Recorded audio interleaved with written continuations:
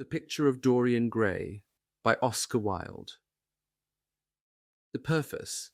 The artist is the creator of beautiful things. To reveal art and conceal the artist is art's aim. The critic is he who can translate into another manner or a new material his impression of beautiful things. The highest as the lowest form of criticism is a mode of autobiography. Those who find ugly meanings in beautiful things are corrupt without being charming. This is a fault. Those who find beautiful meanings in beautiful things are the cultivated. For these there is hope. They are the elect to whom beautiful things mean only beauty. There is no such thing as a moral or an immoral book. Books are well written or badly written. That is all. The 19th century dislike of realism is the rage of Caliban, seeing his own face in a glass.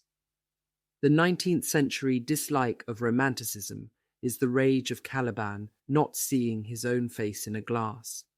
The moral life of man forms part of the subject matter of the artist, but the morality of art consists in the perfect use of an imperfect medium. No artist desires to prove anything. Even things that are true can be proved. No artist has ethical sympathies. An ethical sympathy in an artist is an unpardonable mannerism of style. No artist is ever morbid. The artist can express everything. Thought and language are to the artist instruments of an art. Vice and virtue are to the artist materials for an art. From the point of view of form, the type of all the arts is the art of the musician. From the point of view of feeling, the actor's craft is the type. All art is at once surface and symbol. Those who go beneath the surface do so at their peril. Those who read the symbol do so at their peril. It is the spectator and not life that art really mirrors. Diversity of opinion about a work of art shows that the work is new, complex, and vital. When critics disagree, the artist is in accord with himself. We can forgive a man for making a useful thing as long as he does not admire it. The only excuse for making a useless thing is that one admires it intensely. All art is quite useless. Oscar Wilde. Chapter 1. The studio was filled with the rich odour of roses, and when the light summer wind stirred amidst the trees of the garden, there came through the open door the heavy scent of the lilac, or the more delicate perfume of the pink flowering thorn. From the corner of the divan of Persian saddlebags on which he was lying, smoking, as was his custom, innumerable cigarettes, Lord Henry Wotton could just catch the gleam of the honey-sweet and honey-coloured blossoms of a laburnum, whose tremulous branches seemed hardly able to bear the burden of a beauty so flame-like as theirs. And now and then the fantastic shadows of birds in flight flitted across the long tussore silk curtains that were stretched in front of the huge window, producing a kind of momentary Japanese effect, and making him think of those pallid, jade-faced painters of Tokyo, who, through the medium of an art that is necessarily immobile, seek to convey the sense of swiftness and motion. The sullen murmur of the bees shouldering their way through the long, unmown grass, or circling with monotonous insistence round the dusty gilt horns of the straggling woodbine, seemed to make the stillness more oppressive. The dim roar of London was like the bourdon note of a distant organ. In the centre of the room, clamped to an upright easel, stood the full-length portrait of a young man of extraordinary personal beauty, and in front of it, some little distance away, was sitting the artist himself, Basil Hallward, whose sudden disappearance some years ago caused at the time such public excitement and gave rise to so many strange conjectures. As the painter looked at the gracious and comely form he had so skilfully mirrored in his art, a smile of pleasure passed across his face and seemed about to linger there. But he suddenly started up, and closing his eyes, placed his fingers upon the lids, as though he sought to imprison within his brain some curious dream from which he feared he might awake. "It is your best work, Basil, the best thing you have ever done," said Lord Henry languidly. You must certainly send it next year to the Grosvenor. The Academy is too large and too vulgar.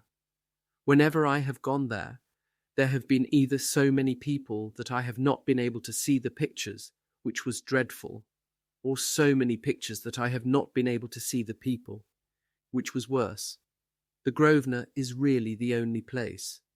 I don't think I shall send it anywhere, he answered, tossing his head back in that odd way that used to make his friends laugh at him at Oxford. No, I won't send it anywhere. Lord Henry elevated his eyebrows and looked at him in amazement through the thin blue wreaths of smoke that curled up in such fanciful whirls from his heavy opium-tainted cigarette.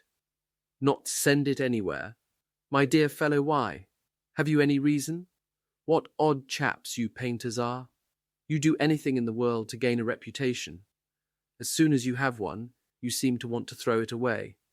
It is silly of you, for there is only one thing in the world worse than being talked about, and that is not being talked about. A portrait like this would set you far above all the young men in England, and make the old men quite jealous, if old men are ever capable of any emotion. I know you will laugh at me, he replied, but I really can't exhibit it. I have put too much of myself into it. Lord Henry stretched himself out on the divan and laughed. Yes, I knew you would, but it is quite true all the same. Too much of yourself in it. Upon my word, Basil, I didn't know you were so vain, and I really can't see any resemblance between you, with your rugged, strong face and your coal-black hair, and this young Adonis, who looks as if he was made out of ivory and rose-leaves. Why, my dear Basil, he is a Narcissus, and you, well, of course you have an intellectual expression and all that. But beauty, real beauty, ends where an intellectual expression begins. Intellect is in itself a mode of exaggeration and destroys the harmony of any face. The moment one sits down to think, one becomes all nose or all forehead or something horrid. Look at the successful men in any of the learned professions. How perfectly hideous they are, except, of course, in the church. But then in the church they don't think.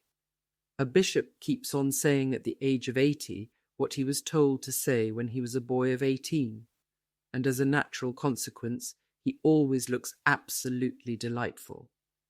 Your mysterious young friend, whose name you have never told me, but whose picture really fascinates me, never thinks. I feel quite sure of that. He is some brainless, beautiful creature who should be always here in winter when we have no flowers to look at, and always here in summer when we want something to chill our intelligence. Don't flatter yourself, Basil. You are not in the least like him. You don't understand me, Harry, answered the artist. Of course I am not like him. I know that perfectly well. Indeed, I should be sorry to look like him. You shrug your shoulders? I am telling you the truth. There is a fatality about all physical and intellectual distinction, the sort of fatality that seems to dog through history the faltering steps of kings. It is better not to be different from one's fellows. The ugly and the stupid have the best of it in this world. They can sit at their ease and gape at the play. If they know nothing of victory, they are at least spared the knowledge of defeat. They live as we all should live, undisturbed, indifferent, and without disquiet. They neither bring ruin upon others, nor ever receive it from alien hands. Your rank and wealth, Harry, my brains such as they are, my art, whatever it may be worth, Dorian Gray's good looks, we shall all suffer for what the gods have given us, suffer terribly. Dorian Gray? Is that his name? Asked Lord Henry, walking across the studio towards Basil Hallward. Yes, that is his name. I didn't intend to tell it to you. But why not? Oh, I can't explain. When I like people immensely, I never tell their names to anyone. It is like surrendering a part of them. I have grown to love secrecy. It seems to be the one thing that can make modern life mysterious or marvellous to us. The commonest thing is delightful if one only hides it. When I leave town now, I never tell my people where I am going. If I did, I would lose all my pleasure. It is a silly habit, I dare say, but somehow it seems to bring a great deal of romance into one's life. I suppose you think me awfully foolish about it." "Not at all," answered Lord Henry. "Not at all, my dear Basil. You seem to forget that I am married, and the one charm of marriage is that it makes a life of deception absolutely necessary for both parties. I never know where my wife is, and my wife never knows what I am doing. When we do meet occasionally, when we dine out together, or go down to the Duke's. We tell each other the most absurd stories with the most serious faces. My wife is very good at it, much better, in fact, than I am. She never gets confused over her dates, and I always do. But when she does find me out, she makes no row at all. I sometimes wish she would, but she merely laughs at me." "I hate the way you talk about your married life, Harry," said Basil Hallward, strolling towards the door that led into the garden. "I believe that you are really a very good husband, but that you are thoroughly ashamed of your own virtues. You are an extraordinary fellow. You never say a moral thing, and you never do a wrong thing. Your cynicism is simply a pose. Being natural is simply a pose, and the most irritating pose I know," cried Lord Henry, laughing.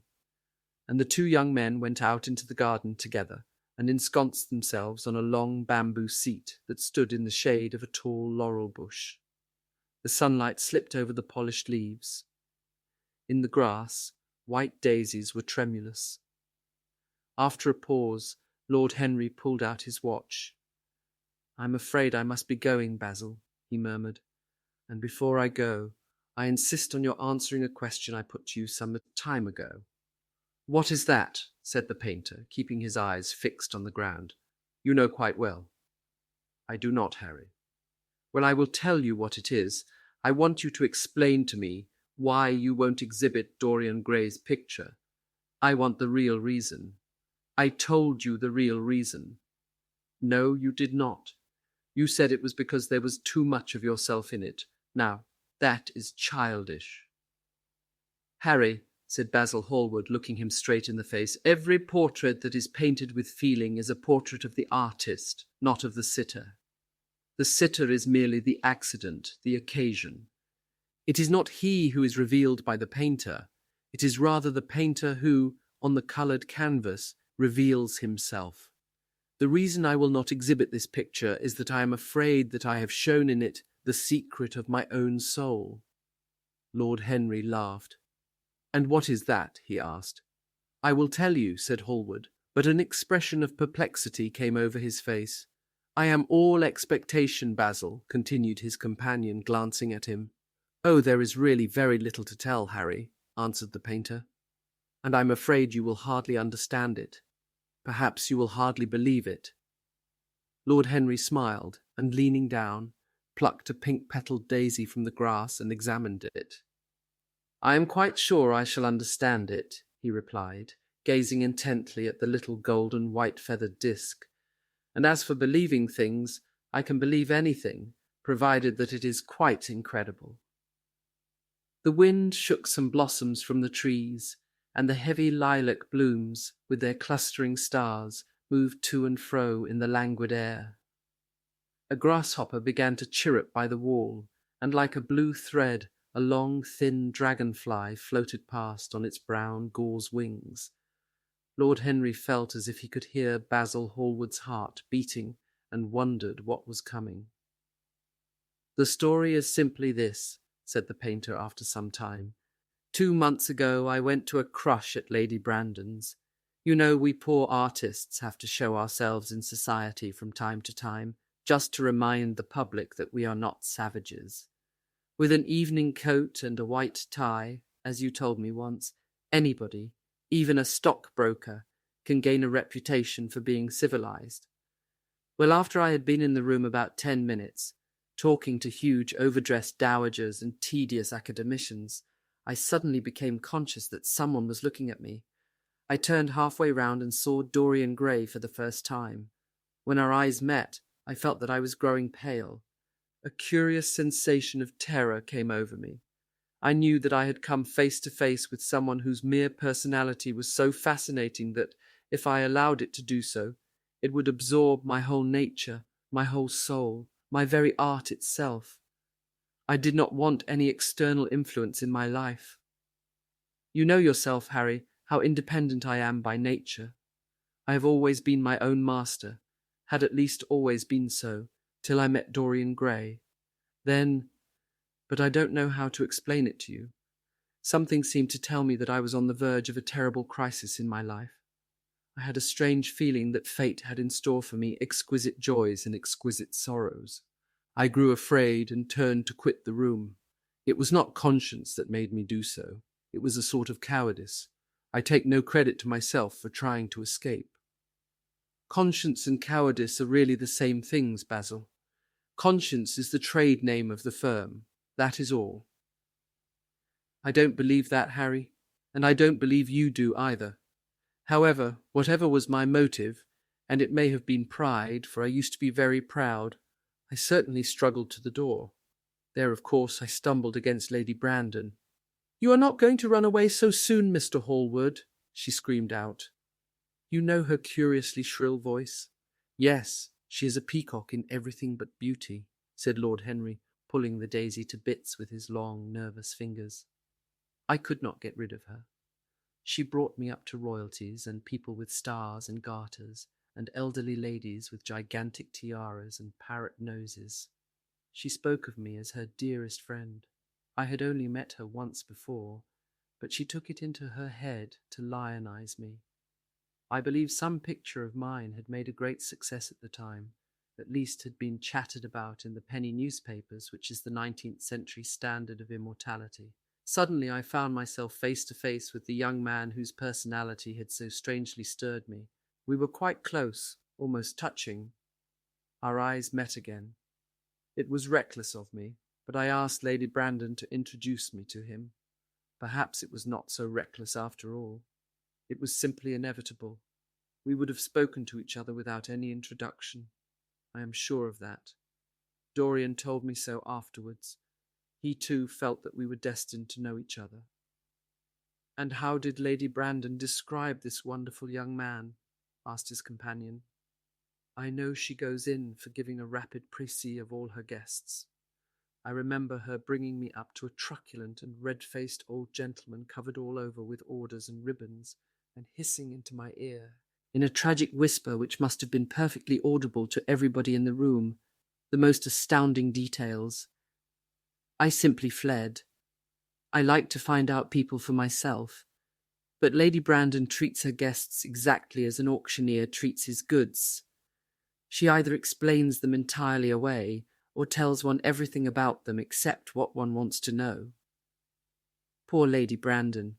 You are hard on her, Harry," said Hallward listlessly. "My dear fellow, she tried to found a salon, and only succeeded in opening a restaurant. How could I admire her?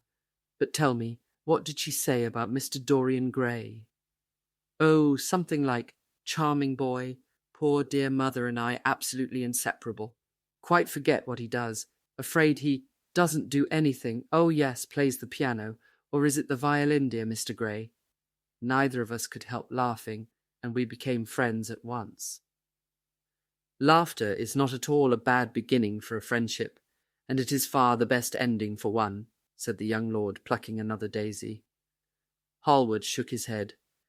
"You don't understand what friendship is, Harry," he murmured, "or what enmity is, for that matter.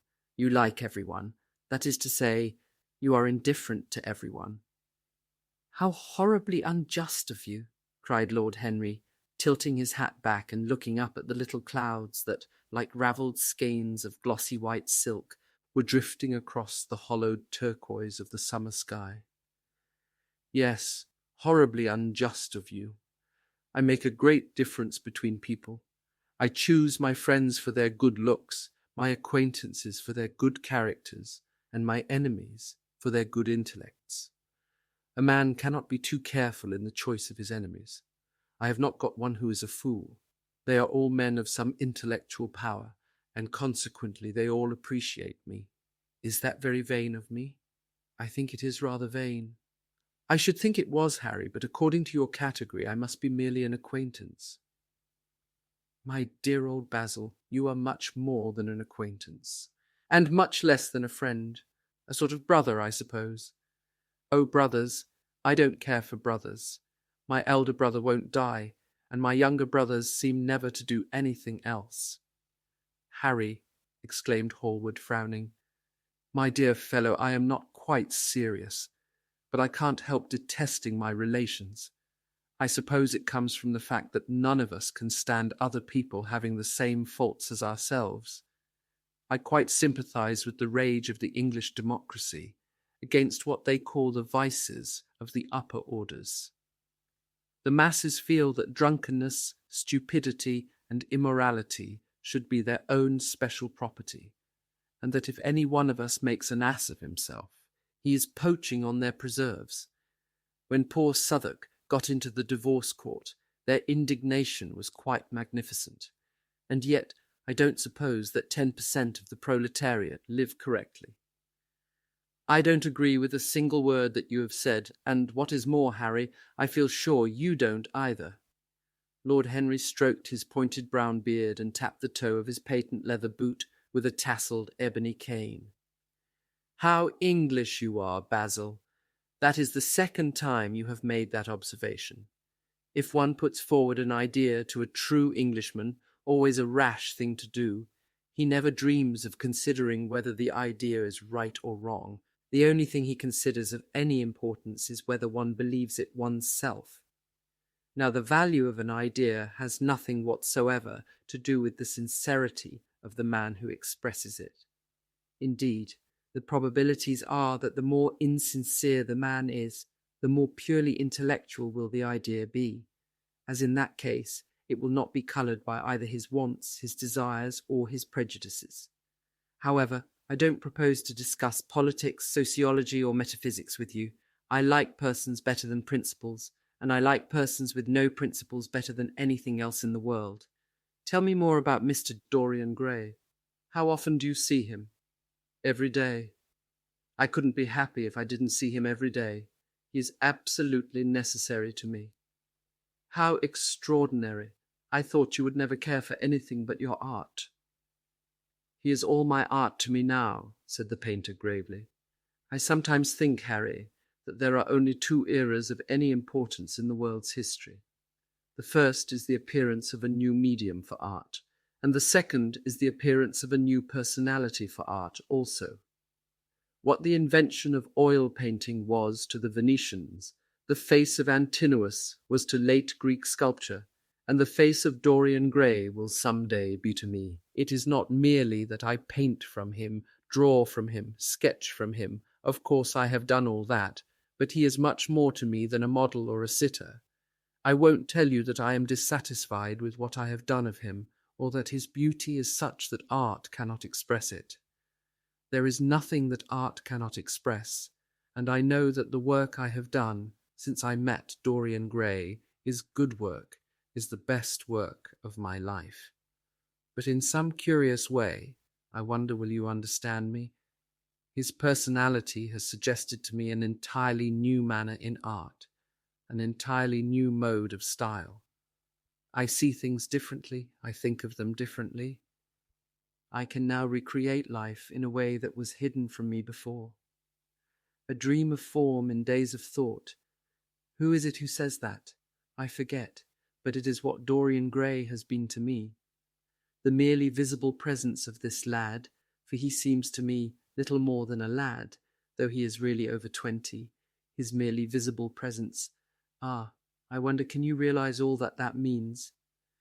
Unconsciously, he defines for me the lines of a fresh school, a school that is to have in it all the passion of the romantic spirit, all the perfection of the spirit that is Greek, the harmony of soul and body. How much that is! We in our madness have separated the two, and have invented a realism that is vulgar, an ideality that is void. Harry, if you only knew what Dorian Gray is to me! You remember that landscape of mine, for which Agnew offered me such a huge price, but which I would not part with. It is one of the best things I've ever done. And why is it so? Because while I was painting it, Dorian Gray sat beside me. Some subtle influence passed from him to me, and for the first time in my life I saw in the plain woodland the wonder I had always looked for and always missed. Basil, this is extraordinary. I must see Dorian Gray. Hallward got up from the seat and walked up and down the garden. After some time he came back. Harry, he said, Dorian Gray is to me simply a motive in art. You might see nothing in him. I see everything in him. He is never more present in my work than when no image of him is there.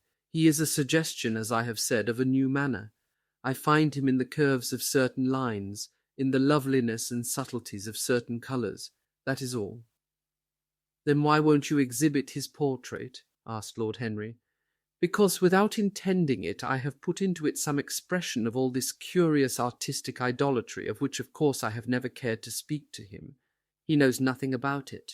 He shall never know anything about it. But the world might guess it, and I will not bare my soul to their shallow, prying eyes. My heart shall never be put under their microscope. There is too much of myself in the thing, Harry, too much of myself. Poets are not so scrupulous as you are. They know how useful passion is for publication. Nowadays a broken heart will run to many editions. I hate them for it, cried Hallward. An artist should create beautiful things, but should put nothing of his own life into them. We live in an age when men treat art as if it were meant to be a form of autobiography. We have lost the abstract sense of beauty.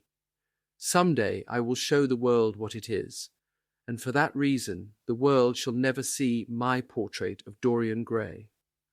I think you are wrong, Basil, but I won't argue with you. It is only the intellectually lost who ever argue.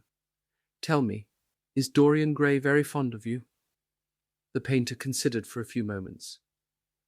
He likes me, he answered after a pause. I know he likes me. Of course I flatter him dreadfully. I find a strange pleasure in saying things to him that I know I shall be sorry for having said. As a rule, he is charming to me, and we sit in the studio and talk of 1,000 things. Now and then, however, he is horribly thoughtless, and seems to take a real delight in giving me pain. Then I feel, Harry, that I have given away my whole soul to someone who treats it as if it were a flower to put in his coat, a bit of decoration to charm his vanity, an ornament for a summer's day. Days in summer, Basil, are apt to linger, murmured Lord Henry. Perhaps you will tire sooner than he will.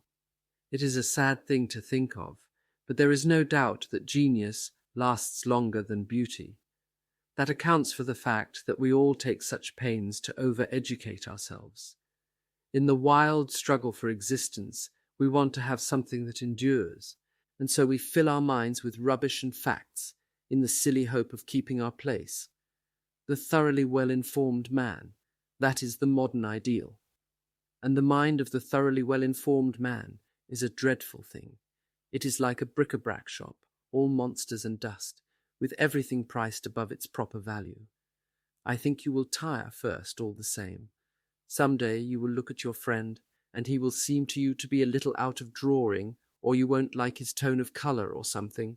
You will bitterly reproach him in your own heart, and seriously think that he has behaved very badly to you. The next time he calls, you will be perfectly cold and indifferent. It will be a great pity, for it will alter you.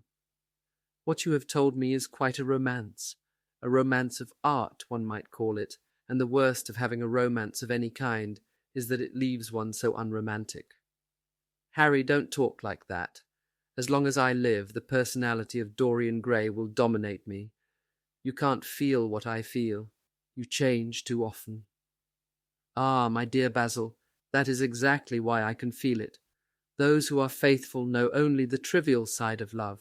It is the faithless who know love's tragedies.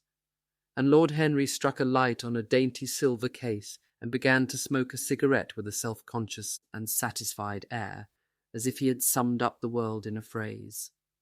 There was a rustle of chirruping sparrows in the green lacquer leaves of the ivy, and the blue cloud shadows chased themselves across the grass like swallows.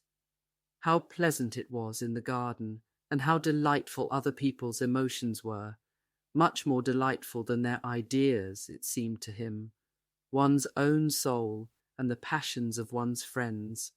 Those were the fascinating things in life. He pictured to himself with silent amusement the tedious luncheon that he had missed by staying so long with Basil Hallward. Had he gone to his aunt's, he would have been sure to have met Lord Goodbody there, and the whole conversation would have been about the feeding of the poor and the necessity for model lodging-houses. Each class would have preached the importance of those virtues, for whose exercise there was no necessity in their own lives. The rich would have spoken on the value of thrift, and the idle grown eloquent over the dignity of labour. It was charming to have escaped all that. As he thought of his aunt, an idea seemed to strike him. He turned to Hallward and said, "My dear fellow, I have just remembered." "Remembered what, Harry?" "Where I heard the name of Dorian Gray." "Where was it?" asked Hallward with a slight frown. "Don't look so angry, Basil. It was at my aunt, Lady Agatha's. She told me she had discovered a wonderful young man who was going to help her in the East End, and that his name was Dorian Gray. I am bound to state that she never told me he was good-looking. Women have no appreciation of good looks. At least, good women have not. She said that he was very earnest and had a beautiful nature. I at once pictured to myself a creature with spectacles and lank hair, horribly freckled, and tramping about on huge feet. I wish I had known it was your friend. I am very glad you didn't, Harry." "Why?" "I don't want you to meet him." "You don't want me to meet him?" "No." "Mr. Dorian Gray is in the studio, sir," said the butler, coming into the garden. "You must introduce me now," cried Lord Henry, laughing. The painter turned to his servant, who stood blinking in the sunlight. "Ask Mr. Gray to wait, Parker. I shall be in a few moments." The man bowed and went up the walk. Then he looked at Lord Henry. "Dorian Gray is my dearest friend," he said. "He has a simple and a beautiful nature. Your aunt was quite right in what she said of him. Don't spoil him. Don't try to influence him. Your influence would be bad. The world is wide and has many marvellous people in it. Don't take away from me the one person who gives to my art whatever charm it possesses. My life as an artist depends on him.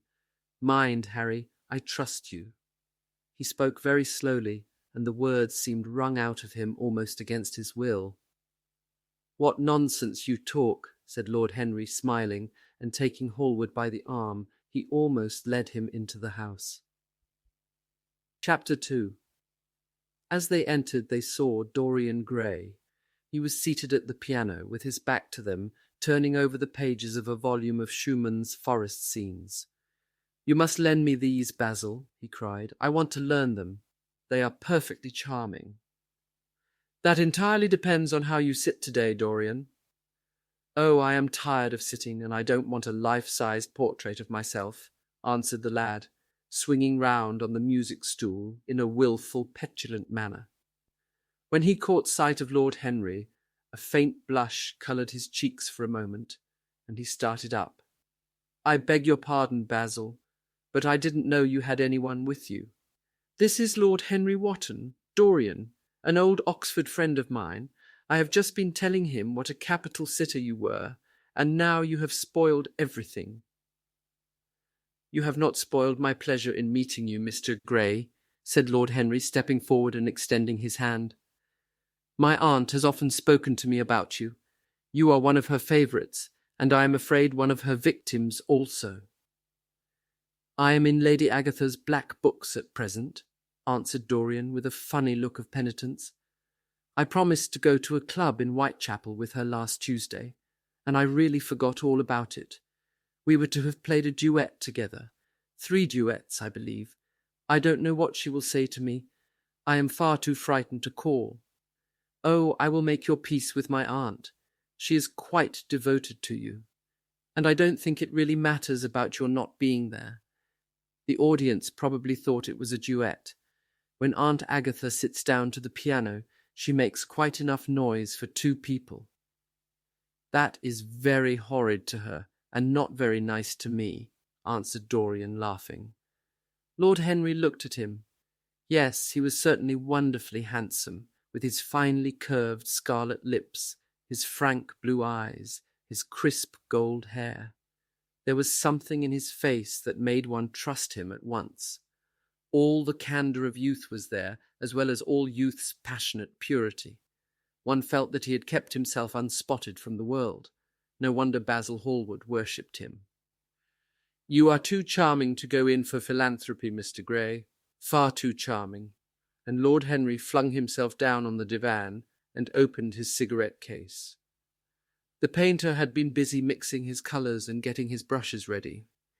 He was looking worried, and when he heard Lord Henry's last remark, he glanced at him, hesitated for a moment, and then said, "Harry, I want to finish this picture today. Would you think it awfully rude of me if I asked you to go away?" Lord Henry smiled and looked at Dorian Gray. "Am I to go, Mr. Gray?" he asked. "Oh, please don't, Lord Henry. I see that Basil is in one of his sulky moods, and I can't bear him when he sulks. Besides, I want you to tell me why I should not go in for philanthropy." "I don't know that I shall tell you that, Mr. Gray.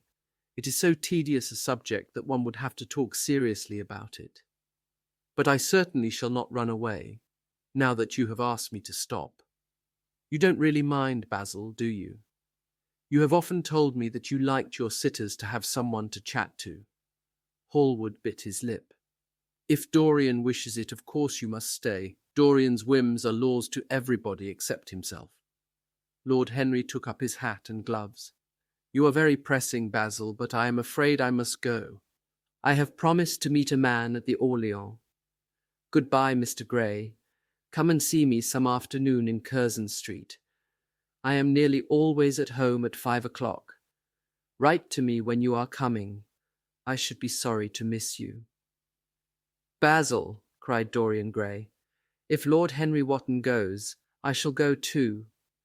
You never open your lips while you are painting, and it is horribly dull standing on a platform and trying to look pleasant. Ask him to stay. I insist upon it." "Stay, Harry, to oblige Dorian, and to oblige me," said Hallward, gazing intently at his picture. "It is quite true, I never talk when I am working, and never listen either, and it must be dreadfully tedious for my unfortunate sitters. I beg you to stay." "But what about my man at the Orleans?" The painter laughed. "I don't think there will be any difficulty about that. Sit down again, Harry. And now, Dorian, get up on the platform and don't move about too much, or pay any attention to what Lord Henry says. He has a very bad influence over all his friends, with the single exception of myself." Dorian Gray stepped up on the dais with the air of a young Greek martyr, and made a little moo of discontent to Lord Henry, to whom he had rather taken a fancy. He was so unlike Basil. They made a delightful contrast, and he had such a beautiful voice. After a few moments he said to him, "Have you really a very bad influence, Lord Henry? As bad as Basil says?" "There is no such thing as a good influence, Mr. Gray. All influence is immoral. Immoral from the scientific point of view." "Why?" "Because to influence a person is to give him one's own soul. He does not think his natural thoughts or burn with his natural passions. His virtues are not real to him. His sins, if there are such things as sins, are borrowed. He becomes an echo of someone else's music, an actor of a part that has not been written for him. The aim of life is self-development. To realize one's nature perfectly, that is what each of us is here for. People are afraid of themselves nowadays. They have forgotten the highest of all duties, the duty that one owes to oneself. Of course they are charitable. They feed the hungry and clothe the beggar. But their own souls starve and are naked. Courage has gone out of our race. Perhaps we never really had it. The terror of society, which is the basis of morals, the terror of God, which is the secret of religion, these are the two things that govern us. And yet, just turn your head a little more to the right, Dorian, like a good boy, said the painter, deep in his work and conscious only that a look had come into the lad's face that he had never seen there before. "And yet," continued Lord Henry, in his low musical voice, and with that graceful wave of the hand that was always so characteristic of him, and that he had even in his Eton days, I believe that if one man were to live out his life fully and completely, were to give form to every feeling, expression to every thought, reality to every dream, I believe that the world would gain such a fresh impulse of joy that we would forget all the maladies of medievalism and return to the Hellenic ideal, to something finer, richer than the Hellenic ideal it may be. But the bravest man amongst us is afraid of himself. The mutilation of the savage has its tragic survival in the self-denial that mars our lives. We are punished for our refusals. Every impulse that we strive to strangle broods in the mind and poisons us. The body sins once and has done with its sin, for action is a mode of purification. Nothing remains then but the recollection of a pleasure or the luxury of a regret. The only way to get rid of a temptation is to yield to it, resist it, and your soul grows sick with longing for the things it has forbidden to itself, with desire for what its monstrous laws have made monstrous and unlawful. It has been said that the great events of the world take place in the brain. It is in the brain, and the brain only, that the great sins of the world take place also. You, Mr. Gray, you yourself, with your rose-red youth and your rose-white boyhood, you have had passions that have made you afraid, thoughts that have filled you with terror, daydreams and sleeping dreams whose mere memory might stain your cheek with shame. "Stop," faltered Dorian Gray. "Stop, you bewilder me. I don't know what to say. There is some answer to you, but I cannot find it. Don't speak. Let me think, or rather let me try not to think." For nearly 10 minutes he stood there, motionless, with parted lips and eyes, strangely bright. He was dimly conscious that entirely fresh influences were at work within him. Yet they seemed to him to have come really from himself. The few words that Basil's friend had said to him, words spoken by chance, no doubt, and with wilful paradox in them, had touched some secret chord that had never been touched before, but that he felt was now vibrating and throbbing to curious pulses. Music had stirred him like that. Music had troubled him many times, but music was not articulate. It was not a new world, but rather another chaos that it created in us. Words, mere words, how terrible they were, how clear and vivid and cruel. One could not escape from them, and yet what a subtle magic there was in them. They seemed to be able to give a plastic form to formless things, and to have a music of their own as sweet as that of viol or of lute. Mere words, was there anything so real as words? Yes, there had been things in his boyhood that he had not understood. He understood them now. Life suddenly became fiery-coloured to him. It seemed to him that he had been walking in fire. Why had he not known it? With his subtle smile, Lord Henry watched him. He knew the precise psychological moment when to say nothing.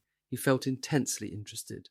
He was amazed at the sudden impression that his words had produced, and remembering a book that he had read when he was 16, a book which had revealed to him much that he had not known before, he wondered whether Dorian Gray was passing through a similar experience. He had merely shot an arrow into the air. Had it hit the mark? How fascinating the lad was. Hallward painted away with that marvellous bold touch of his, that had the true refinement and perfect delicacy that in art, at any rate, comes only from strength. He was unconscious of the silence. "Basil, I am tired of standing," cried Dorian Gray suddenly. "I must go out and sit in the garden. The air is stifling here." "My dear fellow, I am so sorry. When I am painting I can't think of anything else. But you never sat better. You were perfectly still. And I have caught the effect I wanted, the half-parted lips and the bright look in the eyes. I don't know what Harry has been saying to you, but he has certainly made you have the most wonderful expression. I suppose he has been paying you compliments. You mustn't believe a word that he says. He has certainly not been paying me compliments. Perhaps that is the reason that I don't believe anything he has told me." "You know you believe it all," said Lord Henry, looking at him with his dreamy, languorous eyes. "I will go out to the garden with you. It is horribly hot in the studio. Basil, let us have something iced to drink, something with strawberries in it." "Certainly, Harry. Just touch the bell, and when Parker comes I will tell him what you want. I have got to work up this background, so I will join you later on. Don't keep Dorian too long. I have never been in better form for painting than I am today. This is going to be my masterpiece. It is my masterpiece as it stands."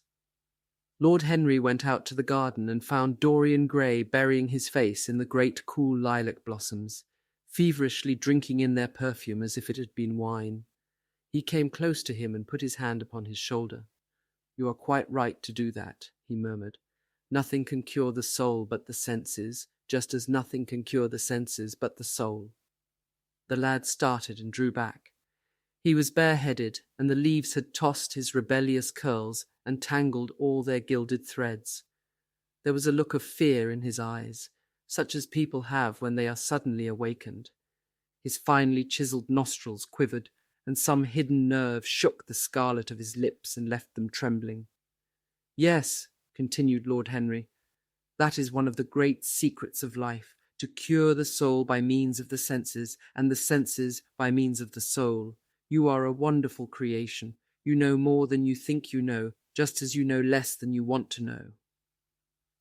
Dorian Gray frowned and turned his head away.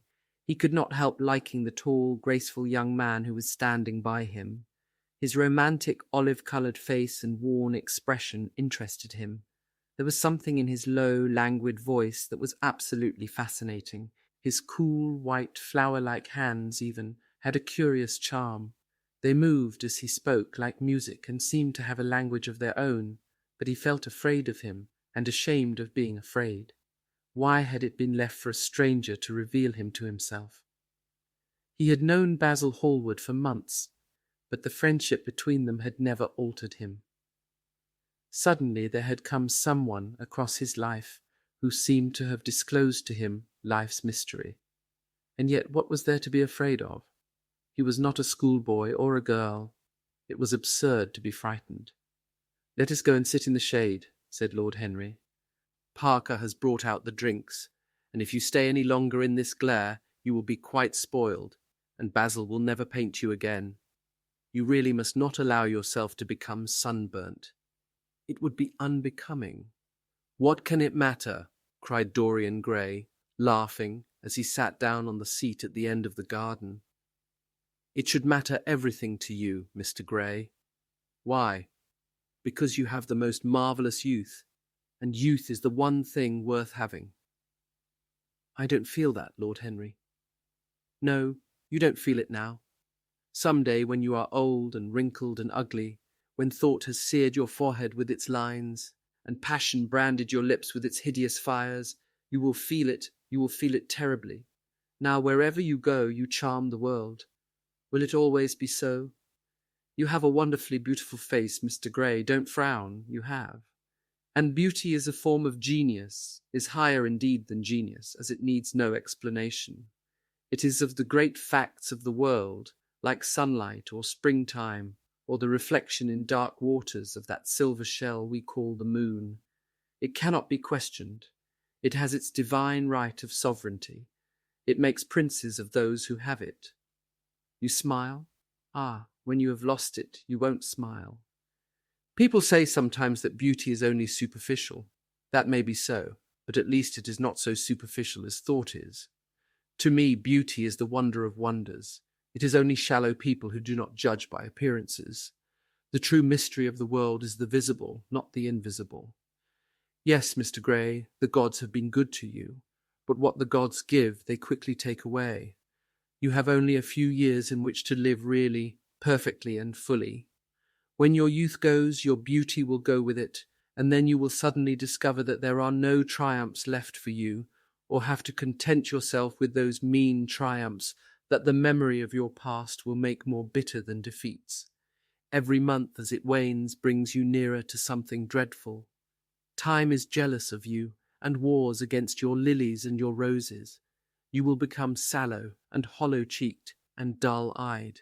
You will suffer horribly. Ah, realize your youth while you have it. Don't squander the gold of your days listening to the tedious, trying to improve the hopeless failure, or giving away your life to the ignorant, the common, and the vulgar. These are the sickly aims, the false ideals of our age. Live the wonderful life that is in you.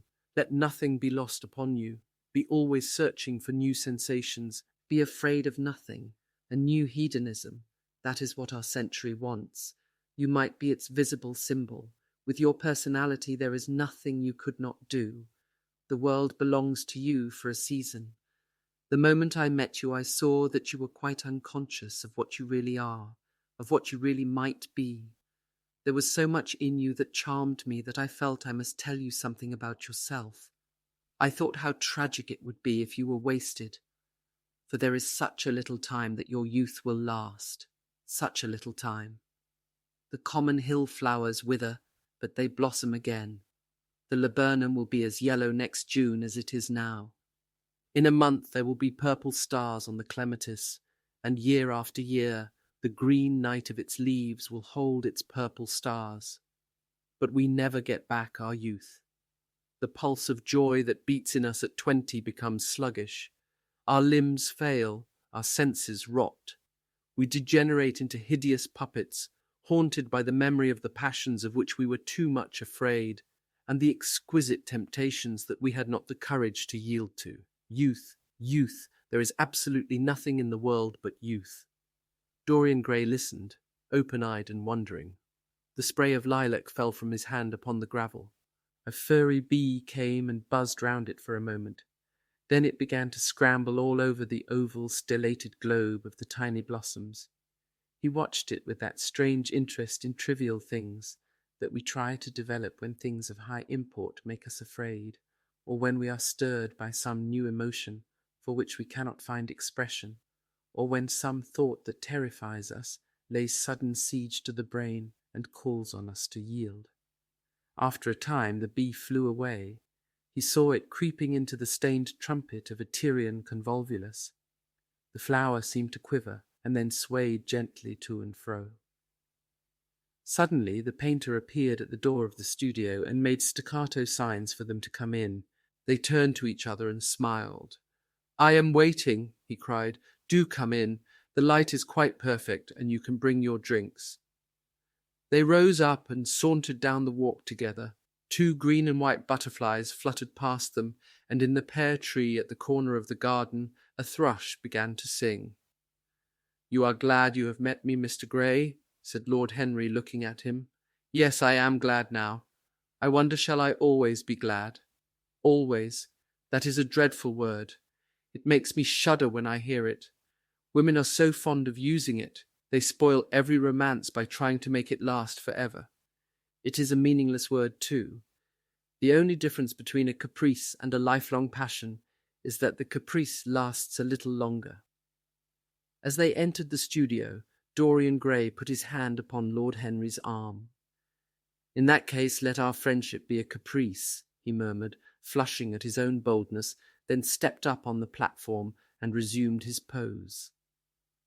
Lord Henry flung himself into a large wicker armchair and watched him. The sweep and dash of the brush on the canvas made the only sound that broke the stillness, except when, now and then, Hallward stepped back to look at his work from a distance. In the slanting beams that streamed through the open doorway, the dust danced and was golden. The heavy scent of the roses seemed to brood over everything. After about a quarter of an hour, Hallward stopped painting, looked for a long time at Dorian Gray, and then for a long time at the picture, biting the end of one of his huge brushes and frowning. "It is quite finished," he cried at last, and stooping down he wrote his name in long vermilion letters on the left-hand corner of the canvas. Lord Henry came over and examined the picture. It was certainly a wonderful work of art, and a wonderful likeness as well. "My dear fellow, I congratulate you most warmly," he said. "It is the finest portrait of modern times. Mr. Gray, come over and look at yourself." The lad started, as if awakened from some dream. "Is it really finished?" he murmured, stepping down from the platform. "Quite finished," said the painter, "and you have sat splendidly today. I am awfully obliged to you." "That is entirely due to me," broke in Lord Henry. "Isn't it, Mr. Gray?" Dorian made no answer, but passed listlessly in front of his picture and turned towards it. When he saw it, he drew back, and his cheeks flushed for a moment with pleasure. A look of joy came into his eyes, as if he had recognized himself for the first time. He stood there motionless and in wonder, dimly conscious that Hallward was speaking to him, but not catching the meaning of his words. The sense of his own beauty came on him like a revelation. He had never felt it before. Basil Hallward's compliments had seemed to him to be merely the charming exaggeration of friendship. He had listened to them, laughed at them, forgotten them. They had not influenced his nature. Then had come Lord Henry Wotton with his strange panegyric on youth, his terrible warning of its brevity. That had stirred him at the time, and now, as he stood gazing at the shadow of his own loveliness, the full reality of the description flashed across him. Yes, there would be a day when his face would be wrinkled and wizen, his eyes dim and colourless, the grace of his figure broken and deformed. The scarlet would pass away from his lips, and the gold steal from his hair. The life that was to make his soul would mar his body. He would become dreadful, hideous, and uncouth. As he thought of it, a sharp pang of pain struck through him like a knife and made each delicate fibre of his nature quiver. His eyes deepened into amethyst, and across them came a mist of tears. He felt as if a hand of ice had been laid upon his heart. "Don't you like it?" cried Hallward at last, stung a little by the lad's silence, not understanding what it meant. "Of course he likes it," said Lord Henry. "Who wouldn't like it? It is one of the greatest things in modern art. I will give you anything you like to ask for it. I must have it." "It is not my property, Harry." "Whose property is it?" "Dorian's, of course," answered the painter. "He is a very lucky fellow." "How sad it is," murmured Dorian Gray, with his eyes still fixed upon his own portrait. "How sad it is. I shall grow old and horrible and dreadful, but this picture will remain always young. It will never be older than this particular day of June. If it were only the other way. If it were I who was to be always young, and the picture that was to grow old. For that, I would give everything. Yes, there is nothing in the whole world I would not give. I would give my soul for that." "You would hardly care for such an arrangement, Basil," cried Lord Henry, laughing. "It would be rather hard lines on your work." "I should object very strongly, Harry," said Hallward. Dorian Gray turned and looked at him. "I believe you would, Basil. You like your art better than your friends. I am no more to you than a green bronze figure. Hardly as much, I dare say." The painter stared in amazement. It was so unlike Dorian to speak like that. What had happened? He seemed quite angry. His face was flushed and his cheeks burning. "Yes," he continued, "I am less to you than your ivory Hermes or your silver fawn. You will like them always. How long will you like me? Till I have my first wrinkle, I suppose. I know now that when one loses one's good looks, whatever they may be, one loses everything. Your picture has taught me that. Lord Henry Wotton is perfectly right. Youth is the only thing worth having. When I find that I am growing old, I shall kill myself." Hallward turned pale and caught his hand. "Dorian, Dorian," he cried, "don't talk like that. I have never had such a friend as you, and I shall never have such another. You are not jealous of material things, are you? You who are finer than any of them." "I am jealous of everything whose beauty does not die. I am jealous of the portrait you have painted of me. Why should it keep what I must lose? Every moment that passes takes something from me and gives something to it. Oh, if it were only the other way, if the picture could change and I could be always what I am now. Why did you paint it? It will mock me some day, mock me horribly." The hot tears welled into his eyes. He tore his hand away, and flinging himself on the divan, he buried his face in the cushions, as though he was praying. "This is your doing, Harry," said the painter bitterly. Lord Henry shrugged his shoulders. It is the real Dorian Gray, that is all. It is not. If it is not, what have I to do with it? You should have gone away when I asked you, he muttered. I stayed when you asked me, was Lord Henry's answer. Harry, I can't quarrel with my two best friends at once, but between you both you have made me hate the finest piece of work I have ever done, and I will destroy it. What is it but canvas and colour? I will not let it come across our 3 lives and mar them. Dorian Gray lifted his golden head from the pillow, and with pallid face and tear-stained eyes, looked at him as he walked over to the deal painting table that was set beneath the high-curtained window. What was he doing there? His fingers were straying about among the litter of tin tubes and dry brushes, seeking for something. Yes, it was for the long palette knife with its thin blade of lithe steel. He had found it at last. He was going to rip up the canvas. With a stifled sob, the lad leaped from the couch and, rushing over to Hallward, tore the knife out of his hand and flung it to the end of the studio. "Don't, Basil, don't!" he cried. "It would be murder." "I am glad you appreciate my work at last, Dorian," said the painter coldly when he had recovered from his surprise. "I never thought you would." "Appreciate it? I am in love with it, Basil. It is part of myself. I feel that." "Well, as soon as you are dry, you shall be varnished and framed and sent home. Then you can do what you like with yourself." And he walked across the room and rang the bell for tea. "You will have tea, of course, Dorian, and so will you, Harry, or do you object to such simple pleasures?" "I adore simple pleasures," said Lord Henry. "They are the last refuge of the complex. But I don't like scenes except on the stage. What absurd fellows you are, both of you. I wonder who it was defined man as a rational animal. It was the most premature definition ever given. Man is many things, but he is not rational. I am glad he is not, after all, though I wish you chaps would not squabble over the picture. You had much better let me have it, Basil. This silly boy doesn't really want it, and I really do." "If you let anyone have it but me, Basil, I shall never forgive you," cried Dorian Gray, "and I don't allow people to call me a silly boy. You know the picture is yours, Dorian. I gave it to you before it existed. And you know you have been a little silly, Mr. Gray, and that you don't really object to being reminded that you are extremely young." "I should have objected very strongly this morning, Lord Henry." "Ah, this morning. You have lived since then." There came a knock at the door, and the butler entered with a laden tea-tray and set it down upon a small Japanese table. There was a rattle of cups and saucers, and the hissing of a fluted Georgian urn. 2 globe-shaped china dishes were brought in by a page. Dorian Gray went over and poured out the tea.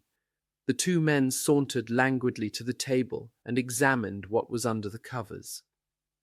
"Let us go to the theatre tonight," said Lord Henry. "There is sure to be something on somewhere. I have promised to dine at White's, but it is only with an old friend, so I can send him a wire to say that I am ill, or that I am prevented from coming in consequence of a subsequent engagement. I think that would be a rather nice excuse. It would have all the surprise of candour." "It is such a bore putting on one's dress clothes," muttered Hallward. "And when one has them on, they are so horrid." "Yes," answered Lord Henry dreamily, "the costume of the 19th century is detestable. It is so sombre, so depressing. Sin is the only real colour element left in modern life." "You really must not say things like that before Dorian, Harry." "Before which Dorian? The one who is pouring out tea for us, or the one in the picture?" "Before either."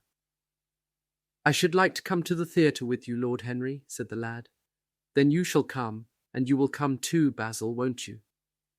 "I can't, really. I would sooner not. I have a lot of work to do." "Well, then, you and I will go alone, Mr. Gray." "I should like that awfully."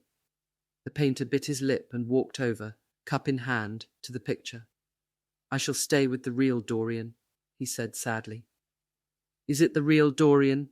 cried the original of the portrait, strolling across to him. "Am I really like that?" "Yes, you are just like that." "How wonderful, Basil." "At least you are like it in appearance, but it will never alter," sighed Hallward. "That is something." "What a fuss people make about fidelity!" exclaimed Lord Henry. "Why, even in love it is purely a question for physiology. It has nothing to do with our own will. Young men want to be faithful and are not. Old men want to be faithless and cannot. That is all one can say." "Don't go to the theatre tonight, Dorian," said Hallward. "Stop and dine with me." "I can't, Basil." "Why?" "Because I have promised Lord Henry Wotton to go with him." "He won't like you the better for keeping your promises. He always breaks his own. I beg you not to go." Dorian Gray laughed and shook his head. "I entreat you." The lad hesitated and looked over at Lord Henry, who was watching them from the tea-table with an amused smile. "I must go, Basil," he answered. "Very well," said Hallward, and he went over and laid down his cup on the tray. "It is rather late, and as you have to dress, you had better lose no time. Goodbye, Harry. Goodbye, Dorian. Come and see me soon. Come tomorrow." "Certainly." "You won't forget?" "No, of course not," cried Dorian. "And Harry." "Yes, Basil. Remember what I asked you when we were in the garden this morning." "I have forgotten it. I trust you." "I wish I could trust myself," said Lord Henry, laughing. "Come, Mr. Gray. My hansom is outside, and I can drop you at your own place. Goodbye, Basil. It has been a most interesting afternoon." As the door closed behind them, the painter flung himself down on a sofa, and a look of pain came into his face. Chapter 3.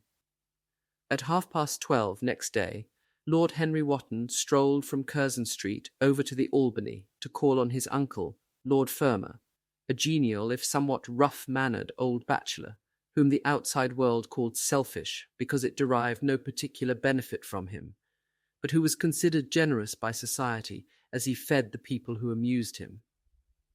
His father had been our ambassador at Madrid when Isabella was young and prim unthought of, but had retired from the diplomatic service in a capricious moment of annoyance on not being offered the embassy at Paris, a post to which he considered that he was fully entitled by reason of his birth, his indolence, the good English of his dispatches, and his inordinate passion for pleasure.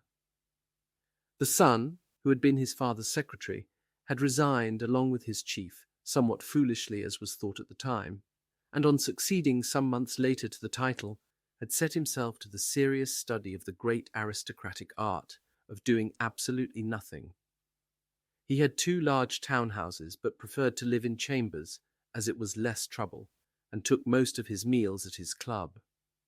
He paid some attention to the management of his collieries in the Midland counties, excusing himself for this taint of industry on the ground that the one advantage of having coal was that it enabled a gentleman to afford the decency of burning wood on his own hearth. In politics he was a Tory, except when the Tories were in office, during which period he roundly abused them for being a pack of radicals. He was a hero to his valet, who bullied him, and a terror to most of his relations, whom he bullied in turn. Only England could have produced him, and he always said that the country was going to the dogs. His principles were out of date, but there was a good deal to be said for his prejudices. When Lord Henry entered the room, he found his uncle sitting in a rough shooting coat, smoking a cheroot and grumbling over the Times. "Well, Harry," said the old gentleman, "what brings you out so early? I thought you dandies never got up till 2, and were not visible till 5. "Pure family affection, I assure you, Uncle George. I want to get something out of you." "Money, I suppose," said Lord Fermor, making a wry face. "Well, sit down and tell me all about it. Young people nowadays imagine that money is everything." "Yes," murmured Lord Henry, settling his buttonhole in his coat, "and when they grow older they know it. But I don't want money. It is only people who pay their bills who want that, Uncle George, and I never pay mine. Credit is the capital of a younger son, and one lives charmingly upon it. Besides, I always deal with Dartmoor's tradesmen, and consequently they never bother me. What I want is information. Not useful information, of course. Useless information. Well, I can tell you anything that is in an English blue book, Harry, although those fellows nowadays write a lot of nonsense. When I was in the diplomatic, things were much better. But I hear they let them in now by examination. What can you expect? Examinations, sir, are pure humbug from beginning to end. If a man is a gentleman, he knows quite enough. And if he is not a gentleman, whatever he knows is bad for him. Mr. Dorian Gray does not belong to blue books, Uncle George, said Lord Henry languidly. Mr. Dorian Gray? Who is he? Asked Lord Fermor, knitting his bushy white eyebrows. That is what I have come to learn, Uncle George, or rather I know who he is. He is the last Lord Kelso's grandson. His mother was a Devereux, Lady Margaret Devereux. I want you to tell me about his mother. What was she like? Whom did she marry? You have known nearly everybody in your time, so you might have known her. I am very much interested in Mr. Gray at present. I have only just met him. Kelso's grandson, echoed the old gentleman. Kelso's grandson. Of course. I knew his mother intimately. I believe I was at her christening. She was an extraordinarily beautiful girl, Margaret Devereux, and made all the men frantic by running away with a penniless young fellow, a mere nobody, sir, a subaltern in a foot regiment or something of that kind. Certainly. I remember the whole thing as if it happened yesterday. The poor chap was killed in a duel at Spa a few months after the marriage. There was an ugly story about it. They said Kelso got some rascally adventurer, some Belgian brute, to insult his son-in-law in public. Paid him, sir, to do it, paid him, and that the fellow spitted his man as if he had been a pigeon. The thing was hushed up, but egad, Kelso ate his chop alone at the club for some time afterwards. He brought his daughter back with him, I was told, and she never spoke to him again. Oh yes, it was a bad business. The girl died too, died within a year. So she left a son, did she? I had forgotten that. What sort of boy is he? If he is like his mother, he must be a good-looking chap.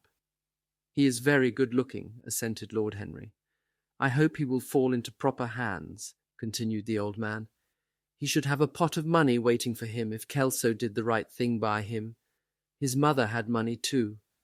All the Selby property came to her, through her grandfather. Her grandfather hated Kelso, thought him a mean dog. He was too. Came to Madrid once when I was there. Egad, I was ashamed of him. The Queen used to ask me about the English noble who was always quarrelling with the cabmen about their fares. They made quite a story of it. I didn't dare show my face at court for a month. I hope he treated his grandson better than he did the Jarvies. I don't know, answered Lord Henry. I fancy that the boy will be well off. He is not of age yet. He has Selby, I know. He told me so. And his mother was very beautiful. Margaret Devereux was one of the loveliest creatures I ever saw, Harry.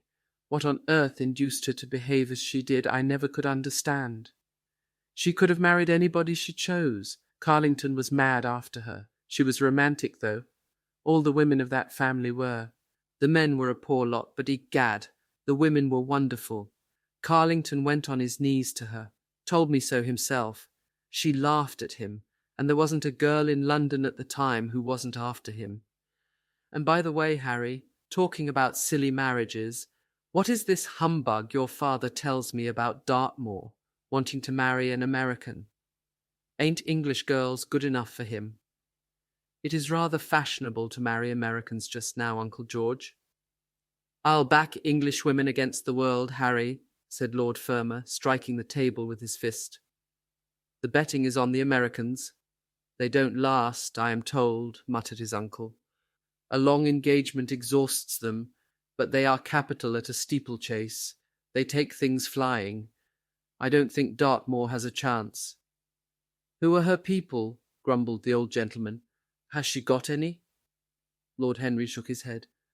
American girls are as clever at concealing their parents as English women are at concealing their past, he said, rising to go. They are pork-packers, I suppose. I hope so, Uncle George, for Dartmoor's sake. I am told that pork-packing is the most lucrative profession in America after politics. Is she pretty? She behaves as if she was beautiful. Most American women do. It is the secret of their charm. Why can't these American women stay in their own country? They are always telling us that it is the paradise for women. It is. That is the reason why, like Eve, they are so excessively anxious to get out of it, said Lord Henry. Goodbye, Uncle George. I shall be late for lunch if I stop any longer. Thanks for giving me the information I wanted. I always like to know everything about my new friends and nothing about my old ones. Where are you lunching, Harry? At Aunt Agatha's. I have asked myself and Mr. Gray. He is her latest protégé. Tell your Aunt Agatha, Harry, not to bother me any more with her charity appeals. I am sick of them.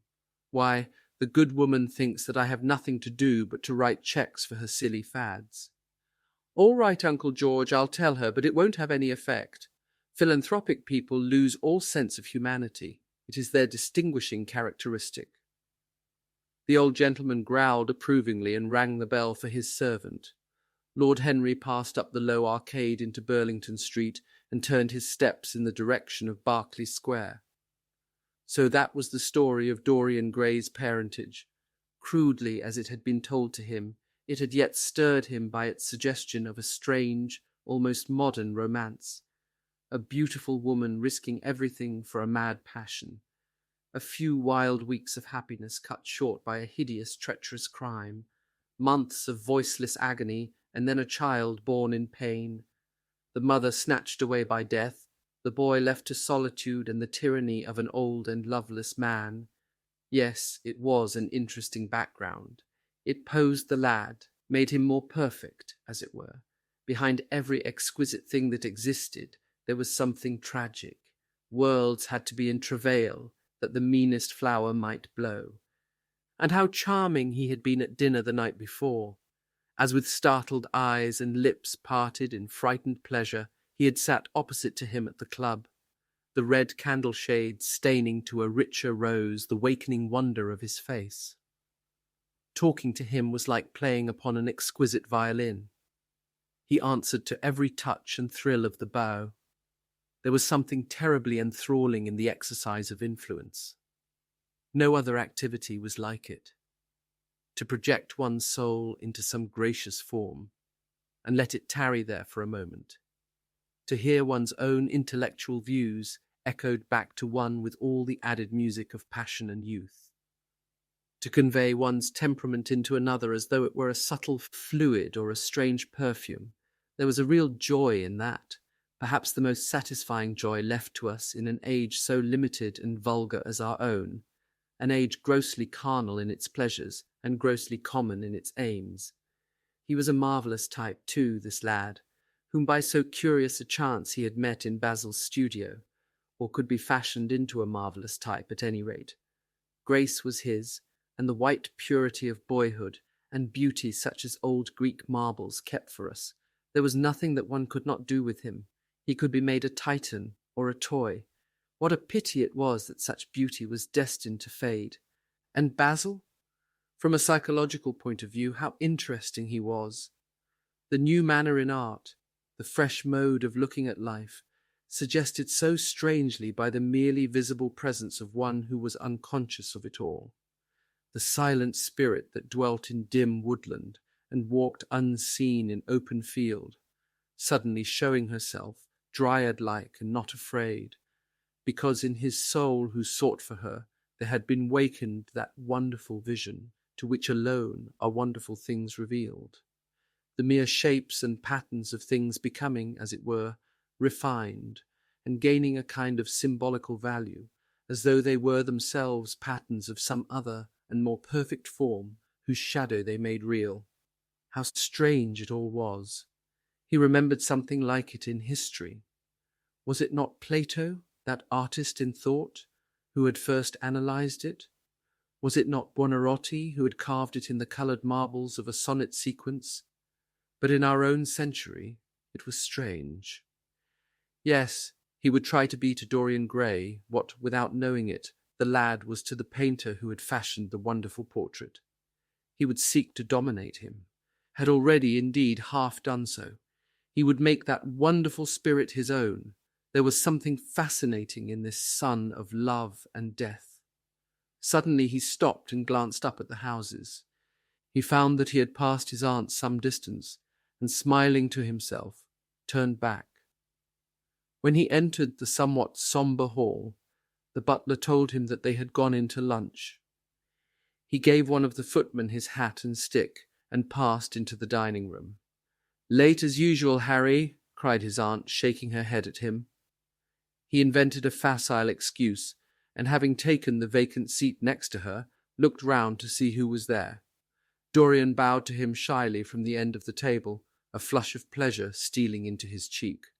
Opposite was the Duchess of Harley, a lady of admirable good nature and good temper, much liked by everyone who knew her, and of those ample architectural proportions that in women who are not duchesses are described by contemporary historians as stoutness. Next to her sat, on her right, Sir Thomas Burden, a radical member of Parliament, who followed his leader in public life and in private life, followed the best cooks, dining with the Tories and thinking with the Liberals, in accordance with a wise and well-known rule.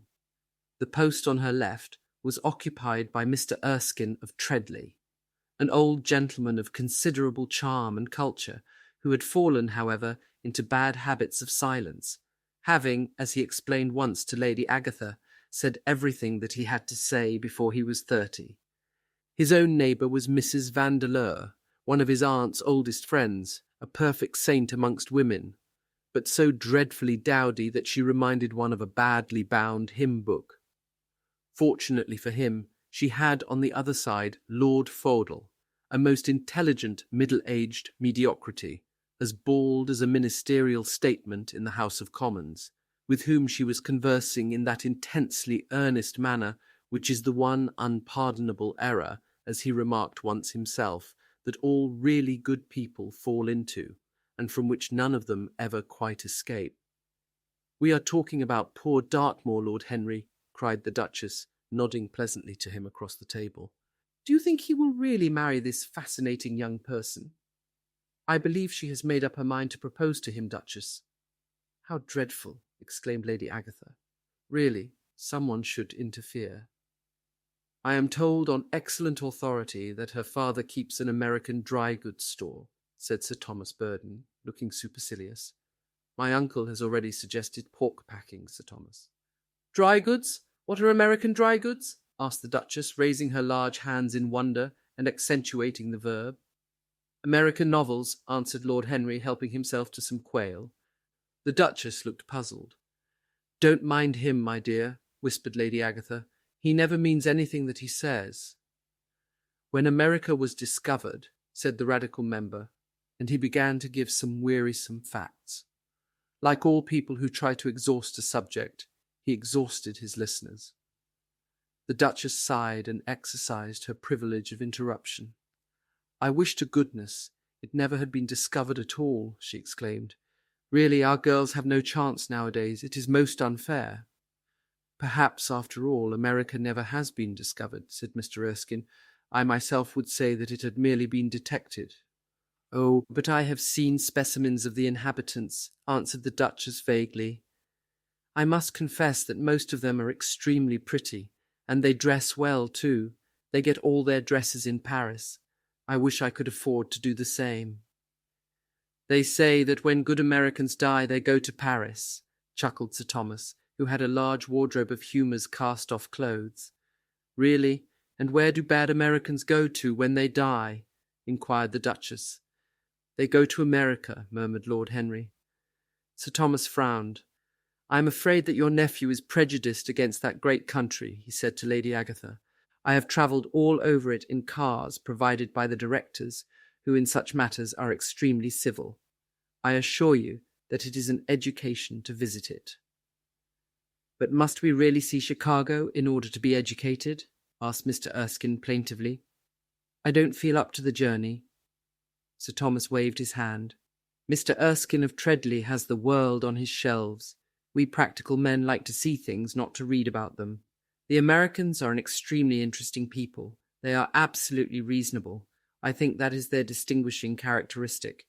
Yes, Mr. Erskine, an absolutely reasonable people. I assure you there is no nonsense about the Americans. How dreadful! Cried Lord Henry. I can stand brute force, but brute reason is quite unbearable. There is something unfair about its use. It is hitting below the intellect. I do not understand you, said Sir Thomas, growing rather red. I do, Lord Henry, murmured Mr. Erskine with a smile. Paradoxes are all very well in their way, rejoined the baronet. Was that a paradox? Asked Mr. Erskine. I did not think so. Perhaps it was. Well, the way of paradoxes is the way of truth. To test reality, we must see it on the tight rope. When the verities become acrobats, we can judge them. Dear me, said Lady Agatha, how you men argue. I am sure I never can make out what you are talking about. Oh, Harry, I am quite vexed with you. Why do you try to persuade our nice Mr. Dorian Gray to give up the East End? I assure you he would be quite invaluable. They would love his playing. I want him to play to me, cried Lord Henry, smiling, and he looked down the table and caught a bright answering glance. But they are so unhappy in Whitechapel, continued Lady Agatha. I can sympathize with everything except suffering, said Lord Henry, shrugging his shoulders. I cannot sympathize with that. It is too ugly, too horrible, too distressing. There is something terribly morbid in the modern sympathy with pain. One should sympathize with the colour, the beauty, the joy of life. The less said about life's sores, the better. Still, the East End is a very important problem, remarked Sir Thomas, with a grave shake of the head. Quite so, answered the young lord. It is the problem of slavery, and we try to solve it by amusing the slaves. The politician looked at him keenly. What change do you propose, then? He asked. Lord Henry laughed. I don't desire to change anything in England except the weather, he answered. I am quite content with philosophic contemplation, but as the 19th century has gone bankrupt through an over-expenditure of sympathy, I would suggest that we should appeal to science to put us straight. The advantage of the emotions is that they lead us astray, and the advantage of science is that it is not emotional. But we have such grave responsibilities, ventured Mrs. Vandeleur timidly. Terribly grave, echoed Lady Agatha. Lord Henry looked over at Mr. Erskine. Humanity takes itself too seriously. It is the world's original sin. If the caveman had known how to laugh, history would have been different. You are really very comforting, warbled the Duchess. I have always felt rather guilty when I came to see your dear aunt, for I take no interest at all in the East End. For the future I shall be able to look her in the face without a blush. A blush is very becoming, Duchess, remarked Lord Henry. Only when one is young, she answered.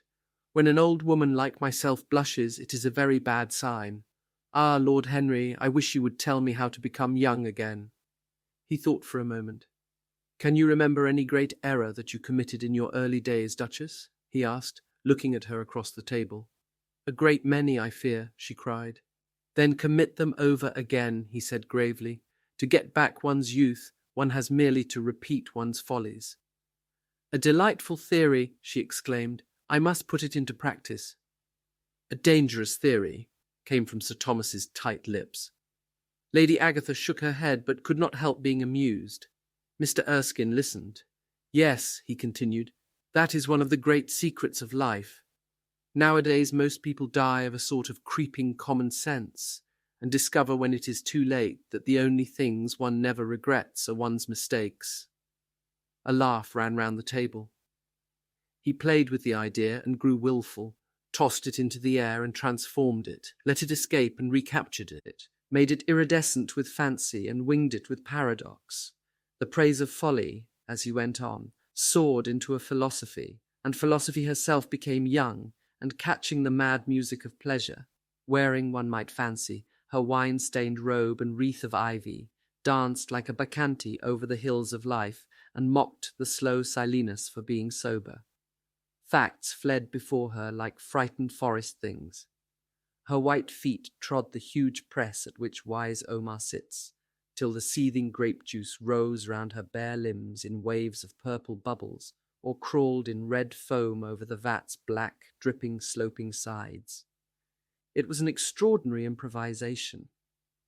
He felt that the eyes of Dorian Gray were fixed on him, and the consciousness that amongst his audience there was one whose temperament he wished to fascinate seemed to give his wit keenness and to lend colour to his imagination. He was brilliant, fantastic, irresponsible. He charmed his listeners out of themselves, and they followed his pipe, laughing. Dorian Gray never took his gaze off him, but sat like one under a spell, smiles chasing each other over his lips and wonder growing grave in his darkening eyes. At last, liveried in the costume of the age, reality entered the room in the shape of a servant to tell the Duchess that her carriage was waiting. She wrung her hands in mock despair. "How annoying!" she cried. "I must go. I have to call for my husband at the club to take him to some absurd meeting at Willis's rooms, where he is going to be in the chair. If I am late, he is sure to be furious. And I couldn't have a scene in this bonnet. It is far too fragile. A harsh word would ruin it. No, I must go, dear Agatha. Goodbye, Lord Henry. You are quite delightful and dreadfully demoralizing. I am sure I don't know what to say about your views. You must come and dine with us some night. Tuesday. Are you disengaged Tuesday?" "For you I would throw over anybody, Duchess," said Lord Henry with a bow. "Ah, that is very nice and very wrong of you," she cried, "so mind you come." And she swept out of the room, followed by Lady Agatha and the other ladies.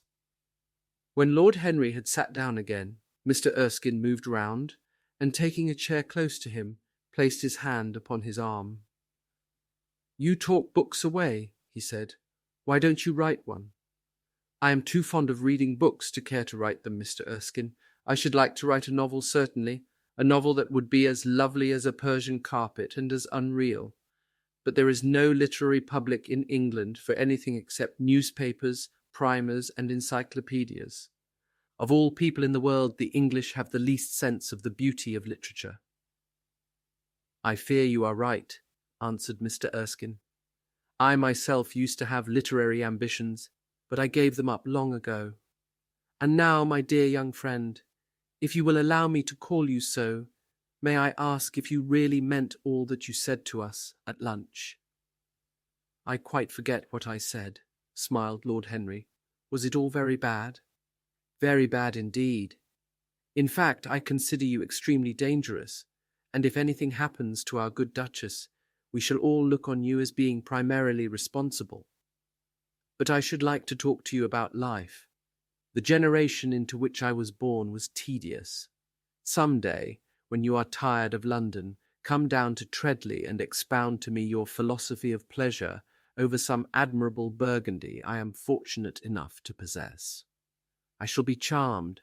A visit to Treadley would be a great privilege. It has a perfect host and a perfect library." "You will complete it," answered the old gentleman with a courteous bow. "And now I must bid good-bye to your excellent aunt. I am due at the Athenaeum. It is the hour when we sleep there. All of you, Mr. Erskine.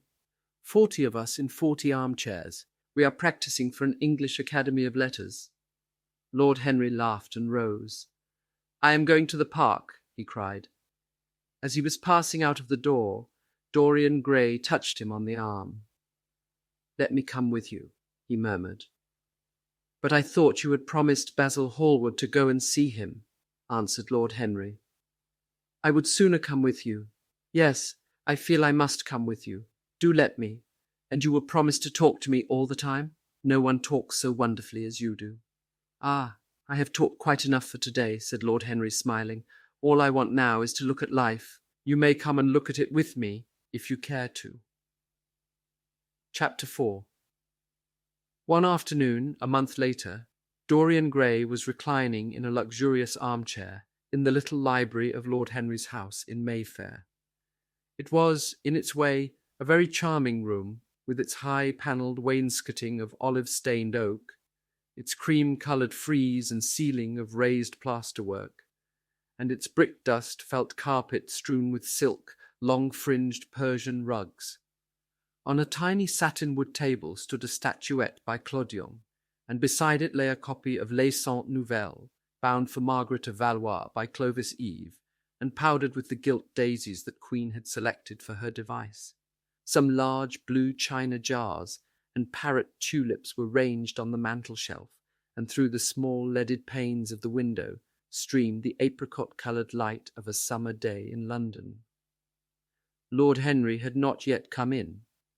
He was always late on principle, his principle being that punctuality is the thief of time. So the lad was looking rather sulky, as with listless fingers he turned over the pages of an elaborately illustrated edition of Manon Lescaut that he had found in one of the bookcases. The formal, monotonous ticking of the Louis XIV clock annoyed him. Once or twice he thought of going away. At last he heard a step outside, and the door opened. "How late you are, Harry," he murmured. "I'm afraid it is not Harry, Mr. Gray," answered a shrill voice. He glanced quickly round and rose to his feet. "I beg your pardon. I thought—" "You thought it was my husband. It is only his wife. You must let me introduce myself. I know you quite well by your photographs. I think my husband has got 17 of them." "Not 17, Lady Henry." "Well, 18 then. And I saw you with him the other night at the opera." She laughed nervously as she spoke, and watched him with her vague, forget-me-not eyes. She was a curious woman, whose dresses always looked as if they had been designed in a rage and put on in a tempest. She was usually in love with somebody, and, as her passion was never returned, she had kept all her illusions. She tried to look picturesque, but only succeeded in being untidy. Her name was Victoria, and she had a perfect mania for going to church. "That was at Lohengrin, Lady Henry, I think." "Yes, it was at dear Lohengrin. I like Wagner's music better than anybody's. It is so loud that one can talk the whole time without other people hearing what one says. That is a great advantage, don't you think so, Mr. Gray?" The same nervous staccato laugh broke from her thin lips, and her fingers began to play with a long tortoise-shell paper knife. Dorian smiled and shook his head. "I am afraid I don't think so, Lady Henry. I never talk during music. At least, during good music. If one hears bad music, it is one's duty to drown it in conversation." "Ah, that is one of Harry's views, isn't it, Mr. Gray? I always hear Harry's views from his friends. It is the only way I get to know of them. But you must not think I don't like good music. I adore it, but I am afraid of it. It makes me too romantic. I have simply worshipped pianists, 2 at a time sometimes, Harry tells me. I don't know what it is about them. Perhaps it is that they are foreigners. They all are, ain't they? Even those that are born in England become foreigners after a time, don't they? It is so clever of them, and such a compliment to art. Makes it quite cosmopolitan, doesn't it? You have never been to any of my parties, have you, Mr. Gray? You must come. I can't afford orchids, but I spare no expense in foreigners. They make one's rooms look so picturesque. But here is Harry. Harry, I came in to look for you, to ask you something. I forget what it was, and I found Mr. Gray here. We have had such a pleasant chat about music. We have quite the same ideas. No, I think our ideas are quite different, but he has been most pleasant. I am so glad I've seen him." "I am charmed, my love, quite charmed," said Lord Henry, elevating his dark, crescent-shaped eyebrows and looking at them both with an amused smile. "So sorry I am late, Dorian. I went to look after a piece of old brocade in Wardour Street and had to bargain for hours for it. Nowadays people know the price of everything and the value of nothing." "I am afraid I must be going," exclaimed Lady Henry, breaking an awkward silence with her silly sudden laugh. "I have promised to drive with the Duchess. Goodbye, Mr. Gray. Goodbye, Harry. You are dining out, I suppose. So am I. Perhaps I shall see you at Lady Thornbury's." "I dare say, my dear," said Lord Henry, shutting the door behind her as, looking like a bird of paradise that had been out all night in the rain, she flitted out of the room, leaving a faint odour of frangipani. Then he lit a cigarette and flung himself down on the sofa. "Never marry a woman with straw-coloured hair, Dorian," he said after a few puffs. "Why, Harry?" "Because they are so sentimental. But I like sentimental people. Never marry at all, Dorian. Men marry because they are tired, Women because they are curious. Both are disappointed. I don't think I am likely to marry Harry. I am too much in love. That is one of your aphorisms. I am putting it into practice, as I do everything that you say. Who are you in love with? Asked Lord Henry after a pause. With an actress, said Dorian Gray, blushing. Lord Henry shrugged his shoulders. That is a rather commonplace debut. You would not say so if you saw her, Harry. Who is she? Her name is Sybil Vane. Never heard of her. No one has. People will some day, however. She is a genius. My dear boy, no woman is a genius. Women are a decorative sex. They never have anything to say, but they say it charmingly. Women represent the triumph of matter over mind, just as men represent the triumph of mind over morals. Harry, how can you? My dear Dorian, it is quite true. I am analysing women at present, so I ought to know. The subject is not so abstruse as I thought it was. I find that ultimately there are only two kinds of women, the plain and the coloured. The plain women are very useful. If you want to gain a reputation for respectability, you have merely to take them down to supper. The other women are very charming. They commit one mistake, however. They paint in order to try and look young. Our grandmothers painted in order to try and talk brilliantly. Rouge and esprit used to go together. That is all over now. As long as a woman can look 10 years younger than her own daughter, she is perfectly satisfied. As for conversation, there are only 5 women in London worth talking to, and 2 of these can't be admitted into decent society. However, tell me about your genius. How long have you known her? Ah, Harry, your views terrify me. Never mind that. How long have you known her? About 3 weeks. And where did you come across her? I will tell you, Harry, but you mustn't be unsympathetic about it. After all, it never would have happened if I had not met you. You filled me with a wild desire to know everything about life. For days after I met you, something seemed to throb in my veins. As I lounged in the park or strolled down Piccadilly, I used to look at every one who passed me and wonder, with a mad curiosity, what sort of lives they led. Some of them fascinated me. Others filled me with terror. There was an exquisite poison in the air. I had a passion for sensations. Well, one evening about 7 o'clock, I determined to go out in search of some adventure. I felt that this grey, monstrous London of ours, with its myriads of people, its sordid sinners, and its splendid sins, as you once phrased it, must have something in store for me. I fancied 1,000 things. The mere danger gave me a sense of delight. I remembered what you had said to me on that wonderful evening when we first dined together, about the search for beauty being the real secret of life. I don't know what I expected, but I went out and wandered eastward, soon losing my way in a labyrinth of grimy streets and black grassless squares. About 8:30, I passed by an absurd little theatre, with great flaring gas jets and gaudy playbills. A hideous Jew, in the most amazing waistcoat I ever beheld in my life, was standing at the entrance smoking a vile cigar. He had greasy ringlets, and an enormous diamond blazed in the centre of a soiled shirt. "Have a box, my lord," he said when he saw me, and he took off his hat with an air of gorgeous civility. There was something about him, Harry, that amused me. He was such a monster. You will laugh at me, I know, but I really went in and paid a whole guinea for the stage box. To the present day, I can't make out why I did so, and yet if I hadn't, my dear Harry, if I hadn't, I should have missed the greatest romance of my life. I see you are laughing. It is horrid of you.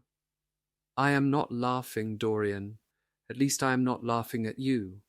But you should not say the greatest romance of your life. You should say the first romance of your life. You will always be loved, and you will always be in love with love. A grand passion is the privilege of people who have nothing to do. That is the one use of the idle classes of a country. Don't be afraid. There are exquisite things in store for you. This is merely the beginning. Do you think my nature so shallow? Cried Dorian Gray angrily. No, I think your nature so deep. How do you mean? My dear boy, The people who love only once in their lives are really the shallow people. What they call their loyalty and their fidelity, I call either the lethargy of custom or their lack of imagination. Faithfulness is to the emotional life what consistency is to the life of the intellect, simply a confession of failure. Faithfulness. I must analyze it some day.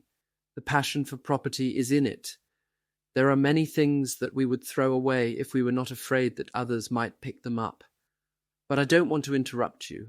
Go on with your story. Well, I found myself seated in a horrid little private box with a vulgar drop scene staring me in the face. I looked out from behind the curtain and surveyed the house. It was a tawdry affair, all cupids and cornucopias, like a third-rate wedding cake. The gallery and pit were fairly full, but the 2 rows of dingy stalls were quite empty, and there was hardly a person in what I suppose they called the dress circle. Women went about with oranges and ginger beer, and there was a terrible consumption of nuts going on. It must have been just like the palmy days of the British drama. Just like, I should fancy, and very depressing. I began to wonder what on earth I should do when I caught sight of the playbill. What do you think the play was, Harry? I should think The Idiot Boy, or Dumb but Innocent. Our fathers used to like that sort of piece, I believe. The longer I live, Dorian, the more keenly I feel that whatever was good enough for our fathers is not good enough for us. In art, as in politics, les grands-pères ont toujours tort. This play was good enough for us, Harry. It was Romeo and Juliet.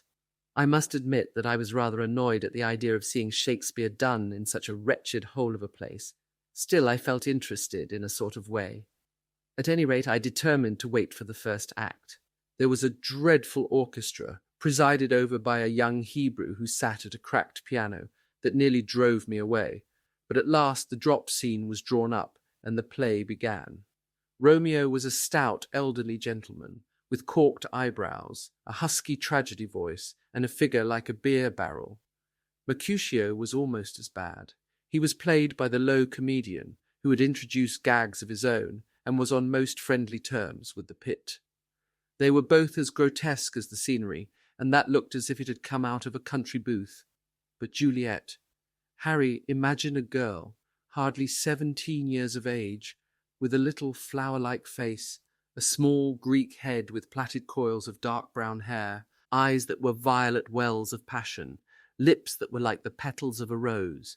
She was the loveliest thing I had ever seen in my life. You said to me once that pathos left you unmoved, but that beauty, mere beauty, could fill your eyes with tears. I tell you, Harry, I could hardly see this girl for the mist of tears that came across me. And her voice, I never heard such a voice. It was very low at first, with deep, mellow notes that seemed to fall singly upon one's ear. Then it became a little louder, and sounded like a flute or a distant hautboy. In the garden scene it had all the tremulous ecstasy that one hears just before dawn, when nightingales are singing. There were moments, later on, when it had the wild passion of violins. You know how a voice can stir one. Your voice and the voice of Sybil Vane are 2 things that I shall never forget. When I close my eyes, I hear them, and each of them says something different. I don't know which to follow. Why should I not love her? Harry, I do love her. She is everything to me in life. Night after night I go to see her play. One evening she is Rosalind, and the next evening she is Imogen. I have seen her die in the gloom of an Italian tomb, sucking the poison from her lover's lips.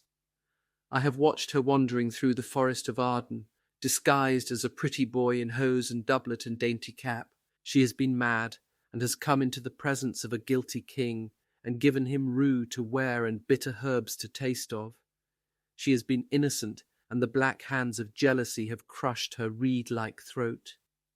I have seen her in every age and in every costume. Ordinary women never appeal to one's imagination. They are limited to their century. No glamour ever transfigures them. One knows their minds as easily as one knows their bonnets. One can always find them. There is no mystery in any of them. They ride in the park in the morning, and chatter at tea parties in the afternoon.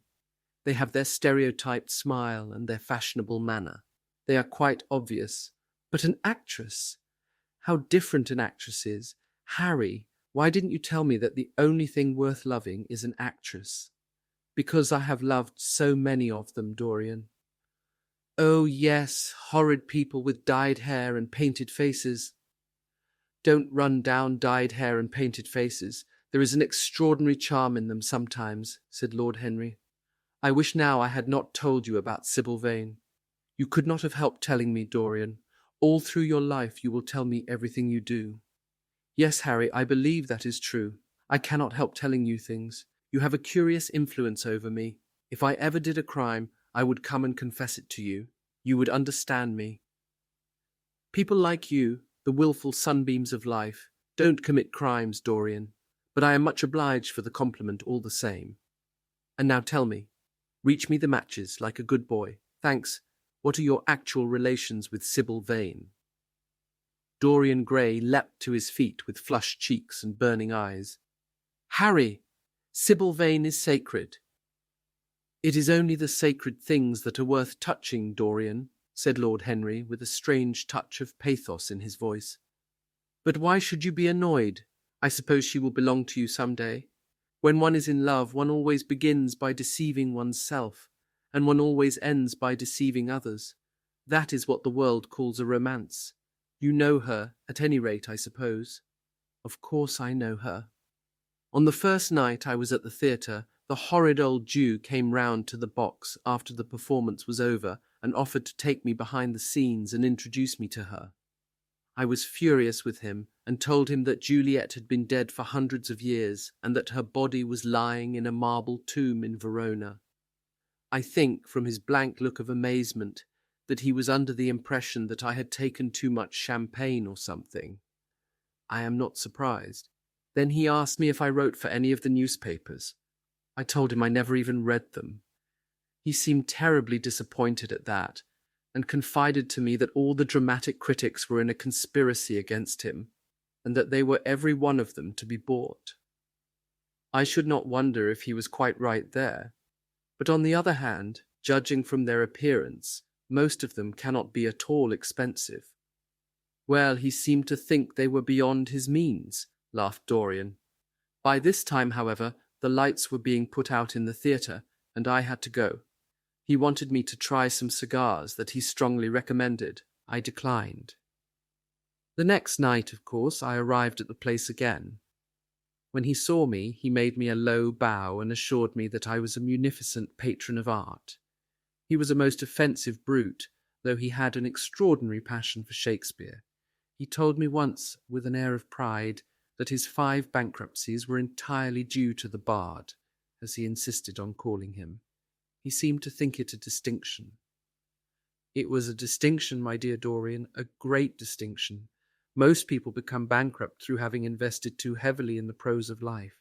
To have ruined oneself over poetry is an honour. But when did you first speak to Miss Sybil Vane? The 3rd night. She had been playing Rosalind. I could not help going round. I had thrown her some flowers, and she had looked at me. At least I fancied that she had. The old Jew was persistent.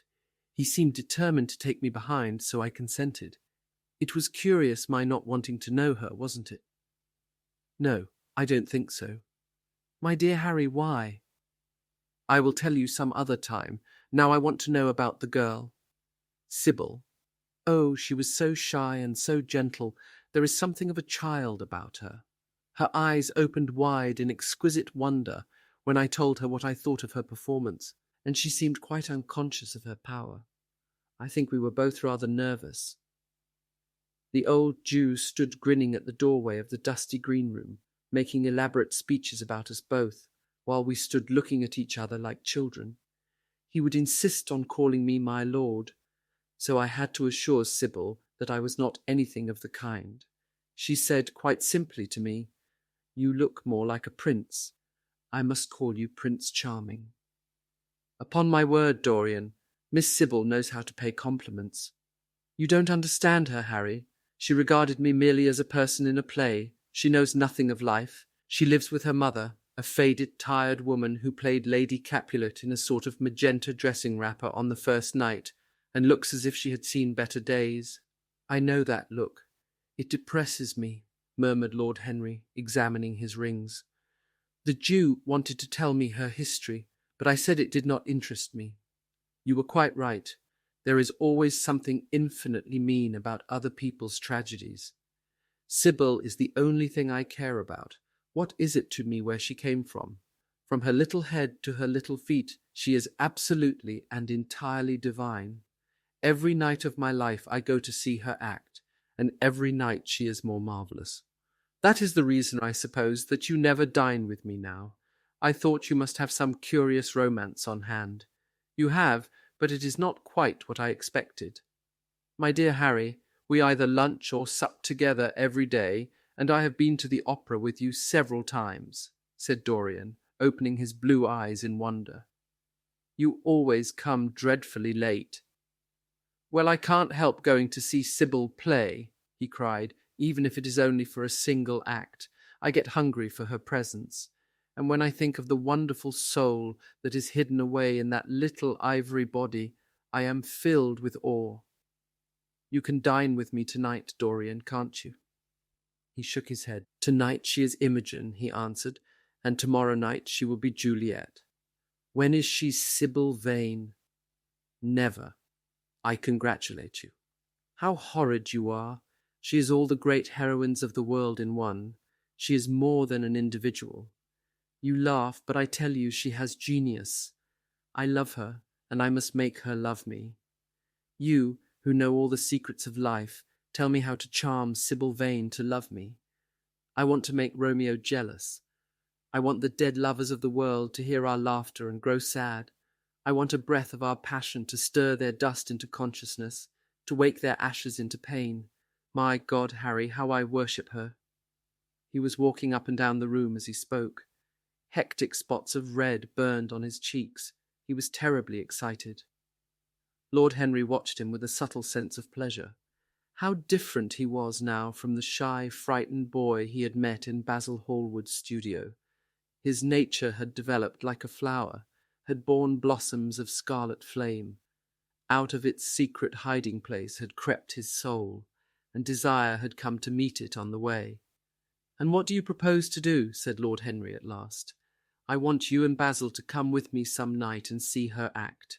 I have not the slightest fear of the result. You are certain to acknowledge her genius. Then we must get her out of the Jew's hands. She is bound to him for 3 years, at least for 2 years and 8 months, from the present time.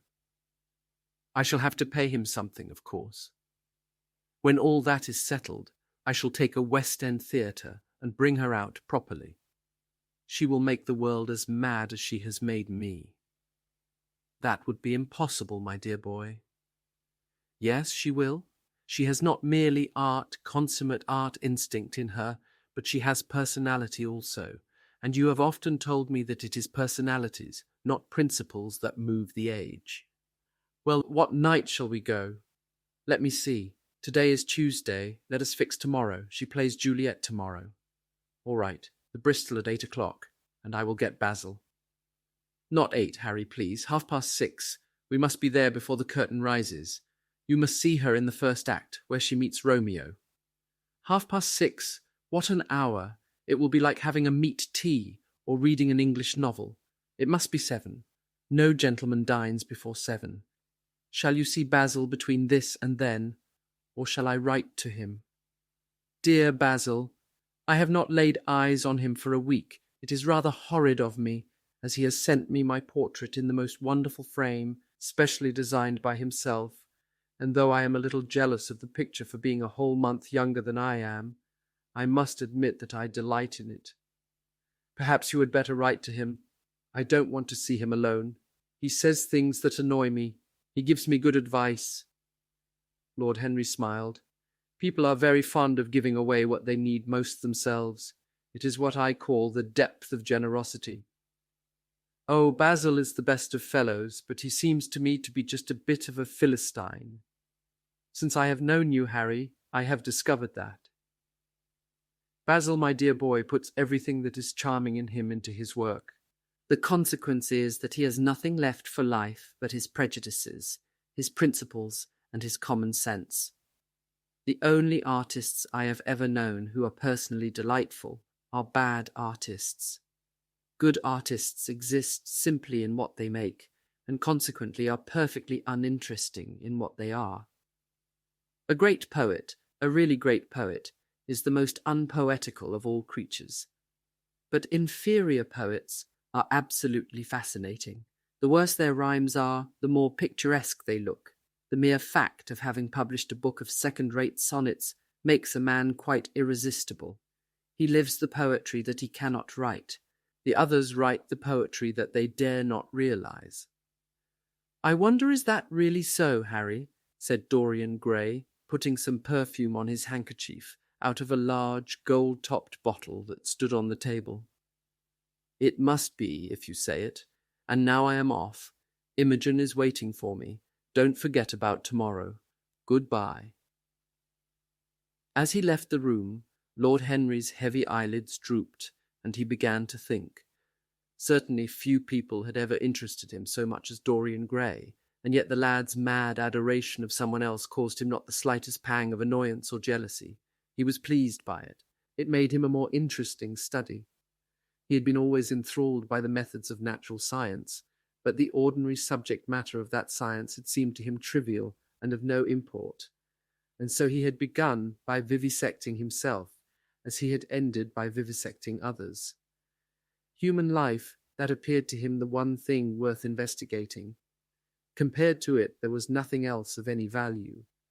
It was true that as one watched life in its curious crucible of pain and pleasure, one could not wear over one's face a mask of glass, nor keep the sulphurous fumes from troubling the brain and making the imagination turbid with monstrous fancies and misshapen dreams.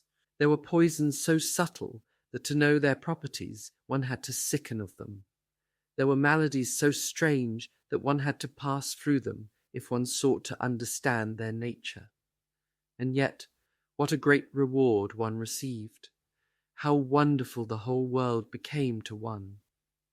To note the curious hard logic of passion and the emotional coloured life of the intellect, to observe where they met and where they separated, at what point they were in unison and at what point they were at discord. There was a delight in that. What matter what the cost was? One could never pay too high a price for any sensation. He was conscious, and the thought brought a gleam of pleasure into his brown agate eyes, that it was through certain words of his, musical words said with musical utterance, that Dorian Gray's soul had turned to this white girl and bowed in worship before her. To a large extent the lad was his own creation. He had made him premature. That was something. Ordinary people waited till life disclosed to them its secrets, but to the few, to the elect, the mysteries of life were revealed before the veil was drawn away.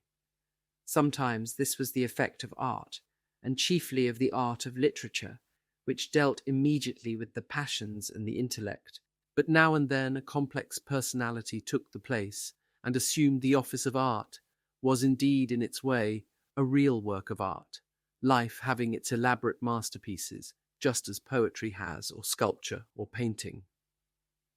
Yes, the lad was premature. He was gathering his harvest while it was yet spring. The pulse and passion of youth were in him, but he was becoming self-conscious. It was delightful to watch him. With his beautiful face and his beautiful soul, he was a thing to wonder at. It was no matter how it all ended, or was destined to end. He was like one of those gracious figures in a pageant or a play, whose joys seem to be remote from one, but whose sorrows stir one's sense of beauty, and whose wounds are like red roses. Soul and body, body and soul, how mysterious they were. There was animalism in the soul, and the body had its moments of spirituality. The senses could refine, and the intellect could degrade. Who could say where the fleshly impulse ceased, or the psychical impulse began? How shallow were the arbitrary definitions of ordinary psychologists, And yet how difficult to decide between the claims of the various schools. Was the soul a shadow seated in the house of sin, or was the body really in the soul, as Giordano Bruno thought? The separation of spirit from matter was a mystery, and the union of spirit with matter was a mystery also. He began to wonder whether we could ever make psychology so absolute a science that each little spring of life would be revealed to us. As it was, we always misunderstood ourselves and rarely understood others. Experience was of no ethical value. It was merely the name men gave to their mistakes. Moralists had, as a rule, regarded it as a mode of warning, had claimed for it a certain ethical efficacy in the formation of character, had praised it as something that taught us what to follow and showed us what to avoid. But there was no motive power in experience. It was as little of an active cause as conscience itself. All that it really demonstrated was that our future would be the same as our past, and that the sin we had done once and with loathing, we would do many times and with joy. It was clear to him that the experimental method was the only method by which one could arrive at any scientific analysis of the passions. And certainly Dorian Gray was a subject made to his hand, and seemed to promise rich and fruitful results. His sudden mad love for Sybil Vane was a psychological phenomenon of no small interest. There was no doubt that curiosity had much to do with it, curiosity and the desire for new experiences, yet it was not a simple, but rather a very complex passion. What there was in it of the purely sensuous instinct of boyhood had been transformed by the workings of the imagination, changed into something that seemed to the lad himself to be remote from sense, and was for that very reason all the more dangerous. It was the passions about whose origin we deceived ourselves that tyrannized most strongly over us. Our weakest motives were those of whose nature we were conscious. It often happened that when we thought we were experimenting on others, we were really experimenting on ourselves. While Lord Henry sat dreaming on these things, a knock came to the door, and his valet entered and reminded him it was time to dress for dinner. He got up and looked out into the street. The sunset had smitten into scarlet gold the upper windows of the houses opposite. The panes glowed like plates of heated metal. The sky above was like a faded rose.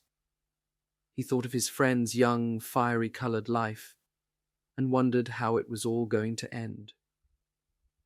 When he arrived home, about 12:30, he saw a telegram lying on the hall table. He opened it and found it was from Dorian Gray. It was to tell him that he was engaged to be married to Sybil Vane. Chapter 5. "Mother, mother, I am so happy," whispered the girl, burying her face in the lap of the faded, tired-looking woman who, with back turned to the shrill, intrusive light, was sitting in the one armchair that their dingy sitting-room contained. "I am so happy," she repeated, "and you must be happy too." Mrs. Vane winced and put her thin, bismuth-whitened hands on her daughter's head. "Happy," she echoed. "I am only happy, Sybil, when I see you act. You must not think of anything but your acting. Mr. Isaacs has been very good to us, and we owe him money." The girl looked up and pouted. "Money, mother?" she cried. "What does money matter? Love is more than money. Mr. Isaacs has advanced us £50 to pay off our debts and to get a proper outfit for James. You must not forget that, Sybil. £50 is a very large sum. Mr. Isaacs has been most considerate." "He is not a gentleman, mother, and I hate the way he talks to me," said the girl, rising to her feet and going over to the window. "I don't know how we could manage without him," answered the elder woman querulously. Sybil Vane tossed her head and laughed. "We don't want him any more, mother. Prince Charming rules life for us now." Then she paused. A rose shook in her blood and shadowed her cheeks. Quick breath parted the petals of her lips. They trembled. Some southern wind of passion swept over her and stirred the dainty folds of her dress. "I love him," she said simply. "Foolish child, foolish child." was the parrot phrase flung in answer.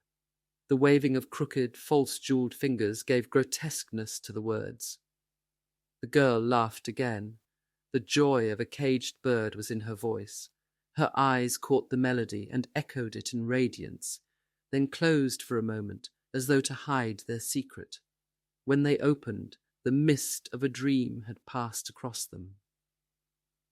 Thin-lipped wisdom spoke at her from the worn chair, hinted at prudence, quoted from that book of cowardice whose author apes the name of common sense. She did not listen. She was free in her prison of passion. Her prince, Prince Charming, was with her. She had called on memory to remake him. She had sent her soul to search for him, and it had brought him back. His kiss burned again upon her mouth. Her eyelids were warm with his breath. Then wisdom altered its method and spoke of espial and discovery. This young man might be rich. If so, marriage should be thought of. Against the shell of her ear broke the waves of worldly cunning. The arrows of craft shot by her. She saw the thin lips moving and smiled. Suddenly she felt the need to speak. The wordy silence troubled her. "Mother, mother," she cried, "why does he love me so much? I know why I love him. I love him because he is like what love himself should be. But what does he see in me? I am not worthy of him. And yet, why, I cannot tell. Though I feel so much beneath him, I don't feel humble. I feel proud, terribly proud. Mother, did you love my father as I love Prince Charming?" The elder woman grew pale beneath the coarse powder that daubed her cheeks, and her dry lips twitched with a spasm of pain. Sybil rushed to her, flung her arms round her neck, and kissed her. "Forgive me, mother. I know it pains you to talk about our father, but it only pains you because you loved him so much. Don't look so sad. I am as happy today as you were 20 years ago. Ah, let me be happy forever. My child, you are far too young to think of falling in love. Besides, what do you know of this young man? You don't even know his name. The whole thing is most inconvenient, and really when James is going away to Australia, and I have so much to think of, I must say that you should have shown more consideration. However, as I said before, if he is rich— mother, let me be happy." Mrs. Vane glanced at her, and with one of those false theatrical gestures that so often become a mode of second nature to a stage player, clasped her in her arms. At this moment the door opened and a young lad with rough brown hair came into the room. He was thick-set of figure, and his hands and feet were large and somewhat clumsy in movement. He was not so finely bred as his sister. One would hardly have guessed the close relationship that existed between them. Mrs. Vane fixed her eyes on him and intensified her smile. She mentally elevated her son to the dignity of an audience. She felt sure that the tableau was interesting. "You might keep some of your kisses for me, Sybil, I think," said the lad with a good-natured grumble. "Ah, but you don't like being kissed, Jim," she cried. "You are a dreadful old bear." And she ran across the room and hugged him. James Vane looked into his sister's face with tenderness. "I want you to come out with me for a walk, Sybil. I don't suppose I shall ever see this horrid London again. I am sure I don't want to." "My son, don't say such dreadful things," murmured Mrs. Vane, taking up a tawdry theatrical dress, with a sigh and beginning to patch it. She felt a little disappointed that he had not joined the group. It would have increased the theatrical picturesqueness of the situation. "Why not, mother? I mean it. You pain me, my son. I trust you will return from Australia in a position of affluence. I believe there is no society of any kind in the colonies, nothing that I would call society, so when you have made your fortune, you must come back and assert yourself in London." "Society," muttered the lad. "I don't want to know anything about that. I should like to make some money to take you and Sybil off the stage. I hate it." "Oh, Jim," said Sybil, laughing, "how unkind of you. But are you really going for a walk with me? That will be nice. I was afraid you were going to say goodbye to some of your friends. To Tom Hardy, who gave you that hideous pipe, or Ned Langton, who makes fun of you for smoking it.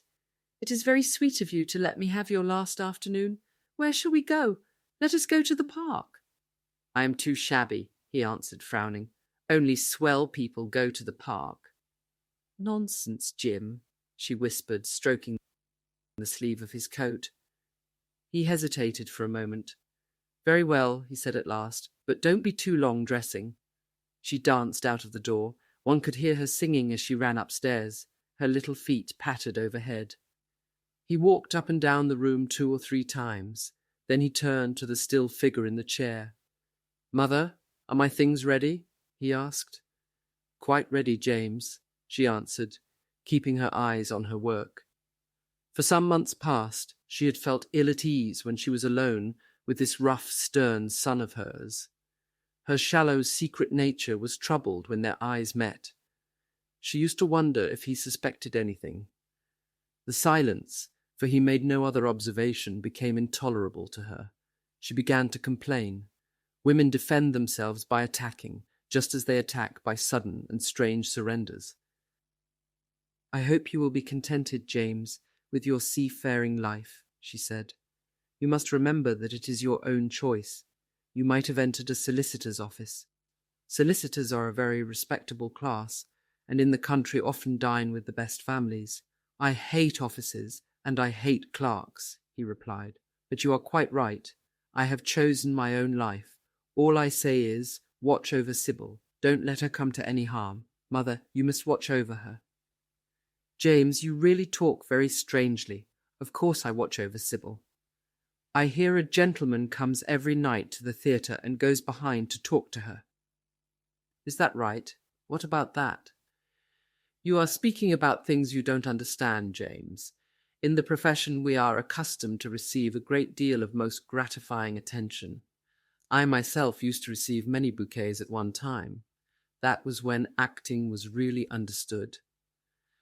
As for Sybil, I do not know at present whether her attachment is serious or not. But there is no doubt that the young man in question is a perfect gentleman. He is always most polite to me. Besides, he has the appearance of being rich, and the flowers he sends are lovely." "You don't know his name, though," said the lad harshly.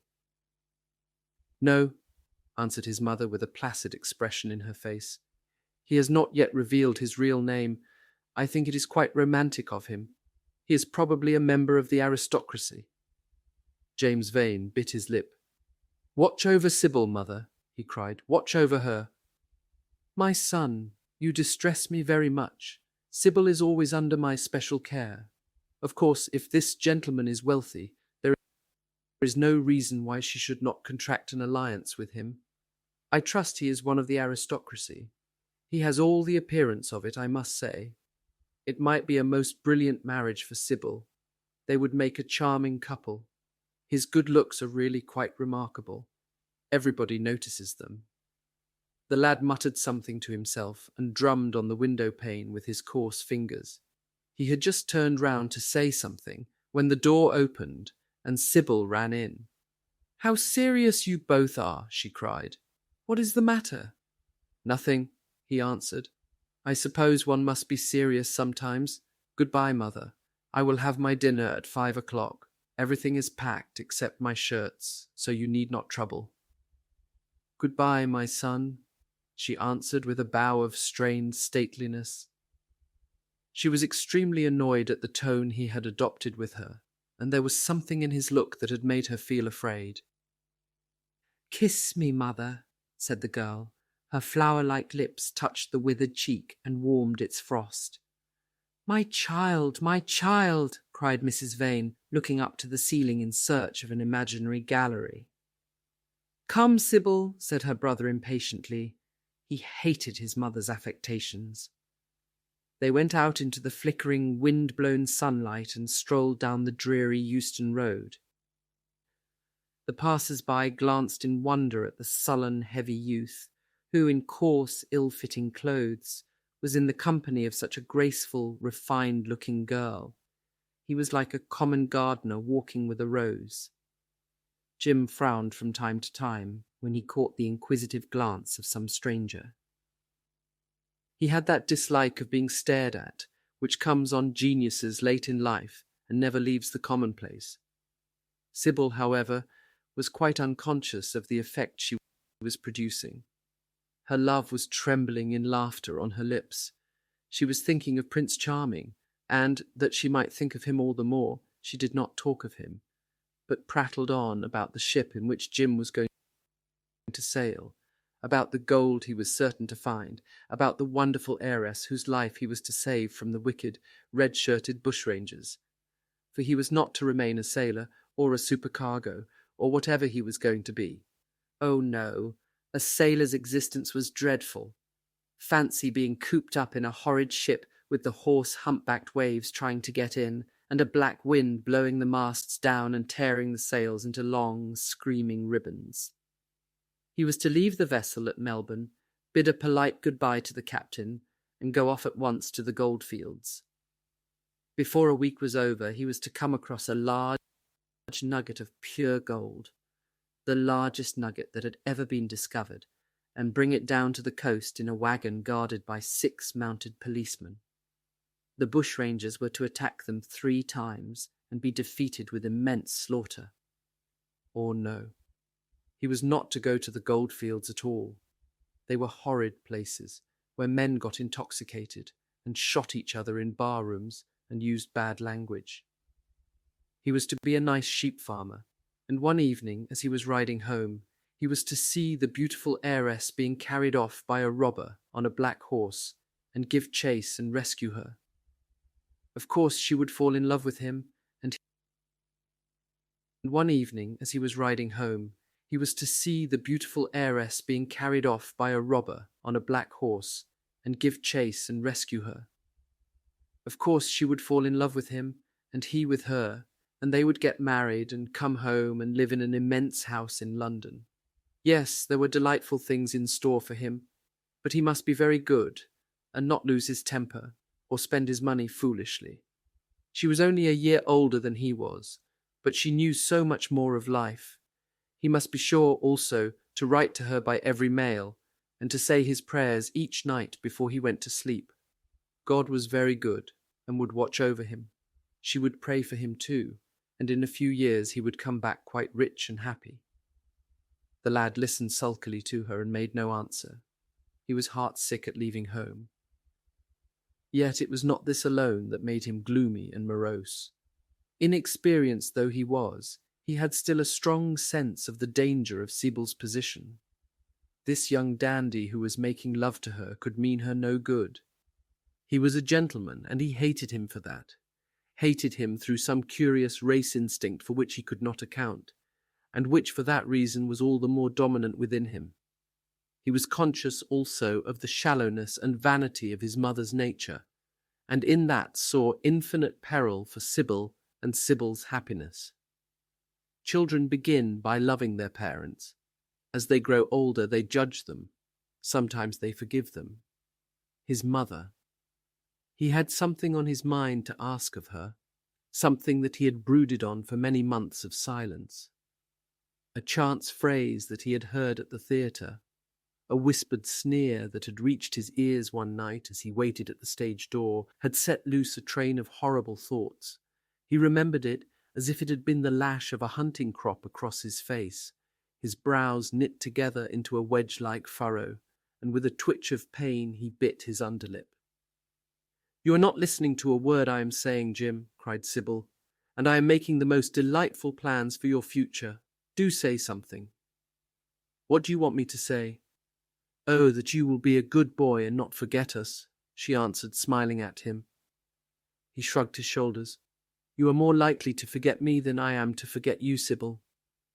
She flushed. "What do you mean, Jim?" she asked. "You have a new friend, I hear. Who is he?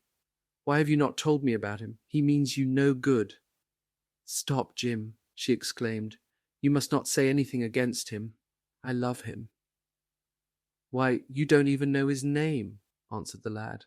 "Who is he? I have a right to know." "He is called Prince Charming. Don't you like the name?" "Oh, you silly boy. You should never forget it. If you only saw him, you would think him the most wonderful person in the world. Some day you will meet him. When you come back from Australia, you will like him so much, Everybody likes him, and I love him. I wish you could come to the theatre tonight. He is going to be there, and I am to play Juliet. Oh, how I shall play it! Fancy, Jim, to be in love and play Juliet, to have him sitting there, to play for his delight. I am afraid I may frighten the company, frighten or enthrall them. To be in love is to surpass oneself. Poor dreadful Mr. Isaacs will be shouting genius to his loafers at the bar. He has preached me as a dogma. Tonight he will announce me as a revelation. I feel it, and it is all his only Prince Charming, my wonderful lover, my God of graces, but I am poor beside him. Poor? What does that matter? When poverty creeps in at the door, love flies in through the window. Our proverbs want rewriting. They were made in winter, and it is summer now. Springtime for me, I think, a very dance of blossoms in blue skies. He is a gentleman, said the lad sullenly. A prince, she cried musically. What more do you want? He wants to enslave you. I shudder at the thought of being free. I want you to beware of him. To see him is to worship him. To know him is to trust him. Sybil, you are mad about him. She laughed and took his arm. You dear old Jim, you talk as if you were 100. Some day you will be in love yourself. Then you will know what it is. Don't look so sulky. Surely you should be glad to think that, though you are going away, you leave me happier than I have ever been before. Life has been hard for us both, terribly hard and difficult. But it will be different now. You are going to a new world, and I have found one. Here are 2 chairs. Let us sit down and see the smart people go by. They took their seats amidst a crowd of watchers. The tulip beds across the road flamed like throbbing rings of fire. A white dust, tremulous cloud of orris root, it seemed, hung in the panting air. The brightly coloured parasols danced and dipped like monstrous butterflies. She made her brother talk of himself, his hopes, his prospects. He spoke slowly and with effort. They passed words to each other as players at a game pass counters. Sybil felt oppressed. She could not communicate her joy. A faint smile curving that sullen mouth was all the echo she could win. After some time she became silent. Suddenly she caught a glimpse of golden hair and laughing lips, and in an open carriage with 2 ladies, Dorian Gray drove past. She started to her feet. There he is, she cried. Who? Said Jim Vane. Prince Charming, she answered, looking after the Victoria. He jumped up and seized her roughly by the arm. Show him to me. Which is he? Point him out. I must see him, he exclaimed, but at that moment the Duke of Berwick's 4 in hand came between, and when it had left the space clear, the carriage had swept out of the park. He is gone, murmured Sybil, sadly. I wish you had seen him. I wish I had, for as sure as there is a God in heaven, if he ever does you any wrong, I shall kill him. She looked at him in horror. He repeated his words. They cut the air like a dagger. The people round began to gape. A lady standing close to her tittered. Come away, Jim, come away, she whispered. He followed her doggedly as she passed through the crowd. He felt glad at what he had said. When they reached the Achilles statue, she turned round. There was pity in her eyes that became laughter on her lips. She shook her head at him. You are foolish, Jim, utterly foolish. A bad-tempered boy, that is all. How can you say such horrible things? You don't know what you are talking about. You are simply jealous and unkind. Ah, I wish you would fall in love. Love makes people good, and what you said was wicked. I am 16, he answered, and I know what I am about. Mother is no help to you. She doesn't understand how to look after you. I wish now that I was not going to Australia at all. I have a great mind to chuck the whole thing up. I would, if my articles hadn't been signed. Oh, don't be so serious, Jim. You are like one of the heroes of those silly melodramas Mother used to be so fond of acting in. I am not going to quarrel with you. I have seen him, and oh, to see him is perfect happiness. We won't quarrel. I know you would never harm anyone I love, would you? Not as long as you love him, I suppose, was the sullen answer. I shall love him for ever, she cried. And he? For ever too. He had better. She shrank from him. Then she laughed and put her hand on his arm.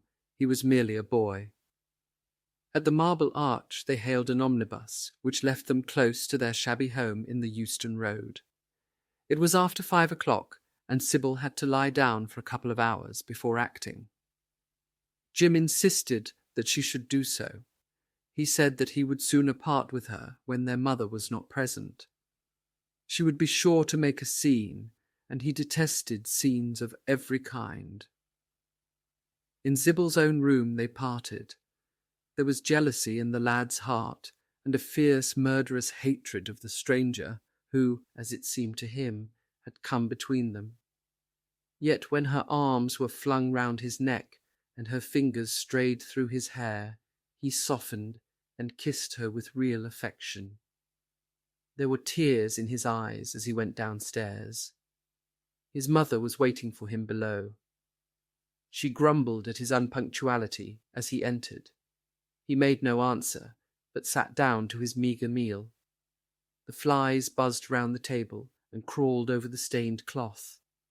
Through the rumble of omnibuses and the clatter of street cabs, he could hear the droning voice devouring each minute that was left to him. After some time, he thrust away his plate and put his head in his hands. He felt that he had a right to know. It should have been told to him before, if it was as he suspected. Leaden with fear, his mother watched him. Words dropped mechanically from her lips. A tattered lace handkerchief twitched in her fingers. When the clock struck 6, he got up and went to the door. Then he turned back and looked at her. Their eyes met. In hers he saw a wild appeal for mercy. It enraged him. "Mother, I have something to ask you," he said. Her eyes wandered vaguely about the room. She made no answer. "Tell me the truth. I have a right to know. Were you married to my father?" She heaved a deep sigh. It was a sigh of relief. The terrible moment, the moment that night and day for weeks and months she had dreaded, had come at last, and yet she felt no terror. Indeed, in some measure it was a disappointment to her. The vulgar directness of the question called for a direct answer. The situation had not been gradually led up to. It was crude. It reminded her of a bad rehearsal. "No," she answered, wondering at the harsh simplicity of life. "My father was a scoundrel then," cried the lad, clenching his fists. She shook her head. "I knew he was not free. We loved each other very much. If he had lived, he would have made provision for us. Don't speak against him, my son. He was your father, and a gentleman. Indeed, he was highly connected." An oath broke from his lips. "I don't care for myself," he exclaimed, "but don't let Sybil. It is a gentleman, isn't it, who is in love with her, or says he is? Highly connected, too, I suppose." For a moment a hideous sense of humiliation came over the woman. Her head drooped. She wiped her eyes with shaking hands. "Sybil has a mother," she murmured. "I had none." The lad was touched. He went towards her, and stooping down, he kissed her. "I am sorry if I have pained you by asking about my father," he said, "but I could not help it. I must go now. Goodbye. Don't forget that you will have only one child now to look after, and believe me that if this man wrongs my sister, I will find out who he is, track him down, and kill him like a dog. I swear it." The exaggerated folly of the threat, the passionate gesture that accompanied it, the mad melodramatic words, made life seem more vivid to her. She was familiar with the atmosphere. She breathed more freely, and for the first time for many months she really admired her son. She would have liked to have continued the scene on the same emotional scale, but he cut her short. Trunks had to be carried down and mufflers looked for. The lodging-house drudge bustled in and out. There was the bargaining with the cabman. The moment was lost in vulgar details. It was with a renewed feeling of disappointment that she waved the tattered lace handkerchief from the window as her son drove away. She was conscious that a great opportunity had been wasted. She consoled herself by telling Sybil how desolate she felt her life would be, now that she had only one child to look after. She remembered the phrase. It had pleased her. Of the threat she said nothing. It was vividly and dramatically expressed. She felt that they would all laugh at it some day. Chapter 6. "I suppose you have heard the news, Basil?" said Lord Henry that evening, as Hallward was shown into a little private room at the Bristol where dinner had been laid for 3. "No, Harry," answered the artist, giving his hat and coat to the bowing waiter. "What is it?" "Nothing about politics, I hope. They don't interest me. There is hardly a single person in the House of Commons worth painting, though many of them would be the better for a little whitewashing." "Dorian Gray is engaged to be married," said Lord Henry, watching him as he spoke. Hallward started and then frowned. "Dorian engaged to be married!" he cried. "Impossible!" "It is perfectly true." "To whom?" "To some little actress or other." "I can't believe it. Dorian is far too sensible." "Dorian is far too wise not to do foolish things now and then, my dear Basil." "Marriage is hardly a thing that one can do now and then, Harry." "Except in America," rejoined Lord Henry languidly. "But I didn't say he was married. I said he was engaged to be married. There is a great difference. I have a distinct remembrance of being married, but I have no recollection at all of being engaged. I am inclined to think that I never was engaged. But think of Dorian's birth and position and wealth. It would be absurd for him to marry so much beneath him. If you want to make him marry this girl, tell him that, Basil. He is sure to do it then. Whenever a man does a thoroughly stupid thing, it is always from the noblest motives. I hope the girl is good, Harry. I don't want to see Dorian tied to some vile creature who might degrade his nature and ruin his intellect." "Oh, she is better than good. She is beautiful," murmured Lord Henry, sipping a glass of vermouth and orange bitters. "Dorian says she is beautiful, and he is not often wrong about things of that kind." "Your portrait of him has quickened his appreciation of the personal appearance of other people. It has had that excellent effect, amongst others. We are to see her tonight, if that boy doesn't forget his appointment." "Are you serious?" "Quite serious, Basil. I should be miserable if I thought I should ever be more serious than I am at the present moment." "But do you approve of it, Harry?" asked the painter, walking up and down the room and biting his lip. "You can't approve of it, possibly. It is some silly infatuation." "I never approve or disapprove of anything now. It is an absurd attitude to take towards life. We are not sent into the world to air our moral prejudices. I never take any notice of what common people say, and I never interfere with what charming people do. If a personality fascinates me, whatever mode of expression that personality selects is absolutely delightful to me. Dorian Gray falls in love with a beautiful girl who acts Juliet and proposes to marry her. Why not? If he wedded Messalina, he would be none the less interesting. You know I am not a champion of marriage. The real drawback to marriage is that it makes one unselfish. And unselfish people are colourless. They lack individuality. Still, there are certain temperaments that marriage makes more complex. They retain their egotism and add to it many other egos. They are forced to have more than one life. They become more highly organized. And to be highly organized is, I should fancy, the object of man's existence. Besides, every experience is of value, and whatever one may say against marriage, it is certainly an experience. I hope that Dorian Gray will make this girl his wife, passionately adore her for 6 months, and then suddenly become fascinated by someone else. He would be a wonderful study. You don't mean a single word of all that, Harry. You know you don't. If Dorian Gray's life was spoiled, no one would be sorrier than yourself. You are much better than you pretend to be." Lord Henry laughed. "The reason we all like to think so well of others is that we are all afraid for ourselves. The basis of optimism is sheer terror. We think that we are generous because we credit our neighbour with the possession of those virtues that are likely to be a benefit to us. We praise the banker that we may overdraw our account and find good qualities in the highwayman in the hope that he may spare our pockets. I mean everything that I have said. I have the greatest contempt for optimism. As for a spoiled life, no life is spoiled but one whose growth is arrested. If you want to mar a nature, you have merely to reform it. As for marriage, of course that would be silly, but there are other and more interesting bonds between men and women. I will certainly encourage them. They have the charm of being fashionable. But here is Dorian himself. He will tell you more than I can. My dear Harry, my dear Basil, you must both congratulate me, said the lad, throwing off his evening cape with its satin-lined wings and shaking each of his friends by the hand in turn. I have never been so happy. Of course it is sudden, all really delightful things are, and yet it seems to me to be the one thing I have been looking for all my life. He was flushed with excitement and pleasure, and looked extraordinarily handsome. I hope you will always be very happy, Dorian, said Hallward, but I don't quite forgive you for not having let me know of your engagement. You let Harry know. And I don't forgive you for being late for dinner, broke in Lord Henry, putting his hand on the lad's shoulder and smiling as he spoke.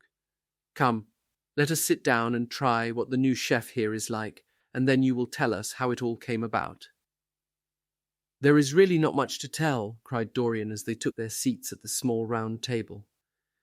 What happened was simply this.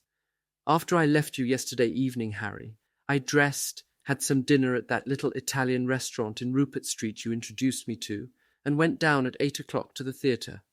Sybil was playing Rosalind. Of course, the scenery was dreadful and the Orlando absurd. But Sybil, you should have seen her. When she came on in her boy's clothes, she was perfectly wonderful.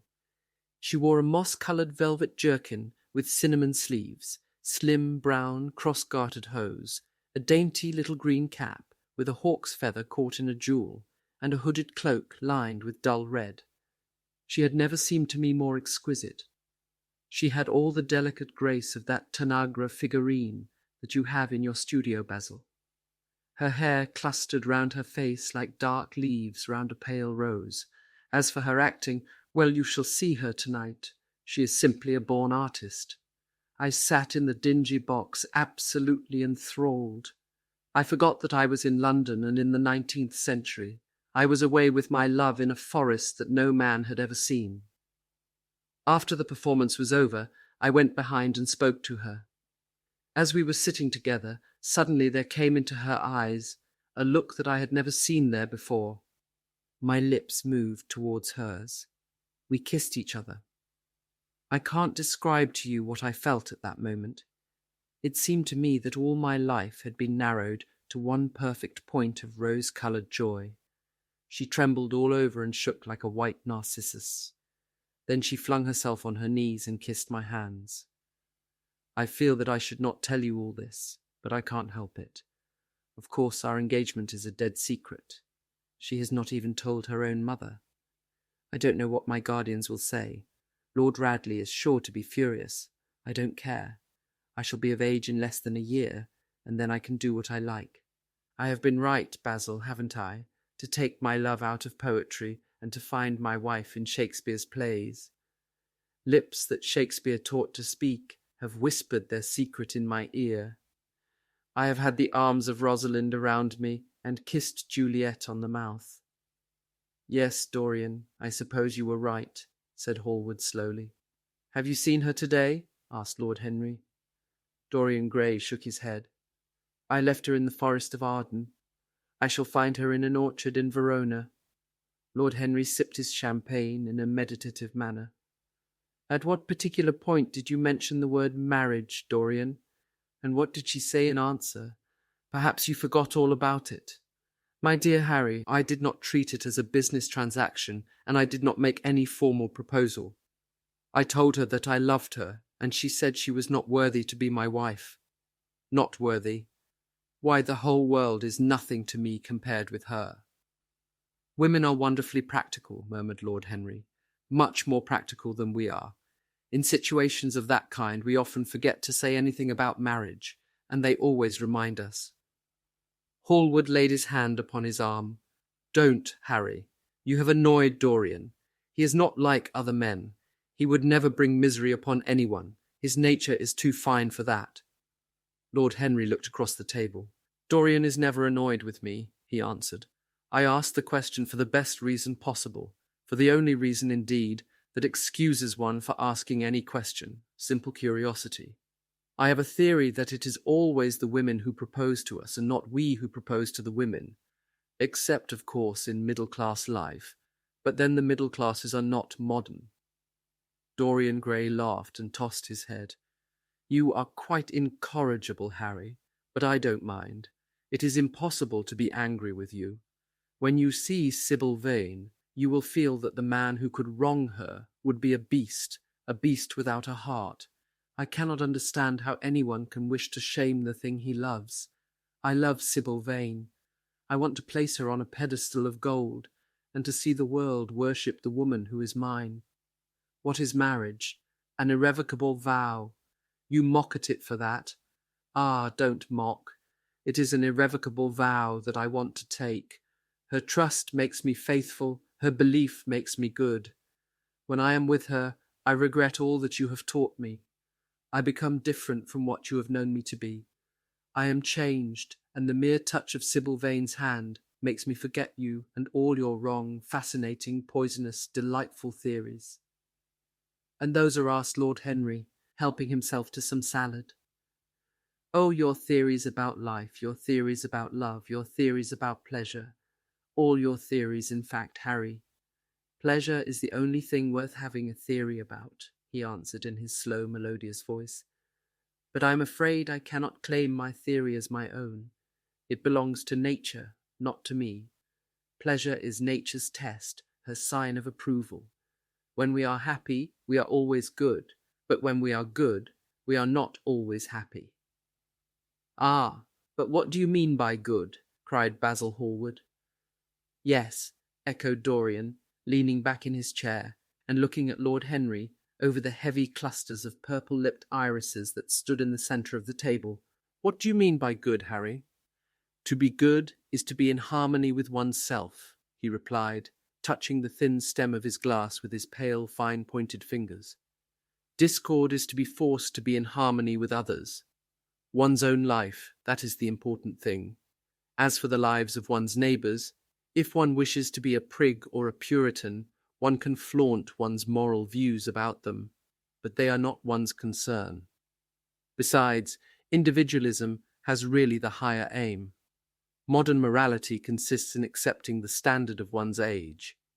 I consider that for any man of culture to accept the standard of his age is a form of the grossest immorality.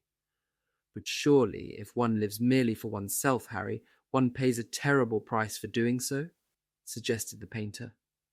Yes, we are overcharged for everything nowadays.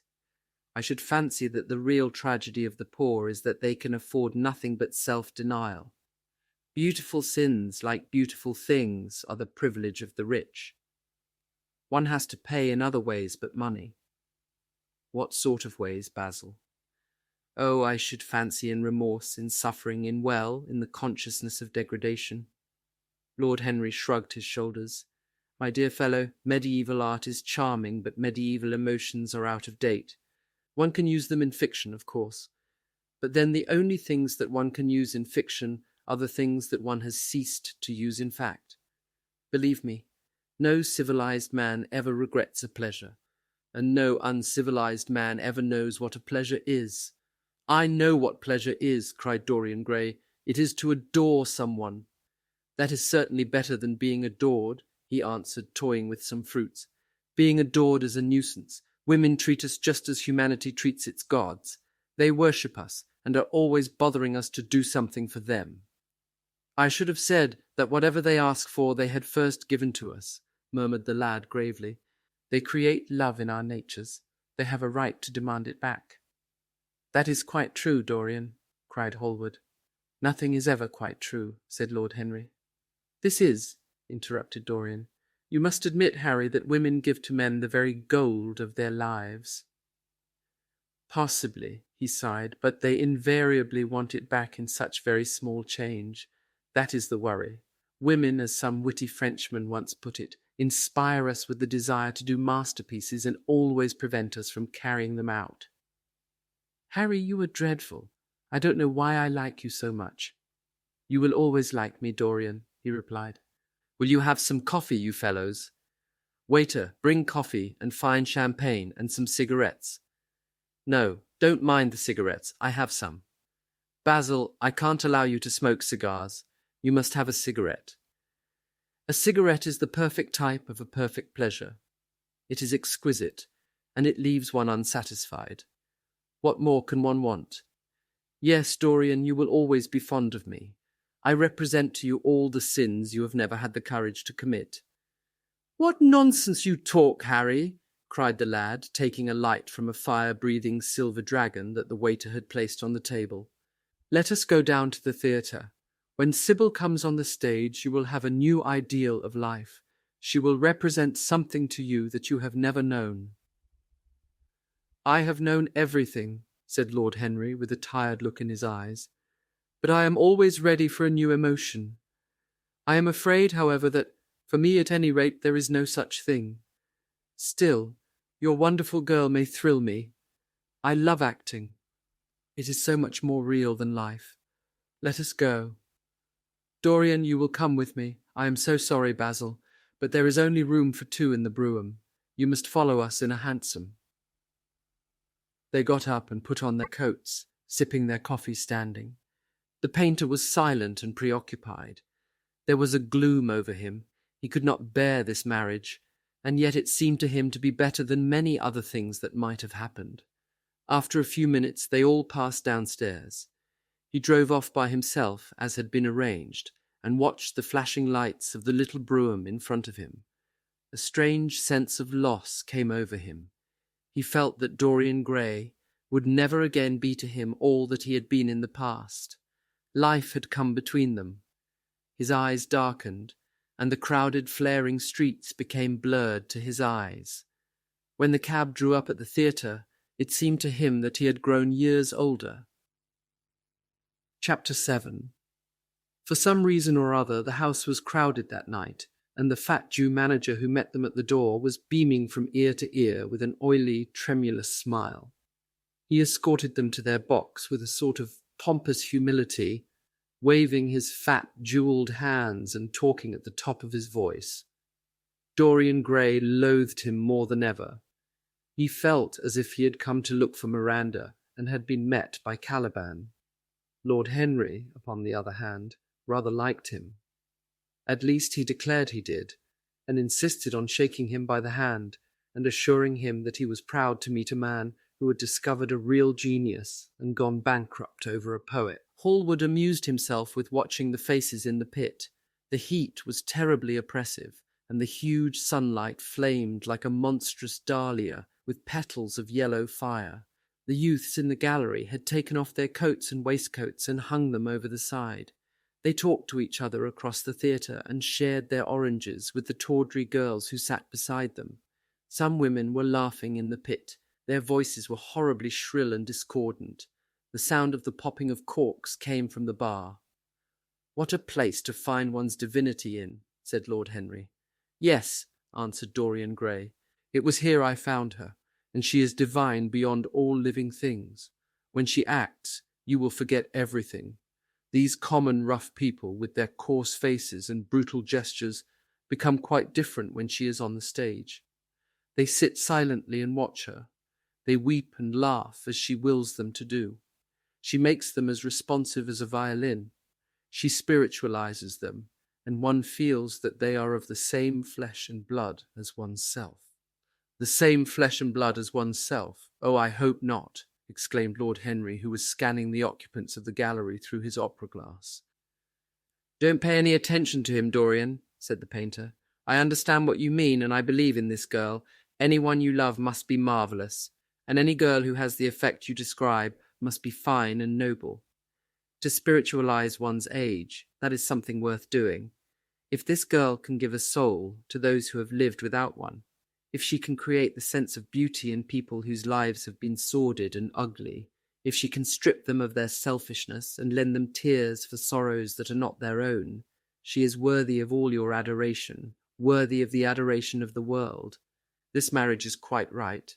I did not think so at first, but I admit it now. The gods made Sybil Vane for you. Without her, you would have been incomplete." "Thanks, Basil," answered Dorian Gray, pressing his hand. "I knew that you would understand me. Harry is so cynical, he terrifies me. But here is the orchestra. It is quite dreadful, but it only lasts for about 5 minutes. Then the curtain rises, and you will see the girl to whom I am going to give all my life, to whom I have given everything that is good in me." A quarter of an hour afterwards, amidst an extraordinary turmoil of applause, Sybil Vane stepped onto the stage. Yes, she was certainly lovely to look at. One of the loveliest creatures, Lord Henry thought, that he had ever seen. There was something of the fawn in her shy grace and startled eyes. A faint blush, like the shadow of a rose in a mirror of silver, came to her cheeks as she glanced at the crowded, enthusiastic house. She stepped back a few paces, and her lips seemed to tremble. Basil Hallward leaped to his feet and began to applaud. Motionless, and as one in a dream, sat Dorian Gray, gazing at her. Lord Henry peered through his glasses, murmuring, "Charming, charming." The scene was the hall of Capulet's house, and Romeo in his pilgrim's dress had entered with Mercutio and his other friends. The band, such as it was, struck up a few bars of music, and the dance began. Through the crowd of ungainly, shabbily dressed actors, Sybil Vane moved like a creature from a finer world. Her body swayed while she danced, as a plant sways in the water. The curves of her throat were the curves of a white lily. Her hands seemed to be made of cool ivory. Yet she was curiously listless. She showed no sign of joy when her eyes rested on Romeo. The few words she had to speak, "Good pilgrim, you do wrong your hand too much," which mannerly devotion shows in this, for saints have hands that pilgrims' hands do touch, and palm to palm is holy palmer's kiss, with the brief dialogue that follows, were spoken in a thoroughly artificial manner.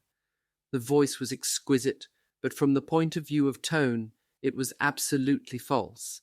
It was wrong in colour. It took away all the life from the verse. It made the passion unreal. Dorian Gray grew pale as he watched her. He was puzzled and anxious. Neither of his friends dared to say anything to him. She seemed to them to be absolutely incompetent. They were horribly disappointed. Yet they felt that the true test of any Juliet is the balcony scene of the second act. They waited for that. If she failed there was nothing in her. She looked charming as she came out in the moonlight. That could not be denied, but the staginess of her acting was unbearable and grew worse as she went on. Her gestures became absurdly artificial. She overemphasized everything that she had to say. The beautiful passage, "Thou knowest the mask of night is on my face, else would a maiden blush bepaint my cheek, for that which thou hast heard me speak tonight," was declaimed with the painful precision of a schoolgirl who has been taught to recite by some second-rate professor of elocution. When she leaned over the balcony and came to those wonderful lines, "Although I joy in thee, I have no joy of this contract tonight. It is too rash, too unadvised, too sudden, too like the lightning which doth cease to be ere one can say, it lightens. Sweet good night. This bud of love by summer's ripening breath may prove a beauteous flower when next we meet." She spoke the words as though they conveyed no meaning to her. It was not nervousness. Indeed, so far from being nervous, she was absolutely self-contained. It was simply bad art. She was a complete failure. Even the common uneducated audience of the pit and gallery lost their interest in the play. They got restless and began to talk loudly and to whistle. The Jew manager, who was standing at the back of the dress circle, stamped and swore with rage. The only person unmoved was the girl herself. When the second act was over, there came a storm of hisses, and Lord Henry got up from his chair and put on his coat. "She is quite beautiful, Dorian," he said, "but she can't act. Let us go." "I am going to see the play through," answered the lad in a hard, bitter voice. "I am awfully sorry that I have made you waste an evening, Harry. I apologize to you both." "My dear Dorian, I should think Miss Vane was ill," interrupted Hallward. "We will come some other night." "I wish she were ill," he rejoined. but she seems to me to be simply callous and cold. She is entirely altered. Last night she was a great artist. This evening she is merely a commonplace, mediocre actress. Don't talk like that about anyone you love, Dorian. Love is a more wonderful thing than art. They are both simply forms of imitation, remarked Lord Henry. But do let us go. Dorian, you must not stay here any longer. It is not good for one's morals to see bad acting. Besides, I don't suppose you will want your wife to act. So what does it matter if she plays Juliet like a wooden doll? She is very lovely, and if she knows as little about life as she does about acting, she will be a delightful experience. There are only two kinds of people who are really fascinating: people who know absolutely everything, and people who know absolutely nothing. Good heavens, my dear boy, don't look so tragic. The secret of remaining young is never to have an emotion that is unbecoming. Come to the club with Basil and myself. We will smoke cigarettes and drink to the beauty of Sybil Vane. She is beautiful. What more can you want? Go away, Harry, cried the lad. I want to be alone. Basil, you must go. Ah, can't you see that my heart is breaking? The hot tears came to his eyes. His lips trembled, and rushing to the back of the box, he leaned up against the wall, hiding his face in his hands. Let us go, Basil, said Lord Henry with a strange tenderness in his voice, and the two young men passed out together. A few moments afterwards the footlights flared up, and the curtain rose on the third act. Dorian Gray went back to his seat. He looked pale and proud and indifferent. The play dragged on and seemed interminable. Half of the audience went out, tramping in heavy boots and laughing. The whole thing was a fiasco. The last act was played to almost empty benches. The curtain went down on a titter and some groans. As soon as it was over, Dorian Gray rushed behind the scenes into the green room. The girl was standing there alone, with a look of triumph on her face. Her eyes were lit with an exquisite fire. There was a radiance about her. Her parted lips were smiling over some secret of their own. When he entered, she looked at him, and an expression of infinite joy came over her. "How badly I acted tonight, Dorian," she cried. "Horribly," he answered, gazing at her in amazement. "Horribly, it was dreadful. Are you ill? You have no idea what it was. You have no idea what I suffered." The girl smiled. "Dorian," she answered, lingering over his name with long-drawn music in her voice, as though it was sweeter than honey to the red petals of her mouth. "Dorian, you should have understood, but you understand now, don't you?" "Understand what?" he asked angrily. "Why I was so bad tonight, why I shall always be bad, why I shall never act well again." He shrugged his shoulders. "You are ill, I suppose. When you are ill you shouldn't act. You make yourself ridiculous. My friends were bored. I was bored." She seemed not to listen to him. She was transfigured with joy. An ecstasy of happiness dominated her. "Dorian, Dorian," she cried, "before I knew you, acting was the one reality of my life. It was only in the theatre that I lived. I thought that it was all true. I was Rosalind one night and Portia the other. The joy of Beatrice was my joy, and the sorrows of Cordelia were mine also. I believed in everything.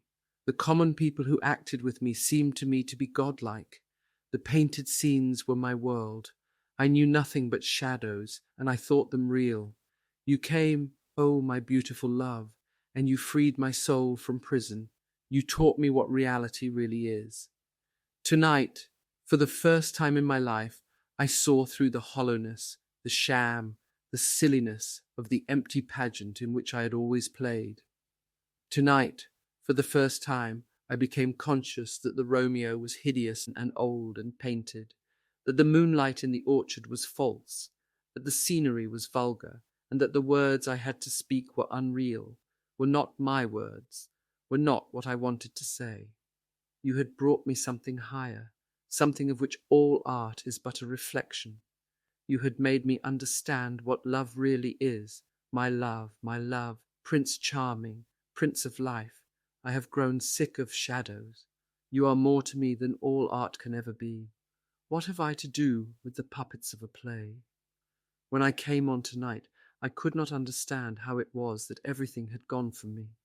I thought that I was going to be wonderful. I found that I could do nothing. Suddenly it dawned on my soul what it all meant. The knowledge was exquisite to me. I heard them hissing, and I smiled. What could they know of love such as ours? Take me away, Dorian. Take me away with you, where we can be quite alone. I hate the stage. I might mimic a passion that I do not feel, but I cannot mimic one that burns me like fire. Oh, Dorian, Dorian, you understand now what it signifies? Even if I could do it, it would be profanation for me to play at being in love. You have made me see that. He flung himself down on the sofa and turned away his face. You have killed my love, he muttered. She looked at him in wonder and laughed. He made no answer. She came across to him, and with her little fingers stroked his hair. She knelt down and pressed his hands to her lips. He drew them away, and a shudder ran through him. Then he leaped up and went to the door. Yes, he cried, you have killed my love. You used to stir my imagination. Now you don't even stir my curiosity. You simply produce no effect. I loved you because you were marvellous, because you had genius and intellect, because you realized the dreams of great poets and gave shape and substance to the shadows of art. You have thrown it all away. You are shallow and stupid. My God, how mad I was to love you. What a fool I have been. You are nothing to me now. I will never see you again. I will never think of you. I will never mention your name. You don't know what you were to me once. Why once? Oh, I can't bear to think of it. I wish I had never laid eyes upon you. You have spoiled the romance of my life. How little you can know of love if you say it mars your art. Without your art you are nothing. I would have made you famous, splendid, magnificent. The world would have worshipped you, and you would have borne my name. What are you now? A third-rate actress with a pretty face. The girl grew white and trembled. She clenched her hands together, and her voice seemed to catch in her throat. You are not serious, Dorian, she murmured. You are acting. Acting! I leave that to you. You do it so well, he answered bitterly. She rose from her knees, and with a piteous expression of pain in her face, came across the room to him. She put her hand upon his arm and looked into his eyes. He thrust her back. Don't touch me, he cried. A low moan broke from her, and she flung herself at his feet and lay there like a trampled flower. Dorian, Dorian, don't leave me, she whispered. I am so sorry I didn't act well. I was thinking of you all the time. But I will try. Indeed, I will try. It came so suddenly across me, my love for you. I think I should never have known it if you had not kissed me, if we had not kissed each other. Kiss me again, my love. Don't go away from me. I couldn't bear it. Oh, don't go away from me. My brother, no, never mind. He didn't mean it. He was in jest. But you, oh, can't you forgive me for tonight? I will work so hard and try to improve. Don't be cruel to me because I love you better than anything in the world. After all, it is only once that I have not pleased you. But you are quite right, Dorian. I should have shown myself more of an artist. It was foolish of me, and yet I couldn't help it. Oh, don't leave me, don't leave me. A fit of passionate sobbing choked her. She crouched on the floor like a wounded thing, and Dorian Gray, with his beautiful eyes, looked down at her, and his chiselled lips curled in exquisite disdain. There is always something ridiculous about the emotions of people whom one has ceased to love. Sybil Vane seemed to him to be absurdly melodramatic. Her tears and sobs annoyed him. I am going, he said at last in his calm, clear voice. I don't wish to be unkind, but I can't see you again. You have disappointed me. She wept silently and made no answer, but crept nearer. Her little hands stretched blindly out and appeared to be seeking for him. He turned on his heel and left the room. In a few moments he was out of the theatre. Where he went to he hardly knew. He remembered wandering through dimly lit streets, past gaunt, black-shadowed archways and evil-looking houses. Women with hoarse voices and harsh laughter had called after him. Drunkards had reeled by, cursing and chattering to themselves like monstrous apes. He had seen grotesque children huddled upon doorsteps and heard shrieks and oaths from gloomy courts. As the dawn was just breaking, he found himself close to Covent Garden. The darkness lifted, and flushed with faint fires, the sky hollowed itself into a perfect pearl. Huge carts filled with nodding lilies rumbled slowly down the polished empty street. The air was heavy with the perfume of the flowers, and their beauty seemed to bring him an anodyne for his pain. He followed into the market and watched the men unloading their wagons. A white-smocked carter offered him some cherries. He thanked him, wondered why he refused to accept any money for them, and began to eat them listlessly. They had been plucked at midnight, and the coldness of the moon had entered into them. A long line of boys carrying crates of striped tulips and of yellow and red roses defiled in front of him, threading their way through the huge jade-green piles of vegetables. Under the portico, with its grey, sun-bleached pillars, loitered a troop of draggled, bare-headed girls, waiting for the auction to be over. Others crowded round the swinging doors of the coffee-house in the piazza. The heavy cart-horses slipped and stamped upon the rough stones, shaking their bells and trappings. Some of the drivers were lying asleep on a pile of sacks. Iris-necked and pink-footed, the pigeons ran about picking up seeds. After a little while, he hailed a hansom and drove home.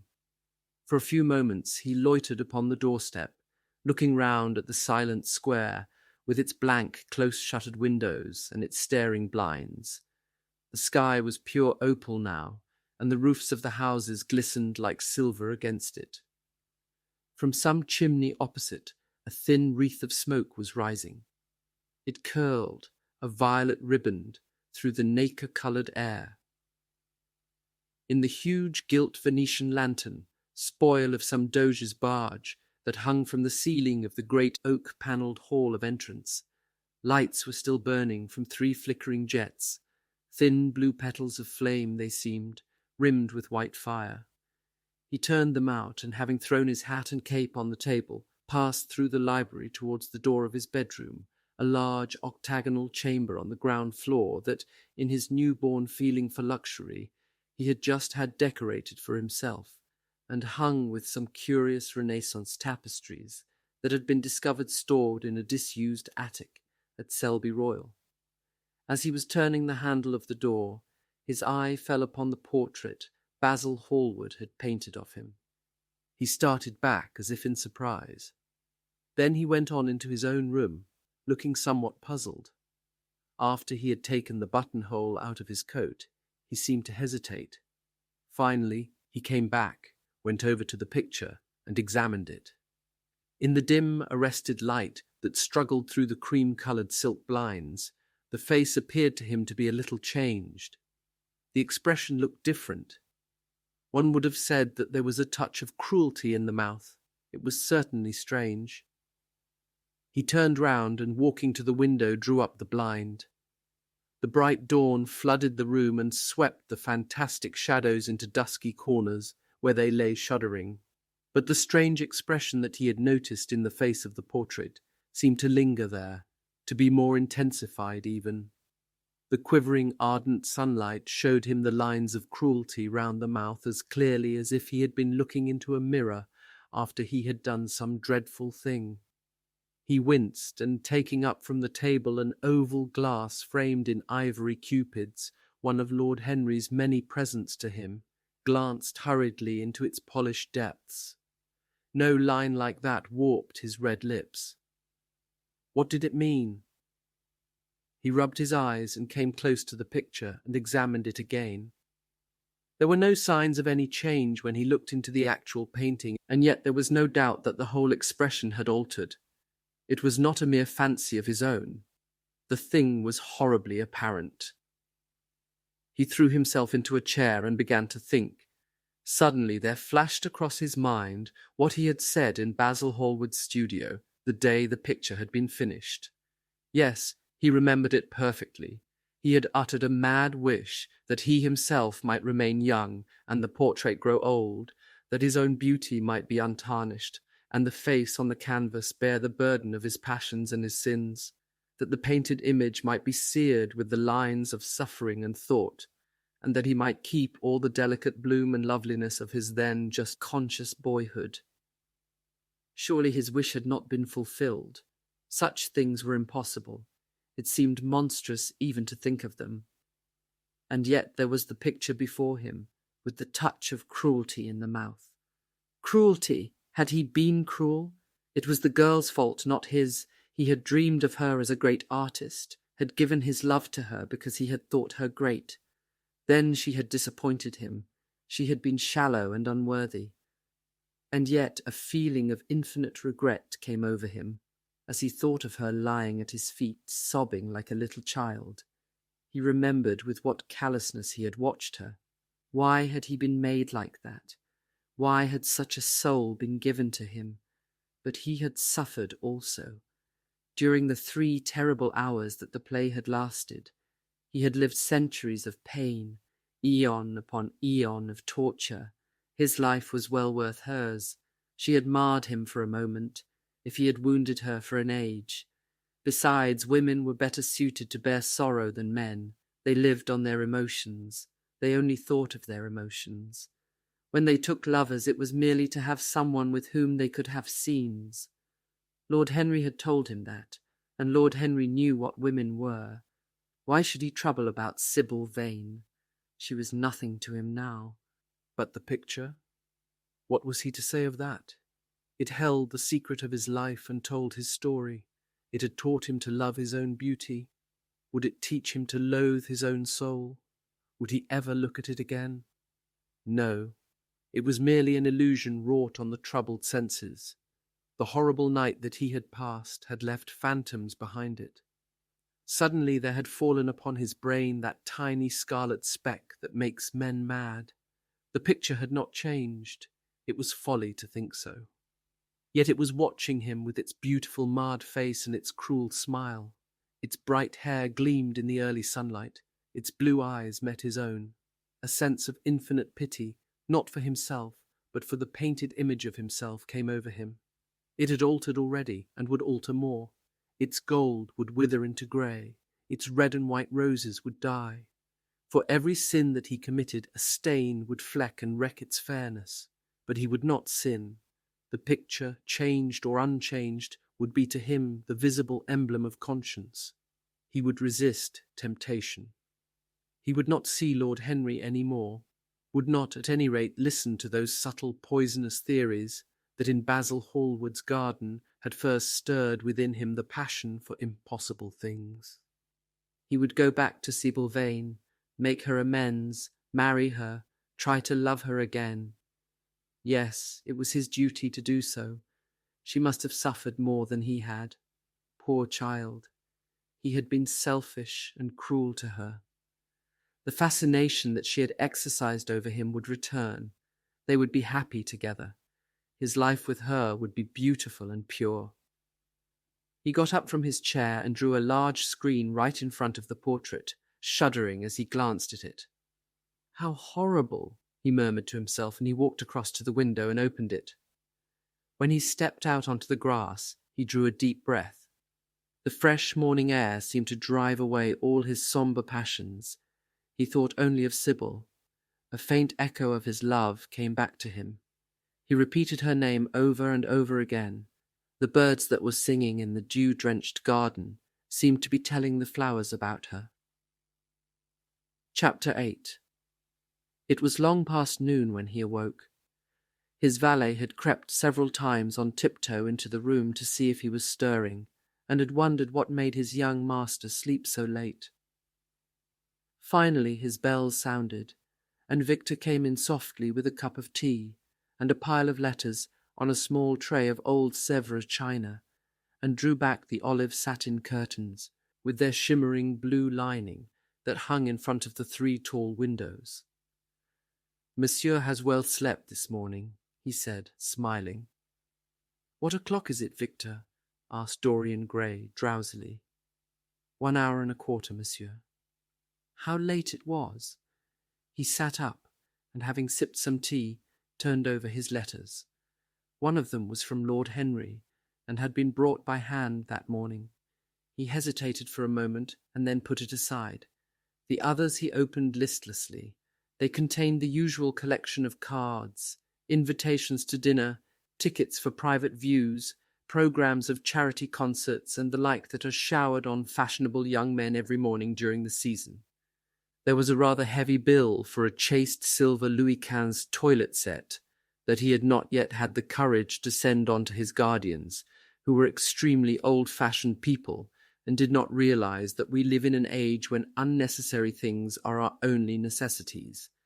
And there were several very courteously worded communications from Jermyn Street moneylenders offering to advance any sum of money at a moment's notice and at the most reasonable rates of interest. After about 10 minutes he got up, and throwing on an elaborate dressing-gown of silk-embroidered cashmere wool, passed into the onyx-paved bathroom. The cool water refreshed him after his long sleep. He seemed to have forgotten all that he had gone through. A dim sense of having taken part in some strange tragedy came to him once or twice, but there was the unreality of a dream about it. As soon as he was dressed, he went into the library and sat down to a light French breakfast that had been laid out for him on a small, round table close to the open window. It was an exquisite day. The warm air seemed laden with spices. A bee flew in and buzzed round the blue dragon bowl that, filled with sulphur-yellow roses, stood before him. He felt perfectly happy. Suddenly his eye fell on the screen that he had placed in front of the portrait, and he started. "Too cold for monsieur?"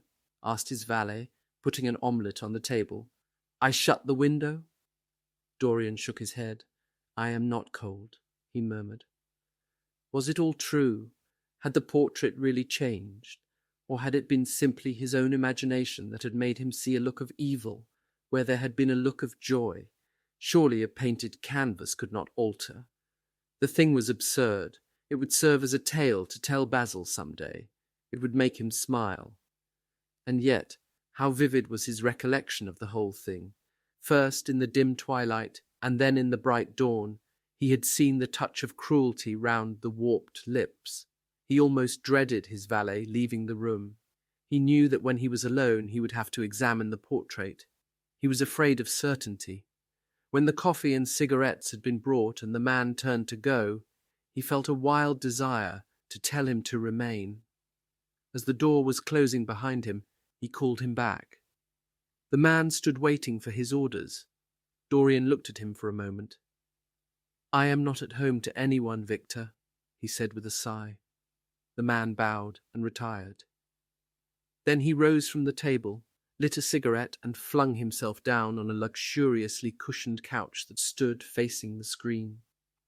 The screen was an old one, of gilt Spanish leather, stamped and wrought with a rather florid Louis XIV pattern. He scanned it curiously, wondering if ever before it had concealed the secret of a man's life. Should he move it aside after all? Why not let it stay there? What was the use of knowing? If the thing was true, it was terrible. If it was not true, why trouble about it? But what if, by some fate or deadlier chance, eyes other than his spied behind and saw the horrible change? What should he do if Basil Hallward came and asked to look at his own picture? Basil would be sure to do that. No, the thing had to be examined, and at once. Anything would be better than this dreadful state of doubt. He got up and locked both doors. At least he would be alone when he looked upon the mask of his shame. Then he drew the screen aside and saw himself face to face. It was perfectly true. The portrait had altered. As he often remembered afterwards, and always with no small wonder, he found himself at first gazing at the portrait with a feeling of almost scientific interest. That such a change should have taken place was incredible to him, and yet it was a fact. Was there some subtle affinity between the chemical atoms that shaped themselves into form and colour on the canvas and the soul that was within him? Could it be that what that soul thought they realized? that what it dreamed they made true? Or was there some other, more terrible reason?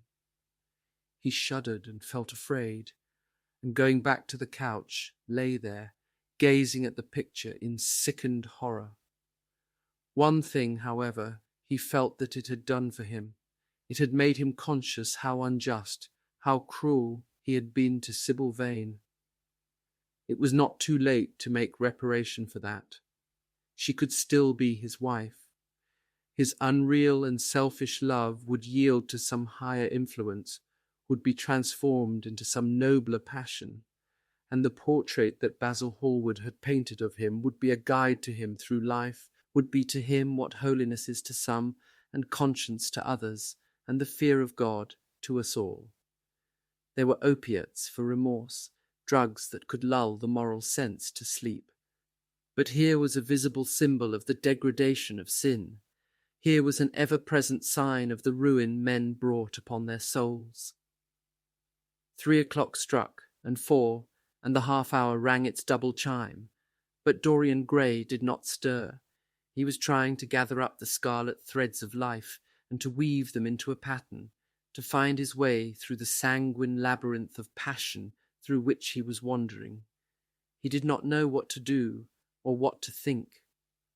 Finally, he went over to the table and wrote a passionate letter to the girl he had loved, imploring her forgiveness and accusing himself of madness.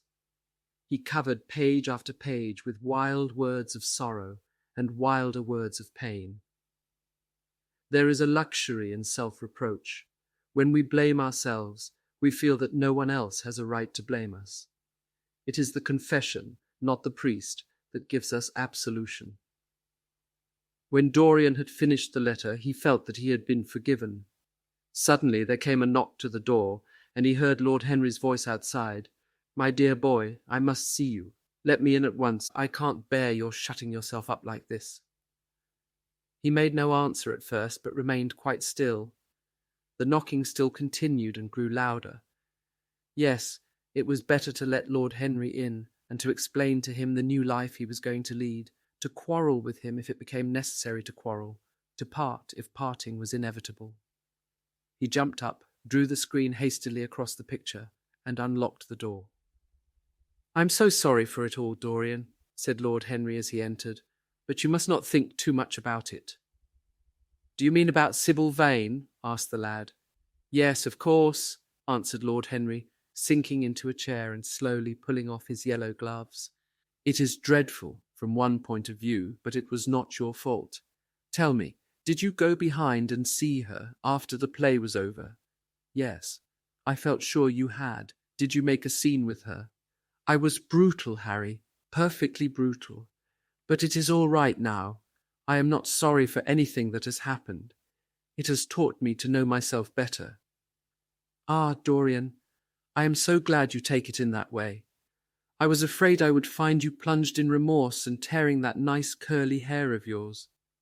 "I have got through all that," said Dorian, shaking his head and smiling. "I am perfectly happy now. I know what conscience is to begin with. It is not what you told me it was. It is the divinest thing in us. Don't sneer at it, Harry, any more, at least not before me. I want to be good. I can't bear the idea of my soul being hideous. A very charming artistic basis for ethics, Dorian. I congratulate you on it. But how are you going to begin?" "By marrying Sybil Vane." "Marrying Sybil Vane," cried Lord Henry, standing up and looking at him in perplexed amazement. "But my dear Dorian—" "Yes, Harry, I know what you're going to say. Something dreadful about marriage. Don't say it.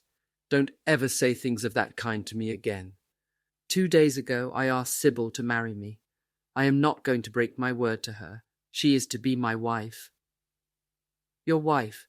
Dorian, didn't you get my letter? I wrote to you this morning and sent the note down by my own man." "Your letter? Oh, yes, I remember. I have not read it yet, Harry.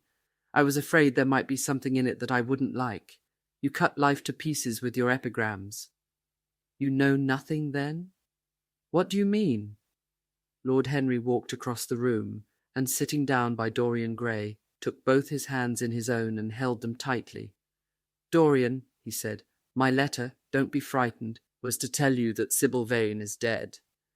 A cry of pain broke from the lad's lips, and he leapt to his feet, tearing his hands away from Lord Henry's grasp. "Dead! Sybil dead! It is not true! It is a horrible lie! How dare you say it?" "It is quite true, Dorian," said Lord Henry gravely. "It is in all the morning papers. I wrote down to you to ask you not to see anyone till I came. There will have to be an inquest, of course, and you must not be mixed up in it. Things like that make a man fashionable in Paris, but in London people are so prejudiced. Here one should never make one's debut with a scandal. One should reserve that to give an interest to one's old age. I suppose they don't know your name at the theatre. If they don't, it is all right. Did anyone see you going round to her room? That is an important point." Dorian did not answer for a few moments. He was dazed with horror. Finally, he stammered in a stifled voice, "Harry, did you say an inquest? What did you mean by that? Did Sybil— Oh, Harry, I can't bear it, but be quick. Tell me everything at once." "I have no doubt it was not an accident, Dorian, though it must be put in that way to the public. It seems that as she was leaving the theatre with her mother, about 12:30 or so, she said she had forgotten something upstairs. They waited some time for her, but she did not come down again. They ultimately found her lying dead on the floor of her dressing-room. She had swallowed something by mistake, some dreadful thing they use at theatres. I don't know what it was, but it had either prussic acid or white lead in it. I should fancy it was prussic acid, as she seems to have died instantaneously." Harry, it is terrible," cried the lad. "Yes, it is very tragic, of course, but you must not get yourself mixed up in it. I see by the standard that she was 17. I should have thought she was almost younger than that. She looked such a child, and seemed to know so little about acting. Dorian, you mustn't let this thing get on your nerves. You must come and dine with me, and afterwards we will look in at the opera. It is a Patty night, and everybody will be there. You can come to my sister's box. She has got some smart women with her." "So I have murdered Sybil Vane," said Dorian Gray, half to himself. "Murdered her as surely as if I had cut her little throat with a knife. Yet the roses are not less lovely for all that. The birds sing just as happily in my garden. And tonight I am to dine with you, and then go on to the opera, and sup somewhere, I suppose, afterwards. How extraordinarily dramatic life is! If I had read all this in a book, Harry, I think I would have wept over it. Somehow, now that it has happened actually, and to me it seems far too wonderful for tears. Here is the first passionate love letter I have ever written in my life. Strange that my first passionate love letter should have been addressed to a dead girl. Can they feel, I wonder, those white silent people we call the dead? Sybil, can she feel or know or listen? Oh, Harry, how I loved her once. It seems years ago to me now. She was everything to me. Then came that dreadful night. Was it really only last night, when she played so badly and my heart almost broke? She explained it all to me. It was terribly pathetic, but I was not moved a bit. I thought her shallow. Suddenly something happened that made me afraid. I can't tell you what it was, but it was terrible. I said I would go back to her. I felt I had done wrong, and now she is dead. My God, Harry, what shall I do? You don't know the danger I am in, and there is nothing to keep me straight. She would have done that for me. She had no right to kill herself. It was selfish of her.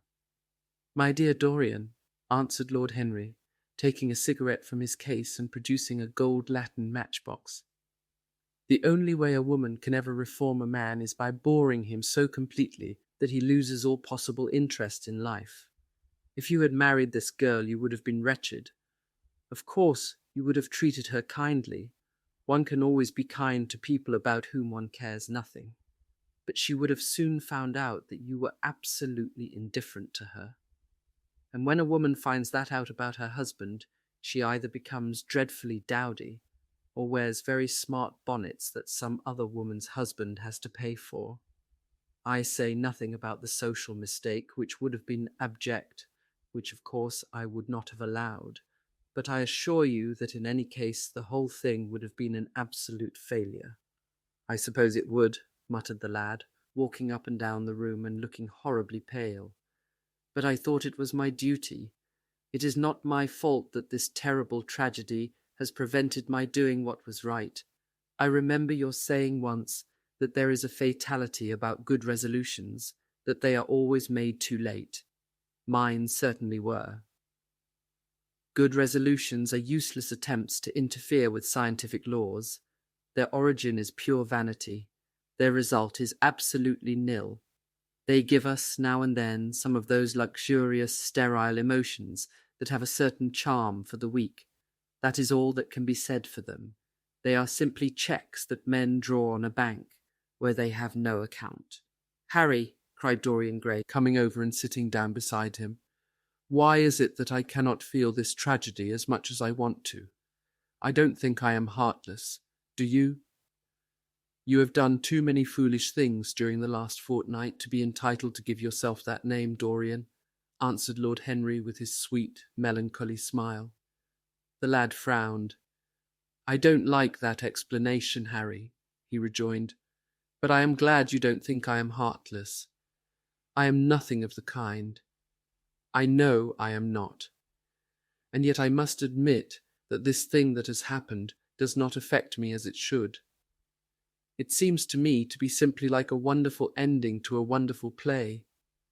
It is all the terrible beauty of a Greek tragedy, a tragedy in which I took a great part, but by which I have not been wounded."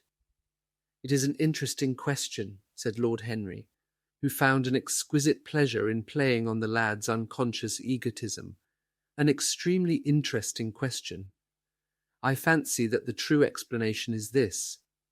It often happens that the real tragedies of life occur in such an inartistic manner that they hurt us by their crude violence, their absolute incoherence, their absurd want of meaning, their entire lack of style. They affect us just as vulgarity affects us. They give us an impression of sheer brute force, and we revolt against that. Sometimes, however, a tragedy that possesses artistic elements of beauty crosses our lives. If these elements of beauty are real, the whole thing simply appeals to our sense of dramatic effect. Suddenly we find that we are no longer the actors, but the spectators of the play. Or rather, we are both. We watch ourselves, and the mere wonder of the spectacle enthralls us. In the present case, what is it that has really happened? Someone has killed herself for love of you. I wish that I had ever had such an experience. It would have made me in love with love for the rest of my life. The people who have adored me, there have not been very many, but there have been some, have always insisted on living on long after I had ceased to care for them, or they to care for me. They have become stout and tedious, and when I meet them, they go in at once for reminiscences. That awful memory of woman, what a fearful thing it is, and what an utter intellectual stagnation it reveals. One should absorb the colour of life, but one should never remember its details. Details are always vulgar. I must sow poppies in my garden, sighed Dorian. There is no necessity, rejoined his companion. Life has always poppies in her hands. Of course, now and then, things linger. I once wore nothing but violets all through one season, as a form of artistic mourning for a romance that would not die. Ultimately, however, it did die. I forget what killed it. I think it was her proposing to sacrifice the whole world for me. That is always a dreadful moment. It fills one with the terror of eternity. Well, would you believe it? A week ago, at Lady Hampshire's, I found myself seated at dinner next the lady in question, and she insisted on going over the whole thing again, and digging up the past and raking up the future. I had buried my romance in a bed of asphodel. She dragged it out again and assured me that I had spoiled her life. I am bound to state that she ate an enormous dinner, so I did not feel any anxiety. But what a lack of taste she showed! The one charm of the past is that it is the past. But women never know when the curtain has fallen. They always want a sixth act, and as soon as the interest of the play is entirely over, they propose to continue it. If they were allowed their own way, every comedy would have a tragic ending, and every tragedy would culminate in a farce. They are charmingly artificial, but they have no sense of art. You are more fortunate than I am. I assure you, Dorian, that not one of the women I have known would have done for me what Sybil Vane did for you. Ordinary women always console themselves. Some of them do it by going in for sentimental colours. Never trust a woman who wears mauve, whatever her age may be, or a woman over 35 who is fond of pink ribbons. It always means that they have a history. Others find a great consolation in suddenly discovering the good qualities of their husbands. They flaunt their conjugal felicity in one's face, as if it were the most fascinating of sins. Religion consoles some. Its mysteries have all the charm of a flirtation, a woman once told me, and I can quite understand it. Besides, nothing makes one so vain as being told that one is a sinner. Conscience makes egotists of us all. Yes, there is really no end to the consolations that women find in modern life. Indeed, I have not mentioned the most important one. "What is that, Harry?" said the lad listlessly. "Oh, the obvious consolation. Taking someone else's admirer when one loses one's own. In good society that always whitewashes a woman. But really, Dorian, how different Sybil Vane must have been from all the women one meets. There is something to me quite beautiful about her death. I am glad I am living in a century when such wonders happen. They make one believe in the reality of the things we all play with, such as romance, passion, and love. I was terribly cruel to her. You forget that. I am afraid that women appreciate cruelty, downright cruelty, more than anything else. They have wonderfully primitive instincts. We have emancipated them, but they remain slaves looking for their masters all the same. They love being dominated. I am sure you were splendid. I have never seen you really and absolutely angry, but I can fancy how delightful you looked.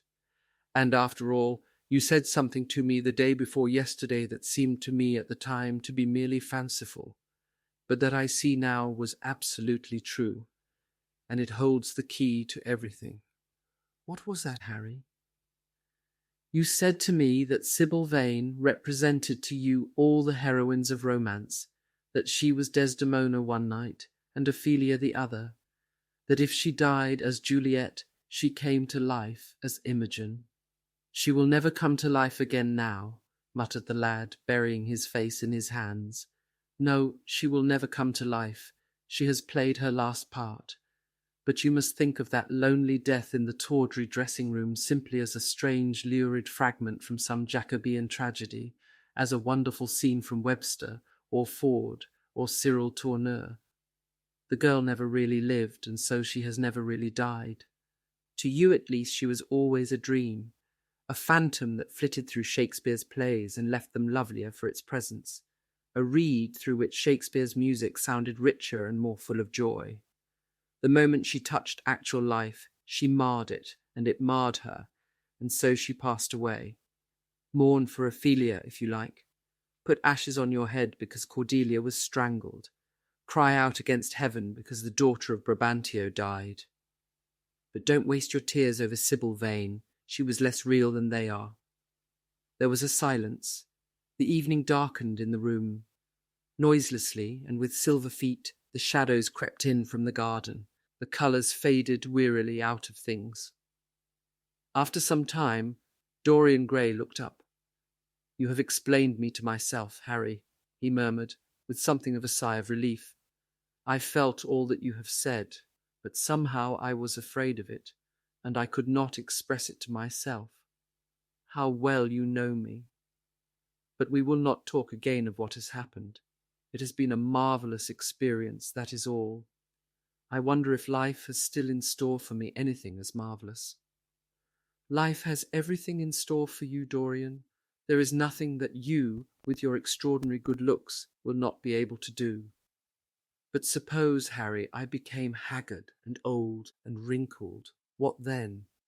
"Ah, then," said Lord Henry, rising to go, "then, my dear Dorian, you would have to fight for your victories. As it is, they are brought to you. No, you must keep your good looks. We live in an age that reads too much to be wise, and that thinks too much to be beautiful.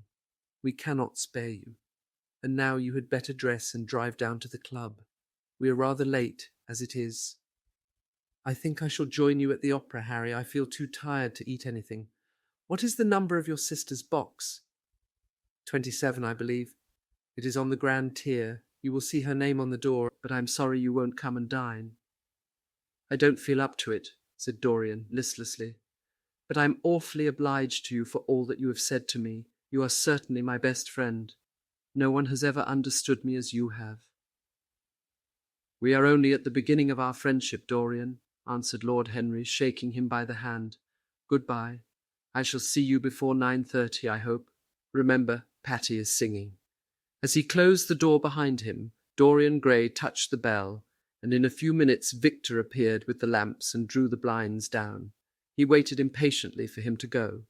The man seemed to take an interminable time over everything. As soon as he had left, he rushed to the screen and drew it back. No, there was no further change in the picture. It had received the news of Sybil Vane's death before he had known of it himself. It was conscious of the events of life as they occurred.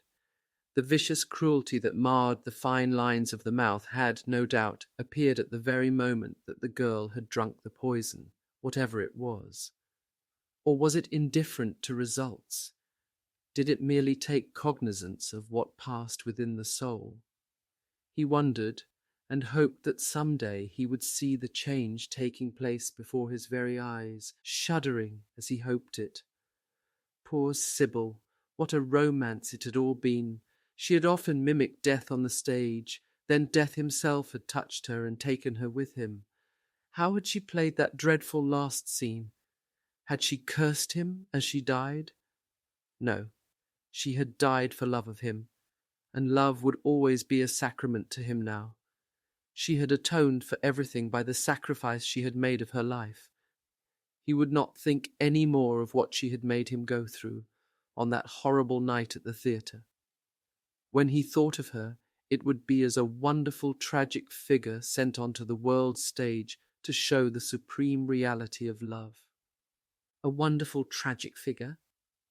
Tears came to his eyes as he remembered her childlike look and winsome, fanciful ways and shy, tremulous grace. He brushed them away hastily and looked again at the picture. He felt that the time had really come for making his choice, or had his choice already been made?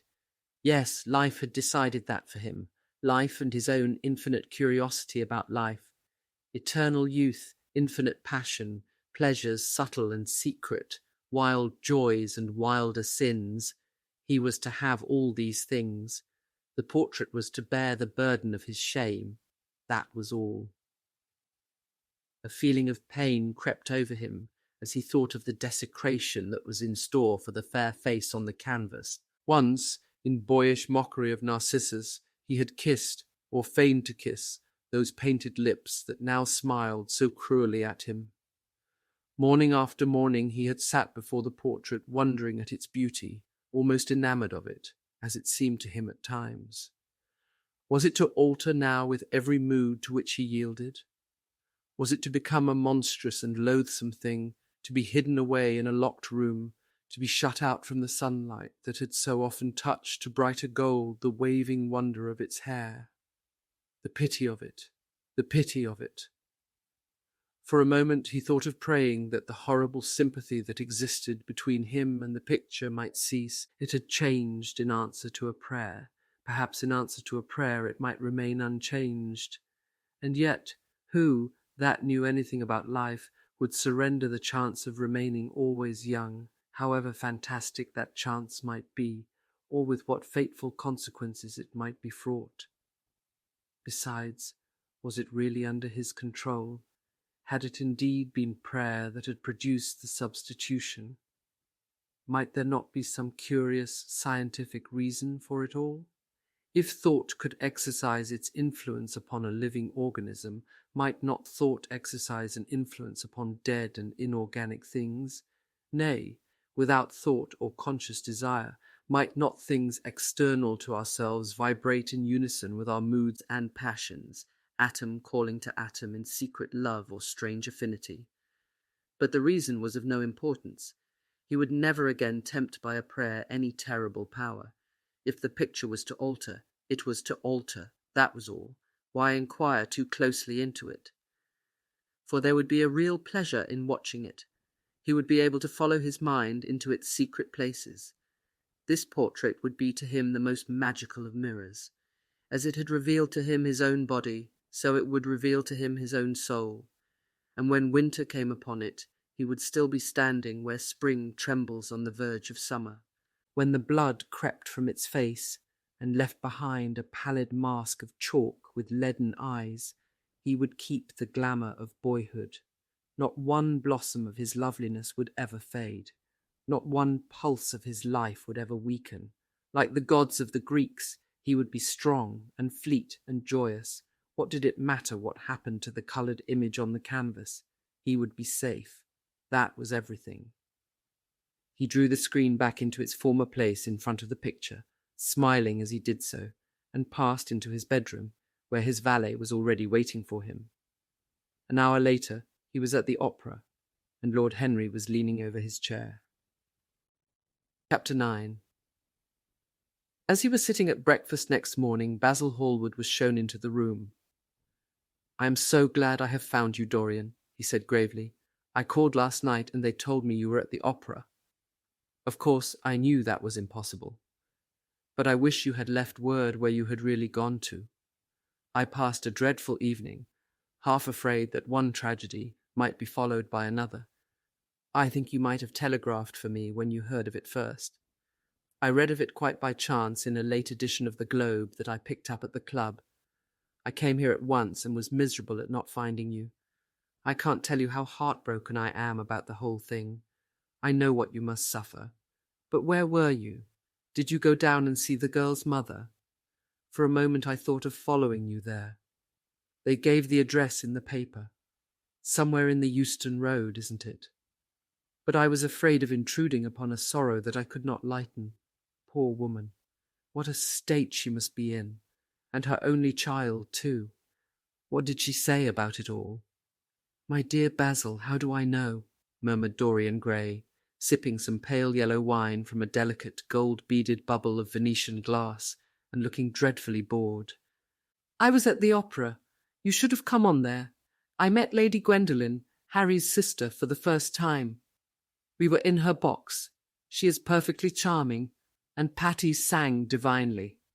Don't talk about horrid subjects. If one doesn't talk about a thing, it has never happened.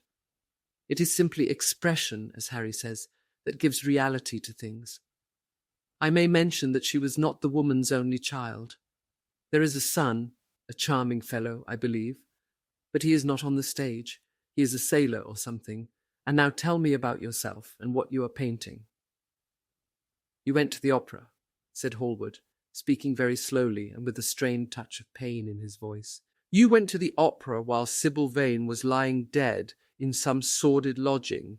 You can talk to me of other women being charming, and of Patty singing divinely, before the girl you loved has even the quiet of a grave to sleep in.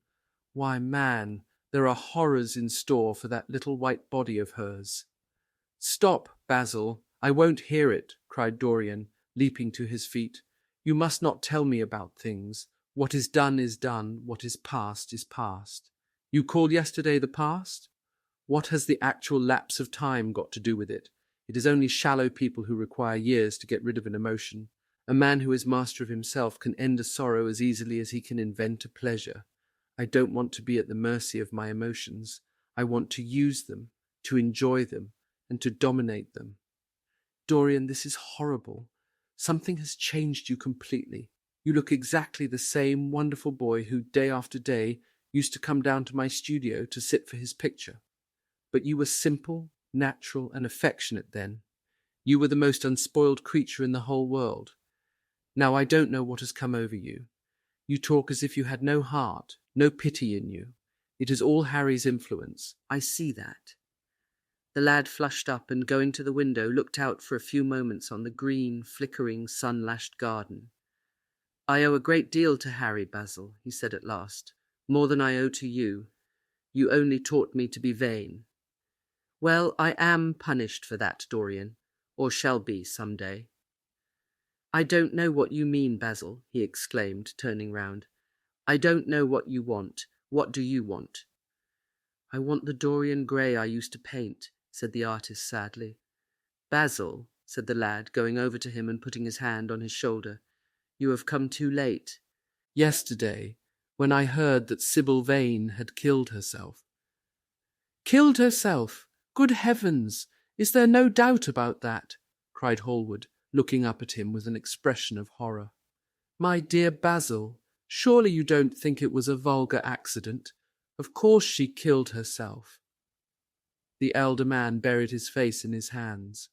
How fearful, he muttered, and a shudder ran through him. No, said Dorian Gray, there is nothing fearful about it. It is one of the great romantic tragedies of the age. As a rule, people who act lead the most commonplace lives. They are good husbands, or faithful wives, or something tedious. You know what I mean, middle-class virtue and all that kind of thing.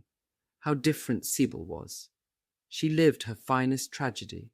She was always a heroine.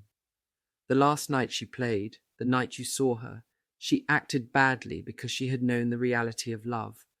When she knew its unreality, she died, as Juliet might have died. She passed again into the sphere of art. There is something of the martyr about her. Her death has all the pathetic uselessness of martyrdom, all its wasted beauty. But as I was saying, you must not think I have not suffered.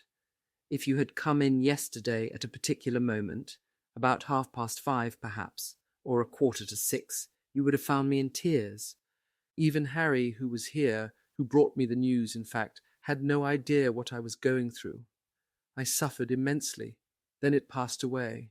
I cannot repeat an emotion. No one can, except sentimentalists. And you are awfully unjust, Basil. You come down here to console me. That is charming of you. You find me consoled, and you are furious. How like a sympathetic person.